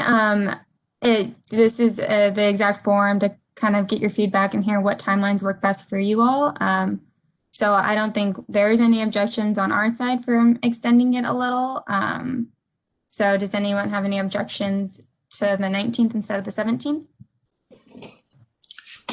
This is Chris Vias with Edison. No objection, but I just want to confirm, will there be an email issue to the service list or some written form that specifies these deadlines? Because I'm just concerned if there are parties to the matter that were not either at the workshop or not there for this part of the workshop, want to make sure that they get full notice of what's due and when. Yes, definitely. I know that we have the entire list of everyone who attended today's workshop. So go to them. But yes, we'll make sure that we notice it properly and everyone is aware of what is due when and in writing. Thank you. Shayla, may I ask a question about phase 2? About what? Phase 2. Is there any general thoughts about when phase 2 might begin? I don't know if it's specified somewhere or if there's if it's flexible, or do you have any thoughts about when phase 2 might start? At this time, I don't have any feedback on that question. But as soon as we're made aware, we'll definitely let you know. But right now, no. Thank you. Mm-hmm. So I think we figured out what our timeline is, a work plan and a schedule for the first item. So moving on to the second item, we had some discussion about key uncertainties and risk decision framework. So I would like to kind of get your guys' thoughts and feedback about how we should proceed with this item. How should we look to address it in this technical working group? What type of timeline should we look at addressing it? So for example, should we have another meeting on this topic this month, next month, or maybe after the wildfire mitigation plan filings? So kind of just going to throw that out there to start discussion on this item.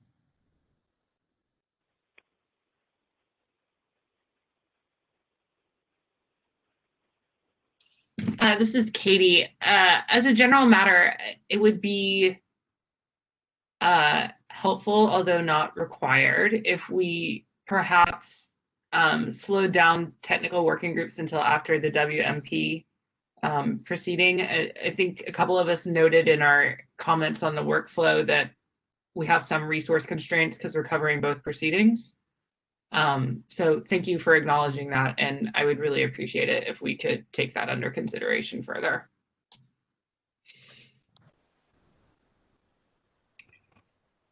Definitely. Oh, sorry, Mason. I was just going to say, this is Mason.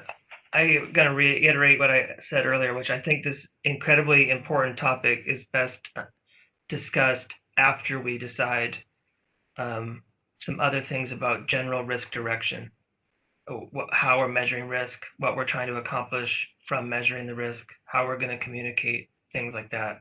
I think to do an uncertainty discussion before that point would be ill-advised.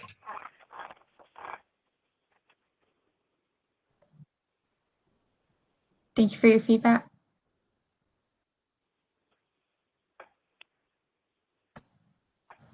Mason, this is Eric Wojcik. Sorry to bother you with this question, but how do we deal with the risk matter when we've just said those uncertainties are completely intertwined, and our discussion of the uncertainties would probably then potentially change what we're talking about in terms of risks?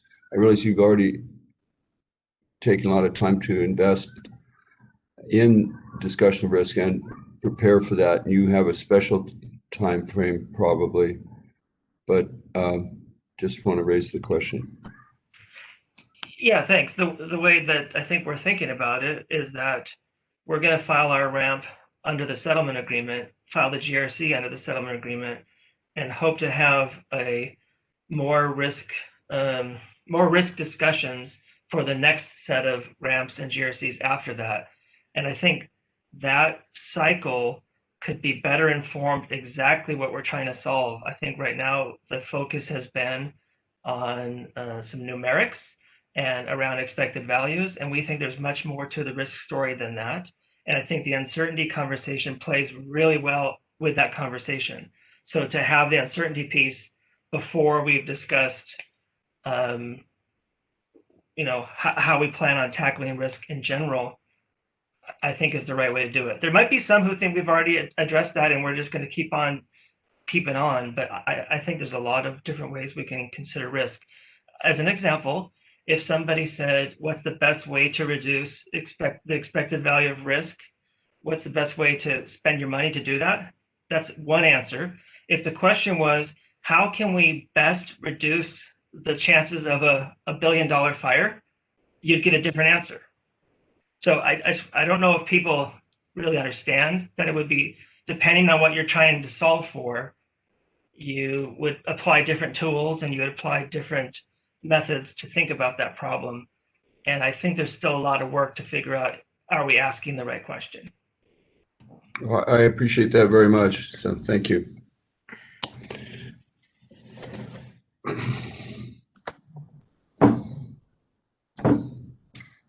Okay, so Shayla. Katie, oh, sorry. I was going to say, I think that I was just going to say,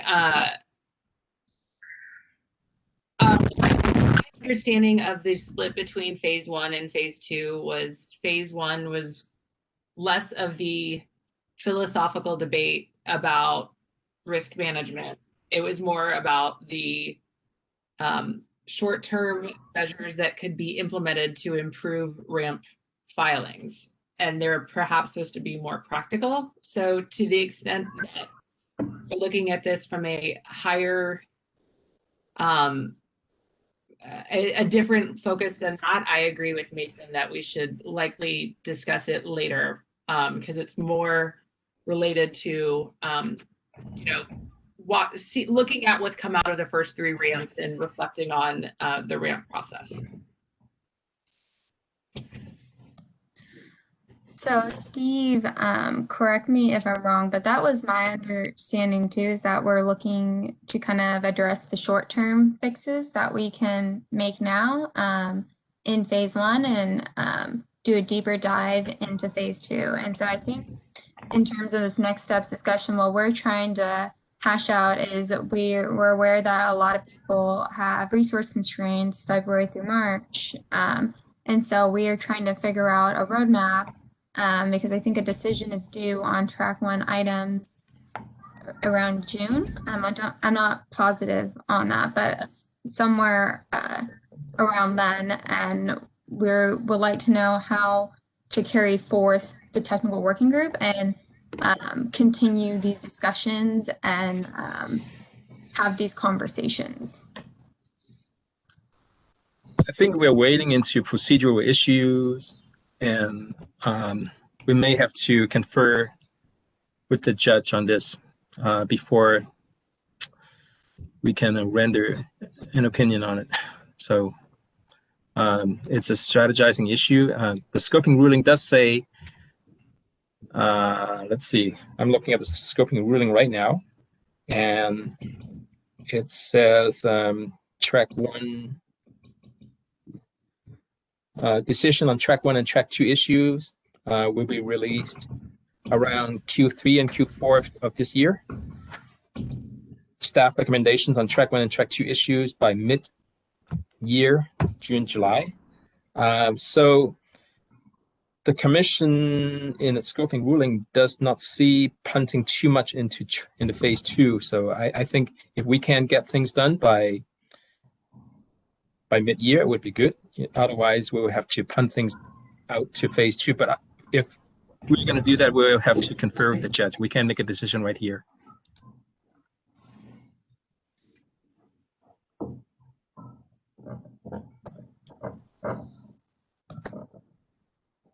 So Steve, if I'm hearing you correctly, we'd like to go back and confer with the judge if we'd like the judge and the judge and the commissioner's office on whether we can punt those things to phase 2.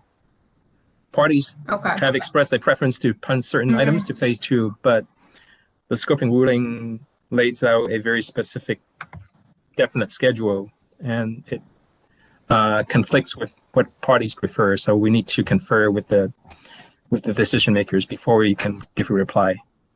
Okay. Yeah, and I would just selfishly add that, we're filing our ramp in May. So nothing that happened in the summer is going to affect that unless somebody was asking us to restate our ramp, which would be like a pretty bad situation for us. So we're just thinking of the practical application of how we would apply the things that we're talking about in phase 1.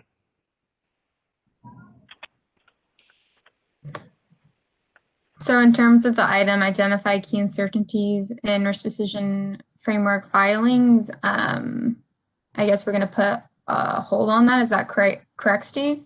In terms of planning for discussions in this track 1 technical working group? In terms of coming to any type of decision, nothing prevents us from having additional technical working groups to hash out additional content for further discussion. But in terms of coming to a decision on whether to punt things over to phase 2, we need to confer with the decision makers. So, Mason, you mentioned you think there needs to be a before discussion about tackling risk in general in order to address this item. Do you think these discussions could be taken on in this technical working group and be able to be discussed by the kind of the timeline outlined for a decision in track 1 items in the scoping memo? It's my personal opinion, it's better for track 2, which sounds like I'm saying the word punt as well, but yeah. Phase 2. Sorry, phase 2. Yeah. Okay, so what I'm hearing is that no, it doesn't sound like it would be it would be preferable to address this item in this track 1 technical working group. It would be to punt it, see if we are able to punt it to a later phase. So that is kind of what I've been hearing for this item. Are there any more comments or questions about it? Yeah, I would like to ask the group if they're interested in including comments on this topic with like the first topic, or informal comments.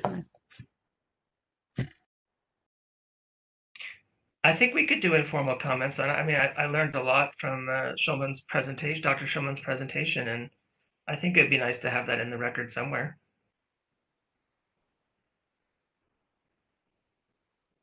If they're informal. UCAN certainly agrees with that. Thanks. Thanks. I guess this is Katie. I guess I view it as we're going to have this debate again in the future. So perhaps rather than filing informal comments, we stage the conversation and identify issues for conversation in the future.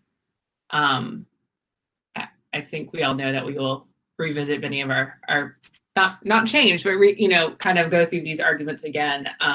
So I would rather lean towards a more streamlined approach now, rather than having doing the same informal comments potentially twice.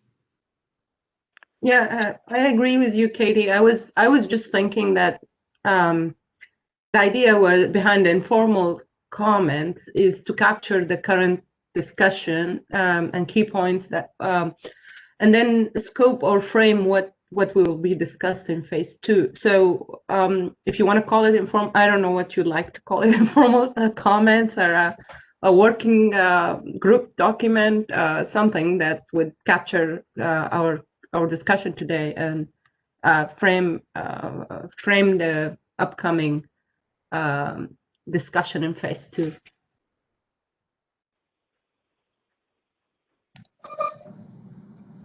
Yeah, we could add that into our stuff because it might be helpful for capturing what was said today so that we don't lose track of it, and then be able to have that available for the future. So we could add that with the same timeline for the other comments. I like that plan. Are there any objections to it?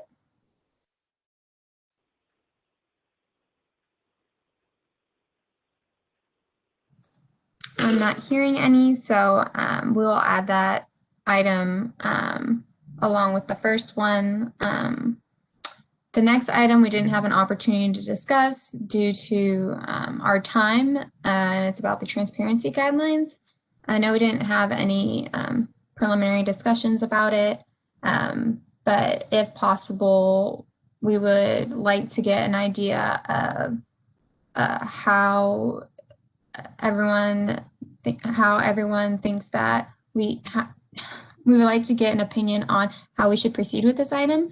Can it be addressed in this technical working group?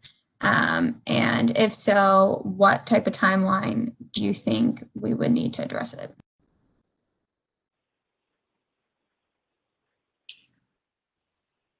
This is Katie. I think that to the extent that this is providing guidance to maybe not SEMPRA, but SCE as they file their ramp for ways that they can provide information at the front end of their ramp filing. I personally think it would be really helpful, and it would give us some information as we move into phase 2. And it would also help ease the process of discovery of that ramp in a way that hopefully would make both Turn and SCE happy. So I would like to move forward on this. It feels like a more practical action. I think a working group could be fine. And I would hope that it would only take a session or two to work it out.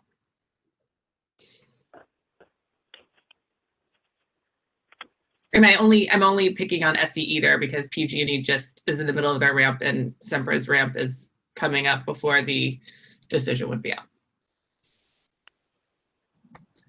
Would we be able, I guess, does anyone have any objections to that? Katie's suggestion, being able to hash this out or in 1 to 2 meetings?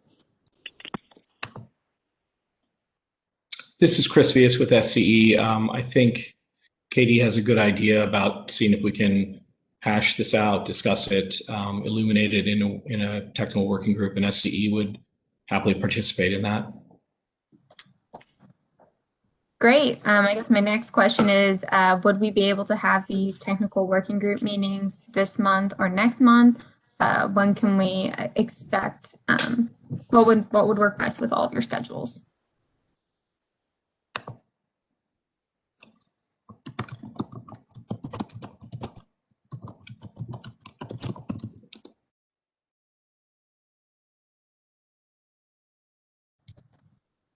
Does anyone, Katie, I know you mentioned there's some time constraints that you're having with other filings going on. Would it be an inconvenience if we made a technical working group meeting to address this topic this month?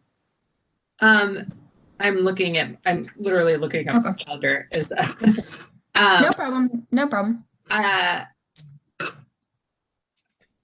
guess I would request that if we do them this month, we not do them the last week of the month where there's already 2 days of welfare mitigation plan workshops and then a race en banc.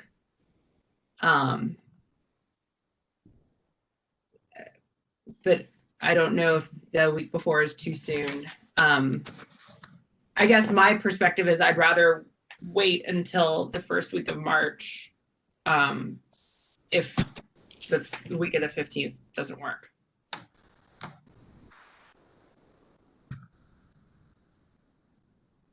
Does anyone have any other input or preferences?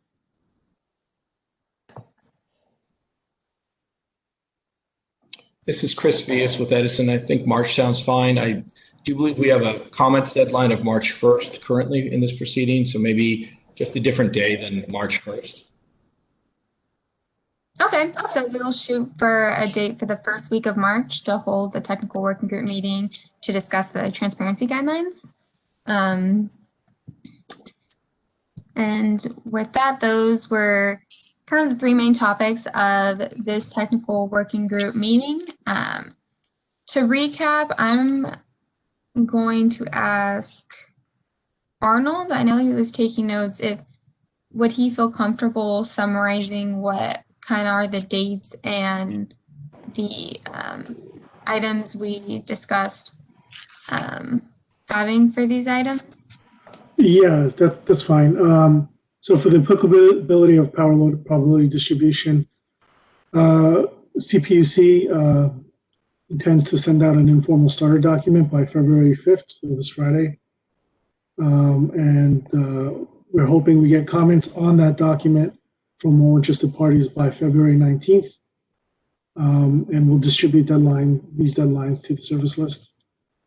As far as identifying key uncertainties in RDF filings, we're going to punt that to phase 2. We're going to have a larger conversation on the direction of the risk before we dive into uncertainties. And then we'll stage the conversation for the future by providing informal comments as well.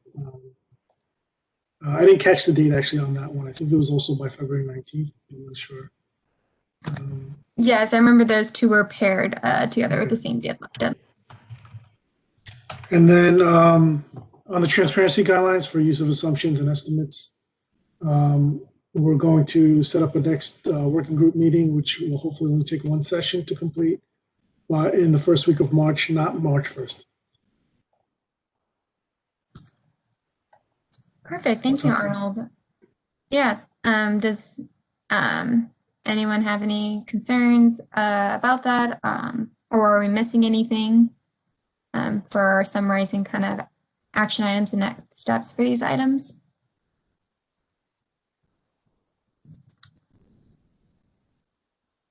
I'm not hearing anything, so I guess, sorry, was someone going to speak? Okay, so to finish off this technical working group meeting, there are some topics that we did not address that are in track 1. Let me stop sharing really quick and look at my notes. And so I just wanted to make the technical working group aware that CPUC staff plan to kind of produce some straw proposals out for a couple of the items. One of them we know for sure is clarification on the terms and definite terms and methodologies question that is in track 1. And I think we have another item coming up about I don't have the document pulled up right now, my apologies, but it was clarification about the transmission distribution question. So we have those 2 items coming up that we will be circulating out to the technical working group for your review and for feedback. But in terms of the next steps for other technical working group meetings, I think you could look for some emails to the service list or emails to this technical working group as we continue to plan and address these items.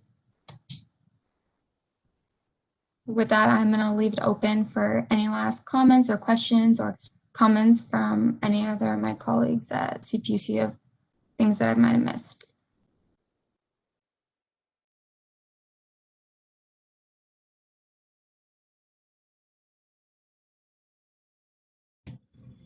This is Eric Wojcik. I want to thank everyone for a great discussion and all the input, the great thoughts coming into us from this discussion and for facilitation by the commission.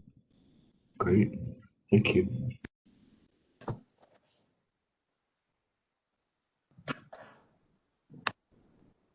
Okay, thank you very much. With that, we will conclude our technical working group meeting and look for an email from us with the dates and the starter document. Thank you. Thank you.